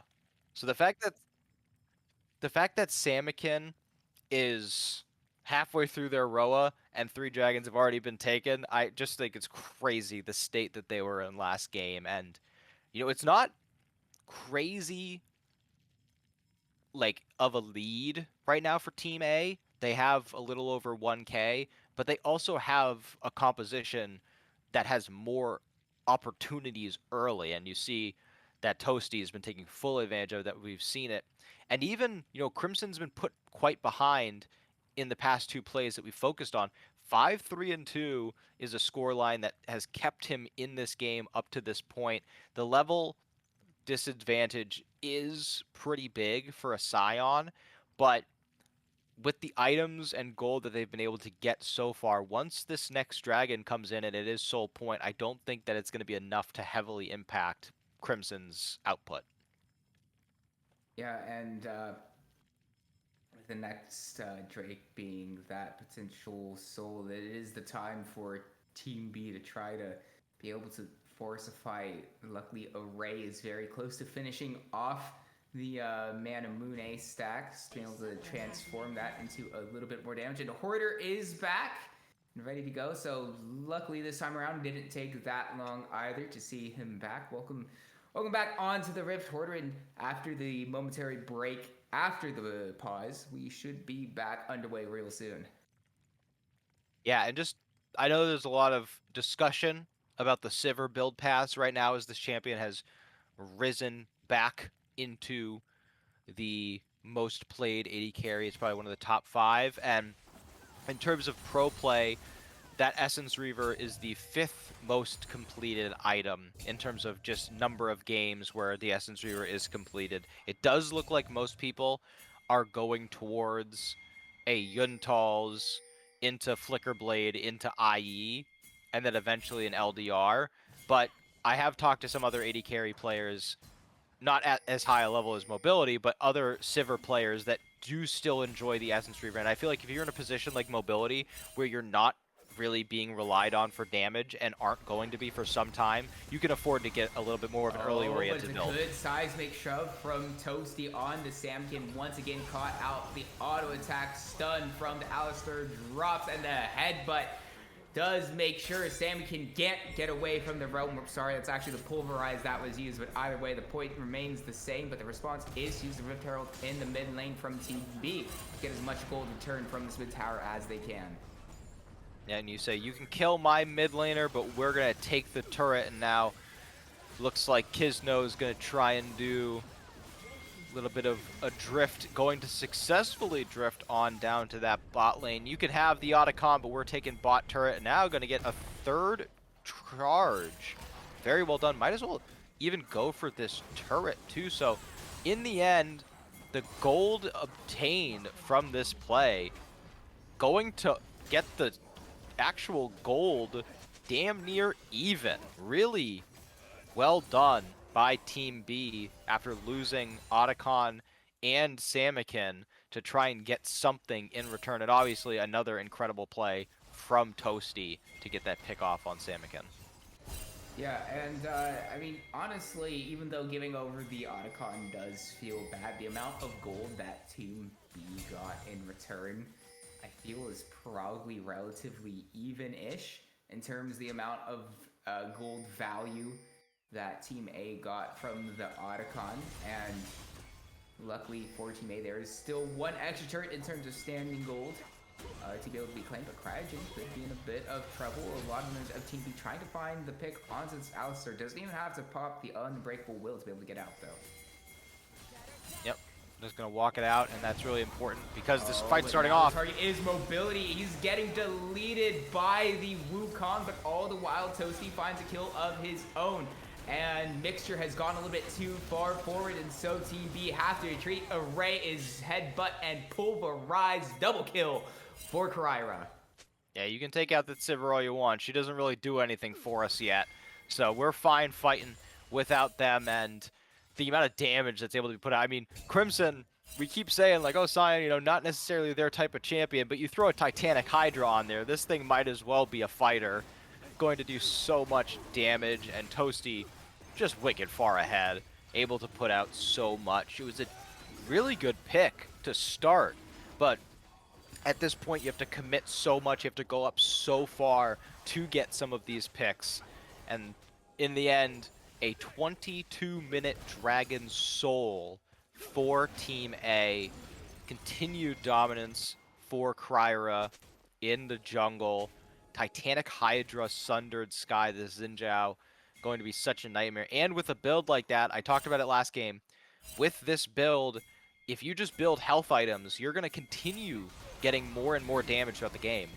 Oh, Cryogen, the target for Team B, has to use the Unbreakable Will to get himself a really tanky headbutt. Pulverize will be somewhat canceled by the Swiftness. Very well executed by Mixture. The Redemption keeps himself alive as well. Now the rest of Team B look to go forward. It's a good public execution from the Hoarder. And now the Realm Warp brings the rest of Team B on top of these isolated members of Team A, but it's a little bit slow. And now Kryra and Crimson have arrived. Can they turn this fight around? They do a pretty good job, but there's only Crimson left alive with Array and Kizno for Team B. They'll do their best. Decimating Smash, not going to be able to find anyone. Tried to use the lack of vision in those bushes to find a big one onto either Array or Kizno, but not quite finding the mark as the ace goes the way of Team B.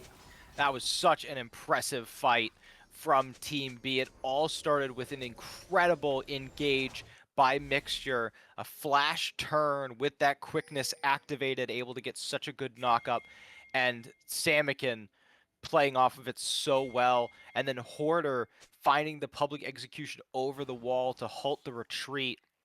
That is exactly what they needed, because not only did they get all of that gold, they get the ace, which completely resets the tempo on the map. And when you consider all the gold that they got in return for that early Otacon and kill that Team A was able to pick up, you know, that is a lot that has swung their way when you have a Rise and a Corki, but Array could throw it all away. Array in a ton of trouble. A little bit of an anti-synergy between the mid, the ADC and support mobility.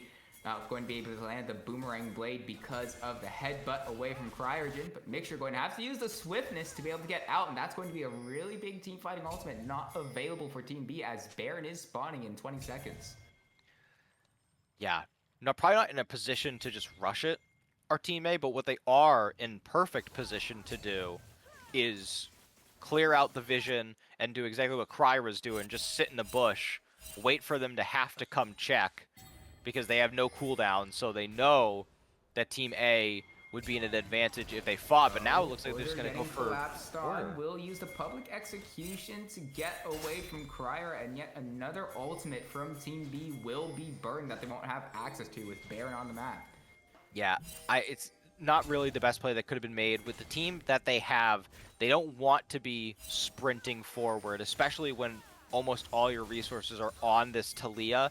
Not a champion that loves running forward. You kind of want to start these fights on the back foot, put down that Unraveled Earth, force them to use their mobility spells, get stunned by those rocks. Mixture doesn't have that dash anymore. They are continuing to hit this Baron. They might just try and rush it. Yeah, as I said before, no swiftness. Actually, it is back up, but no public execution for Team B. Still on the Baron is Team A. We don't have access to the amount of health, but the headbutt pulverize gets dropped down onto Hoarder, who's immediately deleted, and now Array's the target. Decimating Smash means Array has nowhere to go. Mobility will get that one, and Team B have lost the Baron fight. Yeah, I mean, it seemed to me at least that Team A was really only interested in a turn at that point, and Hoarder just walked up too far. But, I mean, Team B made it way too easy to turn. They were so split. I don't think they're going to try to give this one up just yet. Mixture will use the swiftness, but he's so squishy at this point in time. The Cyclone not really going to do all that much. It gets quite a few targets, but that's just about it. And so, I mean, in the 3v5, it's a really difficult ask for Team B to be able to find that potential steal, and they will lose Mixture in the process. Yeah, I mean, like I said, it seems so clear to me that their objective there was to turn. They didn't even have Toasty really hitting the Baron, and him and Mobility are going to be your two biggest damage dealers other than Kryra. And as soon as Hoarder walked up with only Mixture beside them, just go in, keep that CC locked down. You're obviously able to layer it so well. Weaver's Wall going to try to find Kizno. Seismic Shove doesn't quite get him back over the wall, so Wukong is out with half his HP left. Yeah, it is important to mention that when we do these boot camps, these Path2Pro events, obviously we're taking a look at these players mechanically, but it's also interesting to see where the communication lies. We'll have to flash away, but the rest of Team A are arriving ahead, but Pulverize finds its way onto both Mixture and Samikin, but it's going to take a while for the rest of Team B to arrive. They finally do, and Cryogen takes really no damage at this point in time, so it will be fine in the end. Yeah, able to get that Unbreakable Will down, go for that dive, gets the double Pulverize, because the way they move. Hoarder is trying to get what they can on the other side of the map, get 700 gold in their pocket alone. 3 items completed. Gonna finally upgrade those paper bag boots probably, but in exchange, your bot turret's gone, your bottom inhibitor is going to be gone as well, and I mean, Team A can look for the end. They can look for the end here. They can even look for a turn on the Elder Dragon. Kizno is going for the flank that they've been trying to go for all game at this point. Let's see if they can finally pull it off. Well, they'll find Toasty isolated, layered with the public execution after the Cyclone won't quite be able to burst down the Talia. And now the turn is on to the 2 squishy members of Team B. Mixture and Sam can go down immediately, but mobility is found. Can Team B find this fight? No, they cannot. Hoarder is actually healing back up. No, perhaps I may have spoken a little bit too soon. Maybe I have potentially cursed Team B, but it's not quite enough. It is in fact Team A finally having the amount of power left. Kizno had the GA popped. The Redemption will keep him alive a little bit longer, but the dashes from Cryer will keep him on top of the member of Team B. And so now they won't quite try to find the end because Hoarder is back, was able to get his way back base. Cryogen will stop the advance of Hoarder and Cryer as well. Will dissuade from Hoarder trying to find anything else. Of course, right as I say that, Hoarder trying to push his luck a little bit further. Will be able to dash for it off this wave, but finally, Cryogen makes it out. Those backstops are actually really important because it prevents them from being able to open back up onto the map and get the Elder Dragon vision established right away. This is going to give Mixture the opportunity to at least clear out this ward. That's a double teleport, though, onto the ward. So they do keep it alive long enough. Elder Dragon with a Rise and Corki would be massive. But for now, Kizno's not even going to be available. So if Team B want to get this fight win, they're going to have to just overpower them. No flash Talia, no flash divert. They're not even going to get there. It's gone. There is nothing that Mixture can do to try to stop this. He's going to pop the Swiftness to do his best to get away. Use everything in his toolkit available to escape, but I'm not sure it will really matter. Cryogen has arrived. Grand Entrance, more like a grand exit. Unstoppable Onslaught will find his way onto Mixture. And now Toasty will come over the top with a Weaver's Wall, but doesn't really quite find the targets they would have wanted. Toasty's really low, but does not quite get hit by Hoarder's public execution. Hoarder on the flank would have been a very good potential target to get Toasty very low, but now Hoarder's on the wrong side of the map, and the Zanyas is available to Toasty. He'll survive a little bit longer. Mixture will get the kill with the Redemption, and it'll keep Hoarder alive a little bit longer. It is actually buying quite a bit of time for Team B, so even though Hoarder eventually gets claimed by Kyra, it has bought just a little bit more time, but will it be enough with this Elder Drake in the hands of Team A? Yeah, wasn't able to get rid of the entire minion wave. So is going to be a nightmare. And we spent all this time talking about Toasty and saying they're the main damage threat. Well, now Sivir has an Infinity Edge, so now you actually got to be worried about it. And they go forward. It will be separated Team B from Kyra. There's just not anything Team B can do with the Elder Drakes available to Team A. Kizno will be fountain dove. And even though he doesn't go down, you have to feel this is it for Team B here in Game 2. Mobility getting hit by minions. They put the spell shield up, so it will keep them just barely alive. And Team A pick up another win. Both sides of this matchup, they can find ways to do it. They take advantage of that early playmaking ability on this composition. There were a couple moments where they almost let it slip, and the scaling of Team B looked like it could maybe find a way back, but I think in the end the biggest difference between these two teams that I've seen today is their comms. Obviously we can't see it, can't hear it ourselves, but it just looks like Team A are so coordinated and they're always on the same page, whereas I've seen multiple plays go awry for Team B because they seem split up, they don't know what their objective is, they don't know where they're supposed to be. Well, I think we'll have to wait and see if this keeps up into Game 3, because we had two very similarly looking games so far here in the Cyto Path2Pro Combine. But going into Game 3, for the first time, these two teams will have the options to draft for themselves. They won't be playing the PSG versus VKS Game 1 compositions from Worlds. We'll have to see what adjustments they make, if they can get a few of the more comfort champions available to them, if that goes through. But I have to wait until then. We're going to go to a break. We'll be bringing that to you in just a few short moments.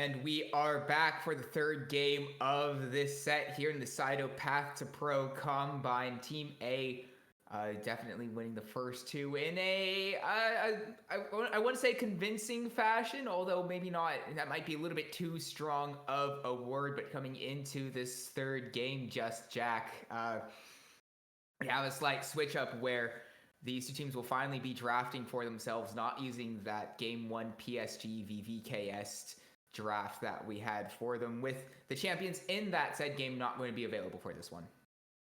Yeah, and there still is quite a lot available without those champs, despite them all being very high prio. I mean, you had the two highest prio top laners, both are going to be gone now. The two highest prio junglers both going to be gone. But AD carry is pretty wide open. Support is obviously wide open. Jungle still wide open because that, it's any AD bruiser. I am really looking for a Ray to get a more proactive AD carry, because on both sides of that matchup, it just didn't seem like he had enough tools in the kit to take advantage of his mechanical skill. And on the Corki, he seemed a lot more able when he was able to Valkyrie in and find those angles, pick up massive shutdowns in some of those fights. He was really going to be the reason that they would turn it around in that game too. So, stuff like Yunara, stuff like Kaisa, that's what I want them to prioritize in this game. And being on red side, they can do a bit of a swap if they want. Leave up the Yunara and then just take the other side of it. Or even if they want to ban Yunara and try and do like a Kaisa Zaya trade. I know Rakan's not in right now, but I really think that the key for Team B here is going to be getting a Ray on something that's a bit more proactive.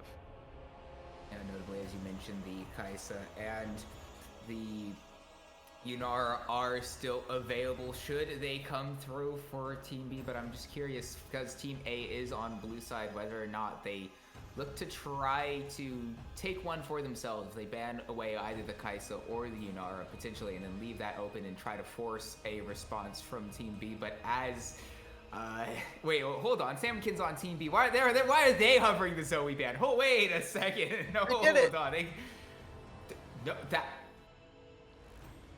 I think that they're afraid that Toasty's just been flexing so hard. They don't want him to just take it and do it to Sammy. I mean, okay, maybe because this is a path to pro combine. It is a combine. It's not a very super competitive sort of game. It is competitive in the sense that you want to show off like your skills, but maybe Samakin, and they just want to say, okay, let's not panic pick Samakin the Zoe if we're running out of ideas, and we want him on a different champion as opposed to the Samakin champion. That's the only thing I can think of. Yeah, and while I'm not super well versed in the world of Dragon Ball Z, I know maybe this is them like putting on the weights. They're like, we're gonna try and hold ourselves back. We're not just gonna take the massive champs. And also the Jax, a very hoarder champion. I think Olaf would have been a bit more on the nose for hoarder. Speaking of. Exactly. I don't know the Quacker. No. The Quacker, exactly, for the Olaf. Yeah. But on the other side, the Azir gone. Now the Orianna potentially out. That would actually be quite pool pinching because you got no Ori, no Ryze, no Azir, no Talia. Those are the top 4 out. Yeah. So now we're going to get pushed very heavily down the chain into like Aurora territory. And I'm really surprised with this early hover. I would have thought for sure that Vi or another playmaking jungler would have been the first grab, but it's going to be Rumble picked up, still quite high prio, and I do think it is still very good, but the counter of the Galio has been so consistent into it, and I feel like it's a champion that Samakin, or hopefully Samakin, would be able to pilot very well. I don't like it for Hoarder as much. Yeah, obviously Hoarder definitely more of that carry sort of player, but I mean in terms of matchups that go into the Rumble, I mean it's kind of just the insta-lock with how high his base MR is. Wait, hold on, we're getting words we might. Oh, Okay, so we're just in. Team B is on blue side, which would explain the bans on the red side. There was no swap. That's a slight production error. So just flip the names around in your mind, and I'll get used to it, and it does make sense. So actually, the Rumble 4 Hoarder does seem to be a little bit more in character. Yes, it's like the first outside of his pool that I would think of, where like this is a super meta champ that Hoarder's going to be able to skirmish on well, take advantage of that overheat aspect, and really run over the lane. And whereas for Crimson, I can kind of understand Galio a bit more because he likes to just go in and fight. And the Aurora, this is a very LPL comp. The Rumble, Aurora, Nefiri, where it's like there's not a crazy amount of synergy. It's just run at them and just try and take them out. Yeah, and also Aurora is a one champion that like Samkin is in Samkin's champion pool. I mean, about a year and a half ago, the joke was that Samkin, he could play either he plays Zoe first if that's unavailable, you give him Aurora. If that's not available, you give him Hui, and then you hope after that. Obviously, Samkin has come a long way into becoming more than just a 2 or 3 trick player, but I mean, it is still definitely one that is in his comfort zone, and one in terms of available mid laners is one that he's very comfortable on.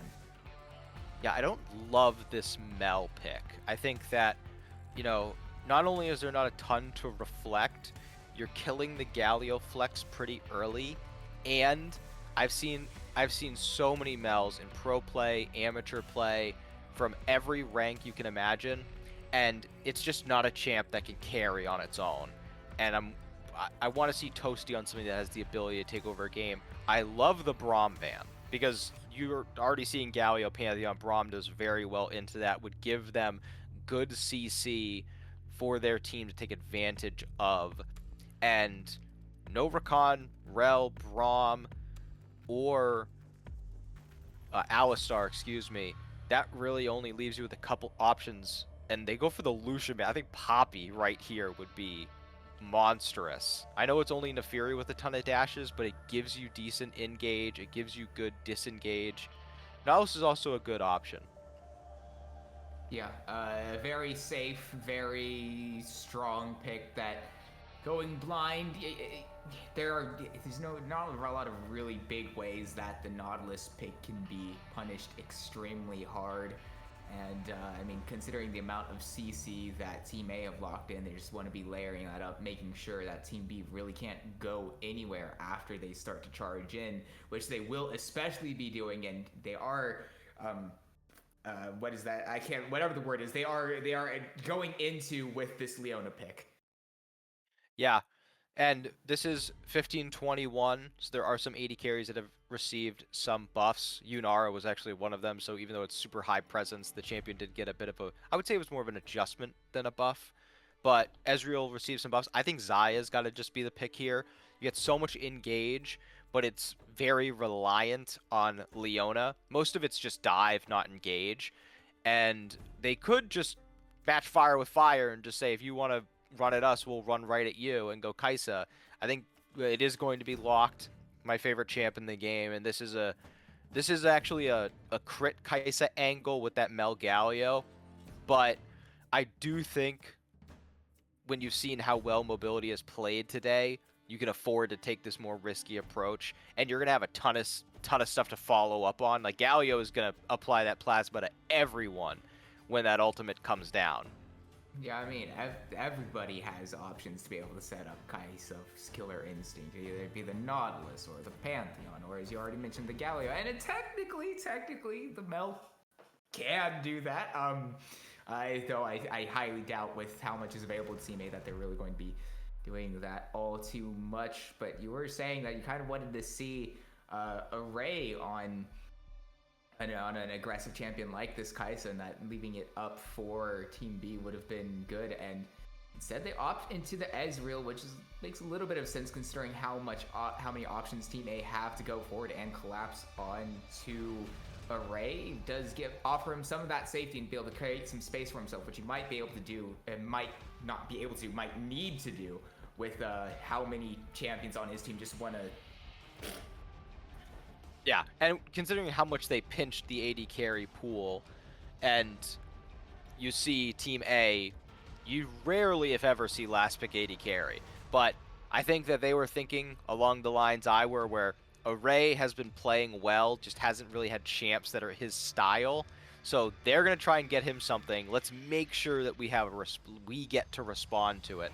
And when I think of Array, I'm looking at his career stats right now. I think either Lucian or Ezreal, just in terms of he's been playing for so long, and thinking over the years that I've seen him playing either in tier 2 or bumping up briefly to tier 1. And it is a lot of Ezreal and a lot of Lucian, as Leaguepedia is fighting me. And a lot of Jinx, actually. Maybe that would have been an interesting scaling option here. Maybe not fitting with the team comp, I but feel like it'd have been a little bit vulnerable. yeah, if they did go for that.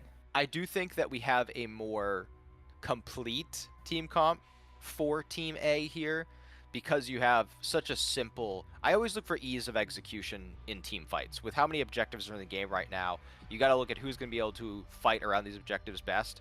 And when you have Grand Starfall and the hero's entrance, and then you have so much lockdown with the taunts and the Nautilus autos and all of his ability, it's just going to be a nightmare. And if Mel can land the artillery, if Kaisa can find an angle, I really don't see a Team B able to fight back. Yeah, and I mean, it's not like with the amount of CC and like utility that Team A have given for themselves, it's not like there's a huge lack of damage either, because sometimes we'll see teams over-index into we'll get 4 high utility champions, and then we go, oh well, we'll give it to pray that the Yunara can 1v5, and then it doesn't, because the one damage source these days, unfortunately, the Uzi play style of give everything to one Gary just really isn't viable anymore. But this has not happened here for Team A, and I do really like the way that they all just kind of work together, especially into what Team B has gotten with the just run forward. If you all run forward, Galio just holds down W and goes, nice. Yeah. Or if he's a little bit farther away, presses R, then holds W. But yeah, I'm surprised at, and this might, I know that Kryra does play a lot of Maokai. I have seen that be played by him. I don't know if it's like a super signature pick, because I'm really surprised that if they were wanting to go for like a Neferi Aurora type angle, that they didn't ban the Pantheon, because you're playing Neferi Aurora right around that level 6. You want to start getting around the map, finding those picks, and just utilizing how much damage those champs have at those points in the game to really just overload your opponents and catch them off guard. And when you're playing against a Pantheon, his biggest strength is that he can be anywhere on the map at any moment. And you always have to be considering before going into a fight, can Pantheon join? Because if that's the case, this 2v1 is no longer a 2v1. So I'm surprised that they had that much fear of the Maokai over letting Pantheon through.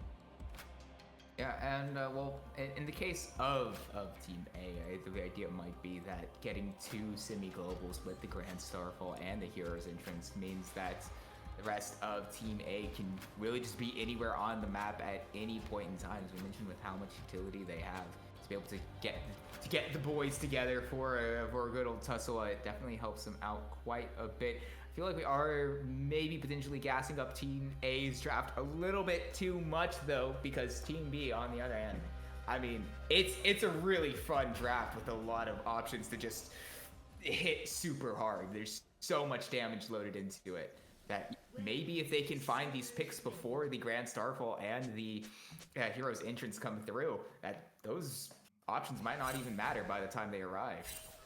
Yeah, if they can come online, take advantage of their early game states, they could easily run this over, especially when you're looking at just the lanes. I would say that you've got at least 2 winning lanes for Team B, because I feel like while Mel obviously outranges Aurora, if Mel misses one ability, this Aurora is going to be able to chunk out Toasty so easily.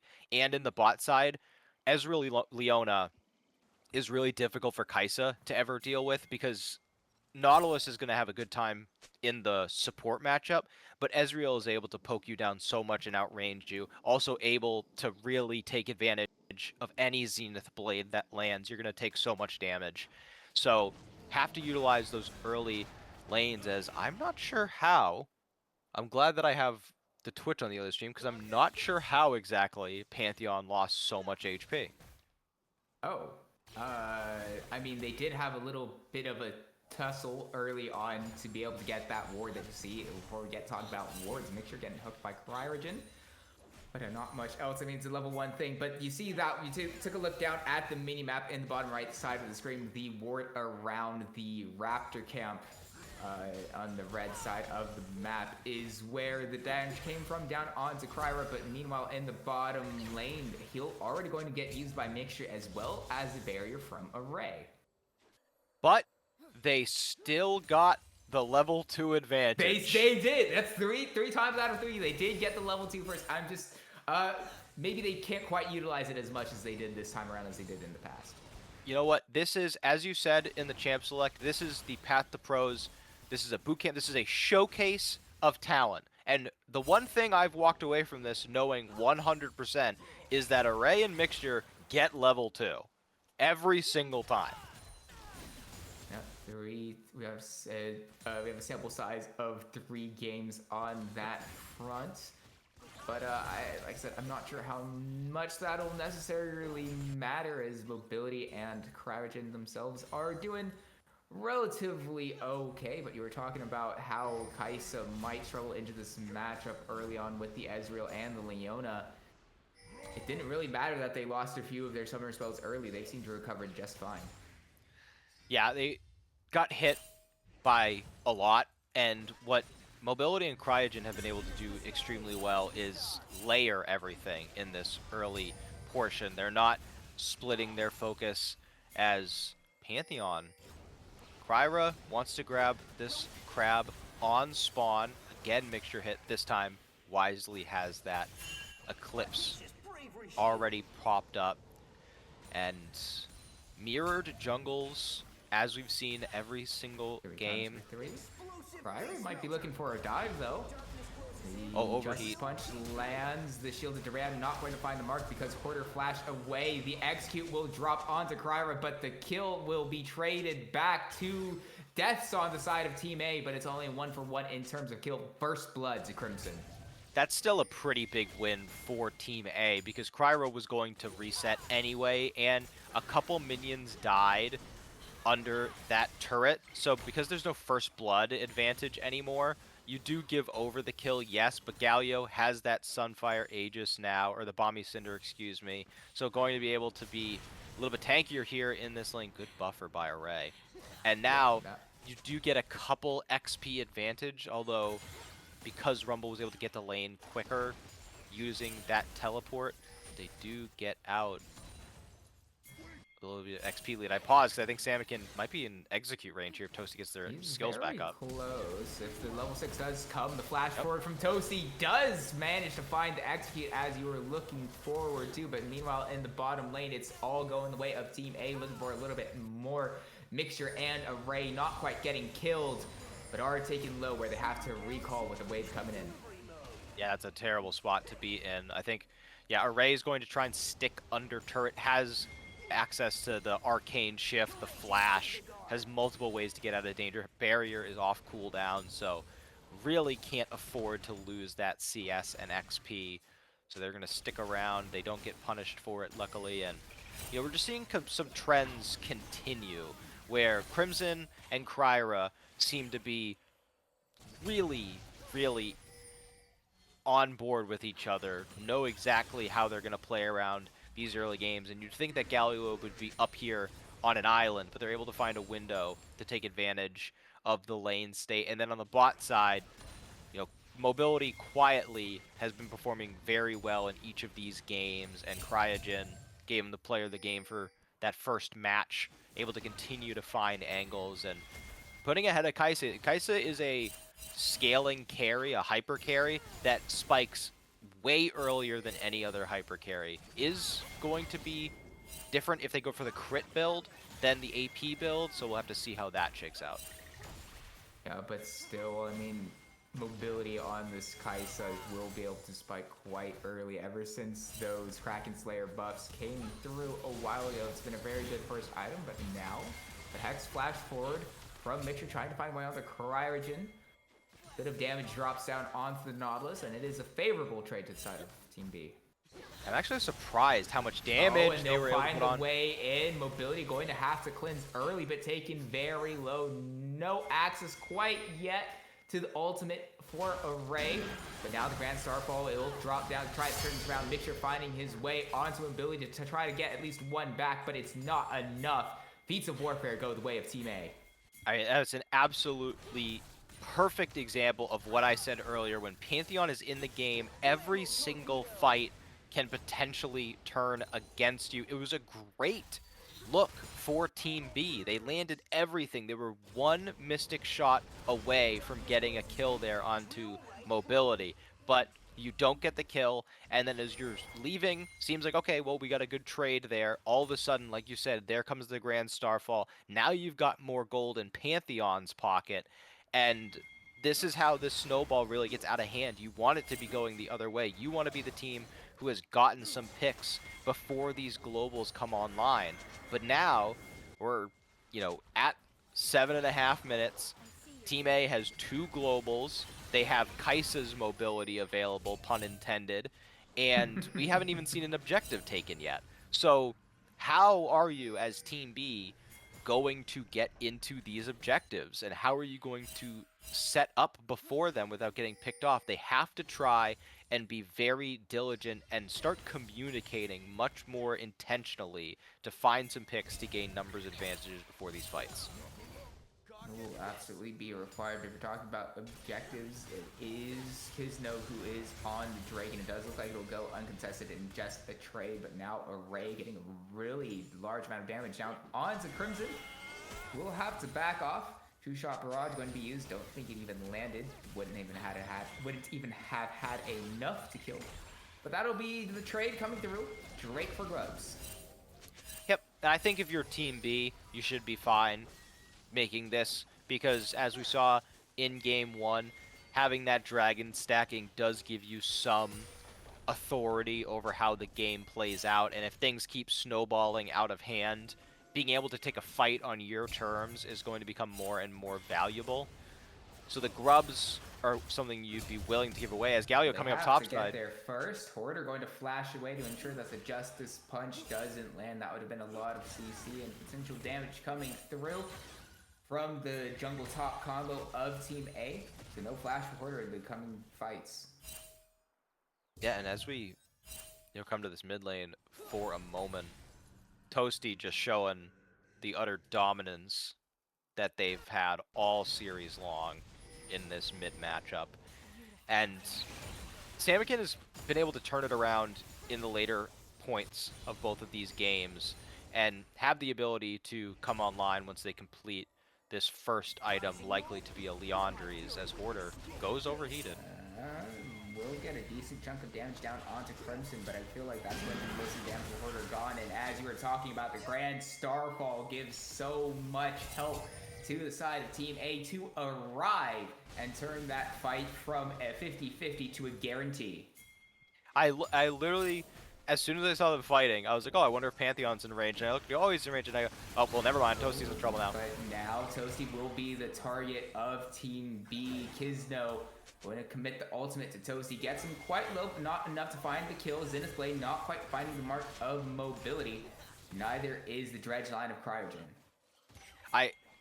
Toasty used the rebuttal to negate the damage from Between Worlds on the Aurora. So they just didn't have anywhere near enough damage to take them out. Really well played. Didn't have to flash. Didn't even get pushed out of lane. And going to use the depth charge onto Leona, interestingly enough, but Array will manage to burst down Cryogen. The Killer Instinct will follow up Array. Mobility will trade that back 1-for-1 in the bot lane. Very, very worth it, because you're going to be able to deny a ton of CS and XP to the Ezreal when this lane gets pushed in. Pantheon's also down there. They might look for a dive. Just might do. The Grand Starfall's already come through. Mixture, the target for Team A, but Mixture is very tanky with the W available. Will not be taken down. Excuse me. Cryer will have to flash away. That was so Mixture's mixing up your lungs for a moment there. It really. it was not only the W, but also they got the aftershock after they used W. So the aftershock multiplied the extra MR and armor applied by Eclipse. So just extremely tanky for this point in the game. And I want to scale the clock back a little bit because we have a minute 45 until Dragon, which means that both these teams probably going to be looking to try and find some sort of advantage in the meantime. And going to only be maybe 20 to 25 seconds until that Grand Starfall is available once again. And in that earlier top skirmish, saw Pantheon was on the the Krugs, and I was like, oh, he's in range, but his ultimate's on cooldown. It was on cooldown because he'd already used it to head up topside, and they are going to try and dive Galio. Will be pot. Yeah, Crimson in a little bit of trouble with the attempted dive. The hero's exit not quite going to be interrupted by the Zenith Blade, but the Pantheon is here. It's a good use of the untargetability from Kizno to be able to follow up and claim Crimson, but can Kizno escape? He's snared up by Toasty, and there's nowhere left to go for this Neferi as Toasty gets the kill. Just played over to the bottom side. No, they're not doing anything. It was a smart commit. You need to start getting some kills, and even trading at this point is okay. It's not a win, but it's okay if you are the side of Team B, because you just have to start getting some gold acceleration into your champs. This team comp really only functions if you're able to stay even in terms of gold, because you really don't have any way to play off of each other composition-wise. You just need to rely on your damage and target selection. And communication has not been a strength for this Team B squad throughout the course of this series. So they have to start taking some of these risky, some of these even plays to just try and stay alive. And that was a good timer to do, because now you've got 10 seconds until this dragon spawns, and you're only down one cooldown. So you put Rumble topside, just pretty much do everything you can to make sure the Rumble can't come down, or the Galio can't come down, excuse me. Will be hit by the shield vault. Not quite much of follow-up there, and Aurora is a bit slippy, but they do get about a quarter of his HP down, as you mentioned, with the Drake spawning. Could be potentially influential in this fight. Solar Flare drops down onto Cryogen, but there's just barely enough damage to find him before Mixture goes down. The teleport from Crimson finally arrives. It's a little bit too late to get much else. Kizno will just hop over the wall, and he's safe despite looking like he was in a little bit of danger there.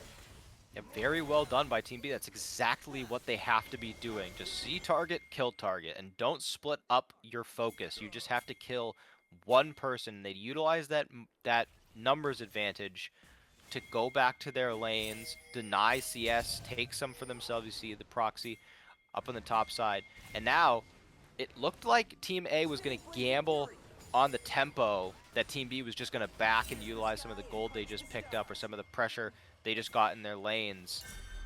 But smartly, wisely I should say, Team B walked back into that river, reestablish their position. I don't really think this is an angle though. No. They're just going to get a actually decent chunk of damage down onto Cryogen, taking him down to about 50% HP, and now the target is Toasty, who's a little bit too far away. The Zenith Blade will be rebutted. That doesn't really matter when it brings you closer to the rest of the members of Team B. Samakin will get that kill around the Drake. And that one is going to result in Dragon not having damage from your mid. Means that you're just going to have to walk in. Galio already used the teleport to join the fight. Won't be able to come in either. So that does mean another Dragon for Team B, getting back to their ways from Game 1. They had very, very good control of the Dragon Pit, utilized tempo very well. And now we look at a mid lane matchup that was previously heavily in Toasty's favor, to now being nearly dead even. An Aurora that has completed that Leandri's Torment, going to be able to put down so much damage. Pantheon isn't going to be building MR anytime soon. Kais is going to have to be very careful with Aurora being able to match their range at any given moment. And also, meanwhile, in the background, Array on this Ezreal is putting out a good amount of damage and starting to get their items online. Once this Muramana hits, they are going to be a big-time threat to deal with. Yeah, and Ezreal can deal a surprising amount of damage. Obviously, Leona has that sort of poke option. Before I get to that, it could be the Leona caught out. Mixture going to absorb a ton of damage. Equalizer drops, gets a really big chunk of damage down onto Mobility, who flashes over the wall away. And now Team A have to retreat. Horda gets the first kill. Second one goes to the side of Team B as well. Kizno picking that one up. Stun from the Shields of Daybreak. Finds way onto Tosi, who is caught now. Does not have flash, nowhere else to go. Will try to get a kill back with the Golden Eclipse. Won't quite find to execute onto Mixture. That equalizer was incredible. It hit all 4 members for multiple ticks. It forced Mobility to flash out of the river, and it completely cut off their escape. And you see their target selection gets so much better. They go one by one, and they take down each and every member that they can see.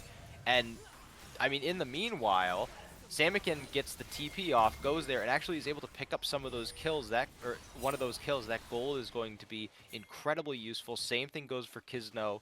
Really needs extra gold to function on this Nefiri champion.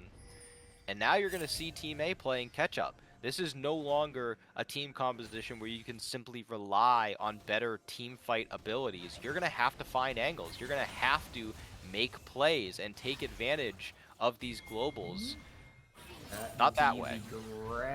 The heroes entrance, but it's more of like a hero's entrance that brave Sir Robin had in Monty Python and the Holy Grail, or like bravely tucks his tail and flees with that one.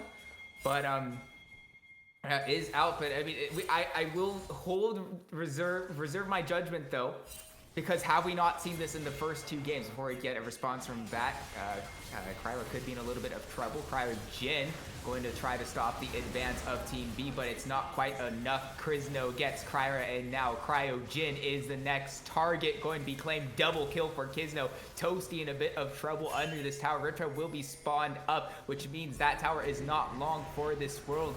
Toasty going to have to do their best to get away, and will do so, but all the while in the top lane, Crimson is able to respond. Yeah, I mean, this Leona, once you have Eclipse and Aftershock, it's such an unbelievable combo. Makes this champion impossible to kill. And you're now starting to see the disadvantages of picking these AD Bruiser champs, because once you leave the early game and get firmly into the mid game, the amount of damage these champions can do falls off dramatically. So you look at a situation like that where they actually do find a good amount of CC onto the Nefiri. The Pantheon just doesn't have the output. Once this Nefiri gets some health on her kit, you can't just one-shot anyone anymore. So now you have a situation where the rest of Team B has collapsed. You have to start running, and Pantheon's not built to do that. Doesn't have flash up and available, neither do Cryogen, and that results in even more gold going into the pockets of Team B. With a minute to go on Dragon, they'll have Equalizer back. They've already got Hound's Pursuit back. They're going to have all of their ultimates. Only major cooldowns that won't be there are Flash for Hoarder. So it's going to have to be a well-executed fight by Team A to prevent this soul point. I will say though, have we not seen this before? In games 1 and 2, where Team A starts off strong, and then Team B fights back at the first item power spikes, and they come back into it, and it looks like they might have signs of life. And then Team A, once we start grouping up as 5, plays these 5v5 team fights better, and then ends up winning game. It feels very similar to every single game we've seen so far in this set. It does feel similar, but I think the only difference is we don't have Toasty on a scaling champ. We don't have Mobility on a scaling champ. They've got to, or as much of a scaling champ as Corki or Sivir, they've got to make the most of their kits right now. Same thing goes for Kryra, for Crimson, and Cryogen not able to make nearly as many plays on the Nautilus as compared to a Rakan or an Alistar. So they've really got to turn it around right now. They're running out of time. Ooh, Dredgeline not quite finding the Ezreal with the Arcane Shift. Drake is spawned up. It's not the Ocean Drake. It does seem to be the Hex Tech map that we are on. You would have seen with the Hex Gates Heck from Cryogen not quite finding Mixture, who would have been very tanky anyway with the Eclipse getting used. Just kind of dancing around, trying to find positioning in for this Drake. Hook landing onto Mixture this time around, but will it be enough? Mixture's very tanky, and now Kizno is in the back line. Will dodge out a bunch of damage, and now the amount of damage available to the comp of Team B is coming through. Kryra is the next target, which Hoarder will get with the burn. Cryogen doing his best to escape, but he cannot get away from Array. That's another fight going the way of Team B. Yeah, when you end the fight and Kryra and Crimson both have their ultimates available, that means the fight went horribly wrong as Team B once again they advance so meticulously through the line of Team A, and another incredible equalizer that gets laid down on both Mobility and Toasty, and as I'm praising him, Hoarder, don't do it to me. Say that. Well, Mixture is here. The heal comes down to help Hoarder out, and it's really only Crimson who was around, so nothing else can be able to use the claim with Hoarder, but he was in a little bit of trouble there. But still, nonetheless, at least two of these equalizers from Hoarder, as he said, have been phenomenal. Yeah, and that one, another thing it did was it forced Mobility to utilize the Killer Instinct just to get out of it, which put him in a terrible position to actually put down damage. They might be able to take advantage of this tempo, though. They will get the Drake because the target was that Otacon from that one fight, but now Team B has arrived to see if they can get anything out of this fight. Solar Flare will be dropped out by Dungeon's Punch, but another great equalizer from Hoarder finds its way onto three members of Team A, who are now in full retreat, but they can't get away. Kizno gets Toasty. Crimson might be able to get away, but the flash over from Mixture will secure the CC as Hoarder gets his fourth kill of the game on a killing spree as it goes 17-7 the way of Team B. Yeah, I liked the decision to go get that dragon. I really disliked the call to run. They saw Samikin flanking. That's what I would assume was the primary reason for them to try and retreat after getting the dragon. But you have so much CC in your kit, and when you know Samikin is split off looking for a flank angle, just turn and fight the 4v5, even if it's just for a moment. You have Mel, you have Kaisa on 2 items. Try and just blow up one member, secure that numbers advantage for the rest of the fight. Samikin is a good amount of the damage for this team, and not having that Bloodletter's Curse to buff up the Rumble is so important. And now you're seeing, again, Pantheon's damage fall off. I know, Mixture takes absolutely no damage with the Aftershock Empowered Eclipse. That was the target of Team A, but they just don't have any way to punch through the resistances that Mixture has. Yeah, and now we get to a situation where you're looking essentially at your team as having 3 support champions, where Pantheon, Galio, and Nautilus are all there just to facilitate. Their target will be Mixture once again, but it's the same story as last time. Mixture takes no damage, and then Team B turns on the remaining straggling member of Team A. This time it's Crimson. Yeah, it's all on the shoulders right now of Toasty and Mobility. Mobility still not yet at full build, or at least at that fully completed second skin. Passive needs the Gnasher's Tooth to come through. And then Toasty, like I mentioned, on this Mel, it's not a champion that can carry. You have just too long on those cooldowns for those basic abilities to put your damage out. You need to get so much damage laid down before you can use your ultimate effectively.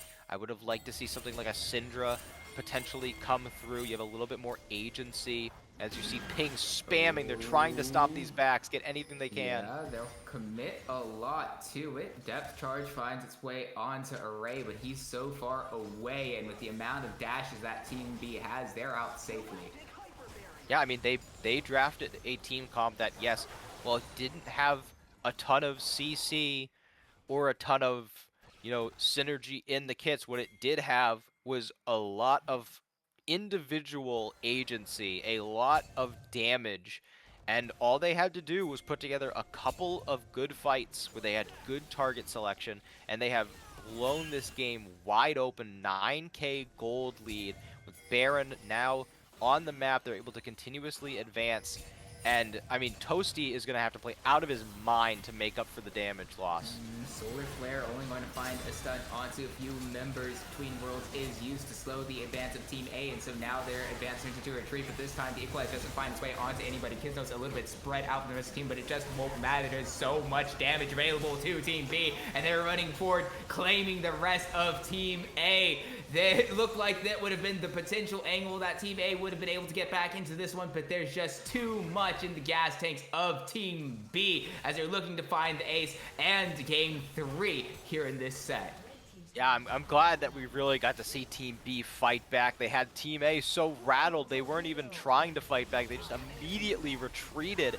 Every one of these players stepping up huge. What an impressive final showing from Team B.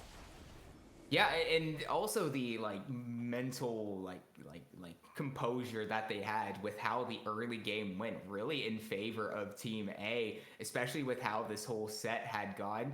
It felt like a really easy moment for just to break mentally and been like, okay, well that's it. I mean, we're going in, but they keep it together. They keep things composed, and with the amount of damage they had, they layered things perfectly. I mean, some of the equalizers from from Porter, sorry, wrong side around, were just absolutely on point. Like, single-handedly won that first fight that got Team B back into it.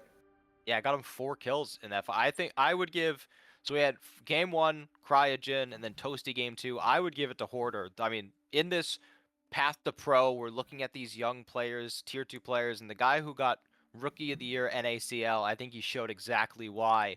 On a champ like Rumble, gets counterpicked, gets dove, and then just absolutely takes over, perfectly positioned. And that first one was great. The one at that Baron, where they're really trying to not only cement their team, but snowball forward, laying it on their entire backline, forcing Toasty just to get killed right away, but then Mobility to put themselves out of position, completely dictated the course of the games. I'm happy to see Kizno rebound. I was so happy to see Samikin rebound in this game. Array looked so comfortable. Mixture really showed. Mixture had no fear running forward on that Leona. No.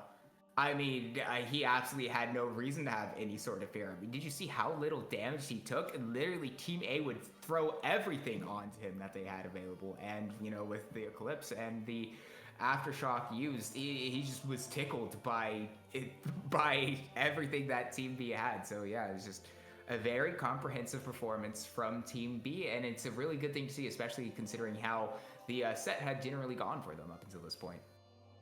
Yeah, and I'm really glad at the way not only that this set kind of shook out, the series did, but also just I feel very fortunate with the players that we got. No shade to anyone else participating. This event is incredible.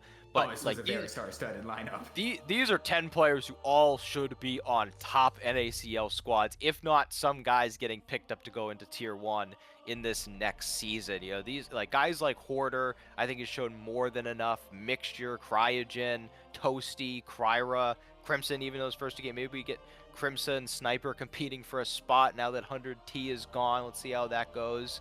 I mean, this was... for what this tournament is, a showcase, I feel like this series perfectly showcased the top talent coming up in NA.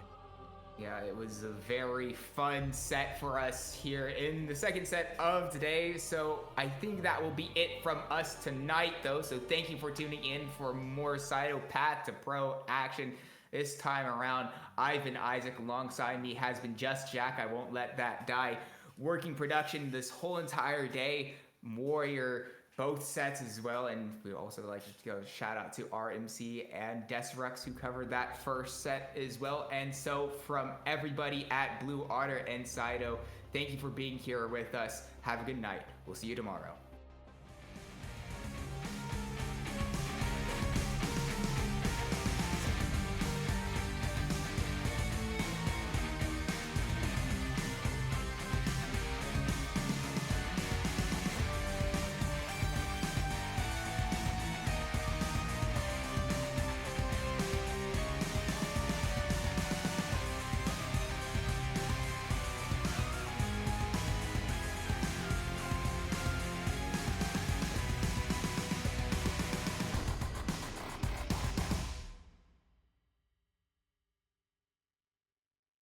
強く強く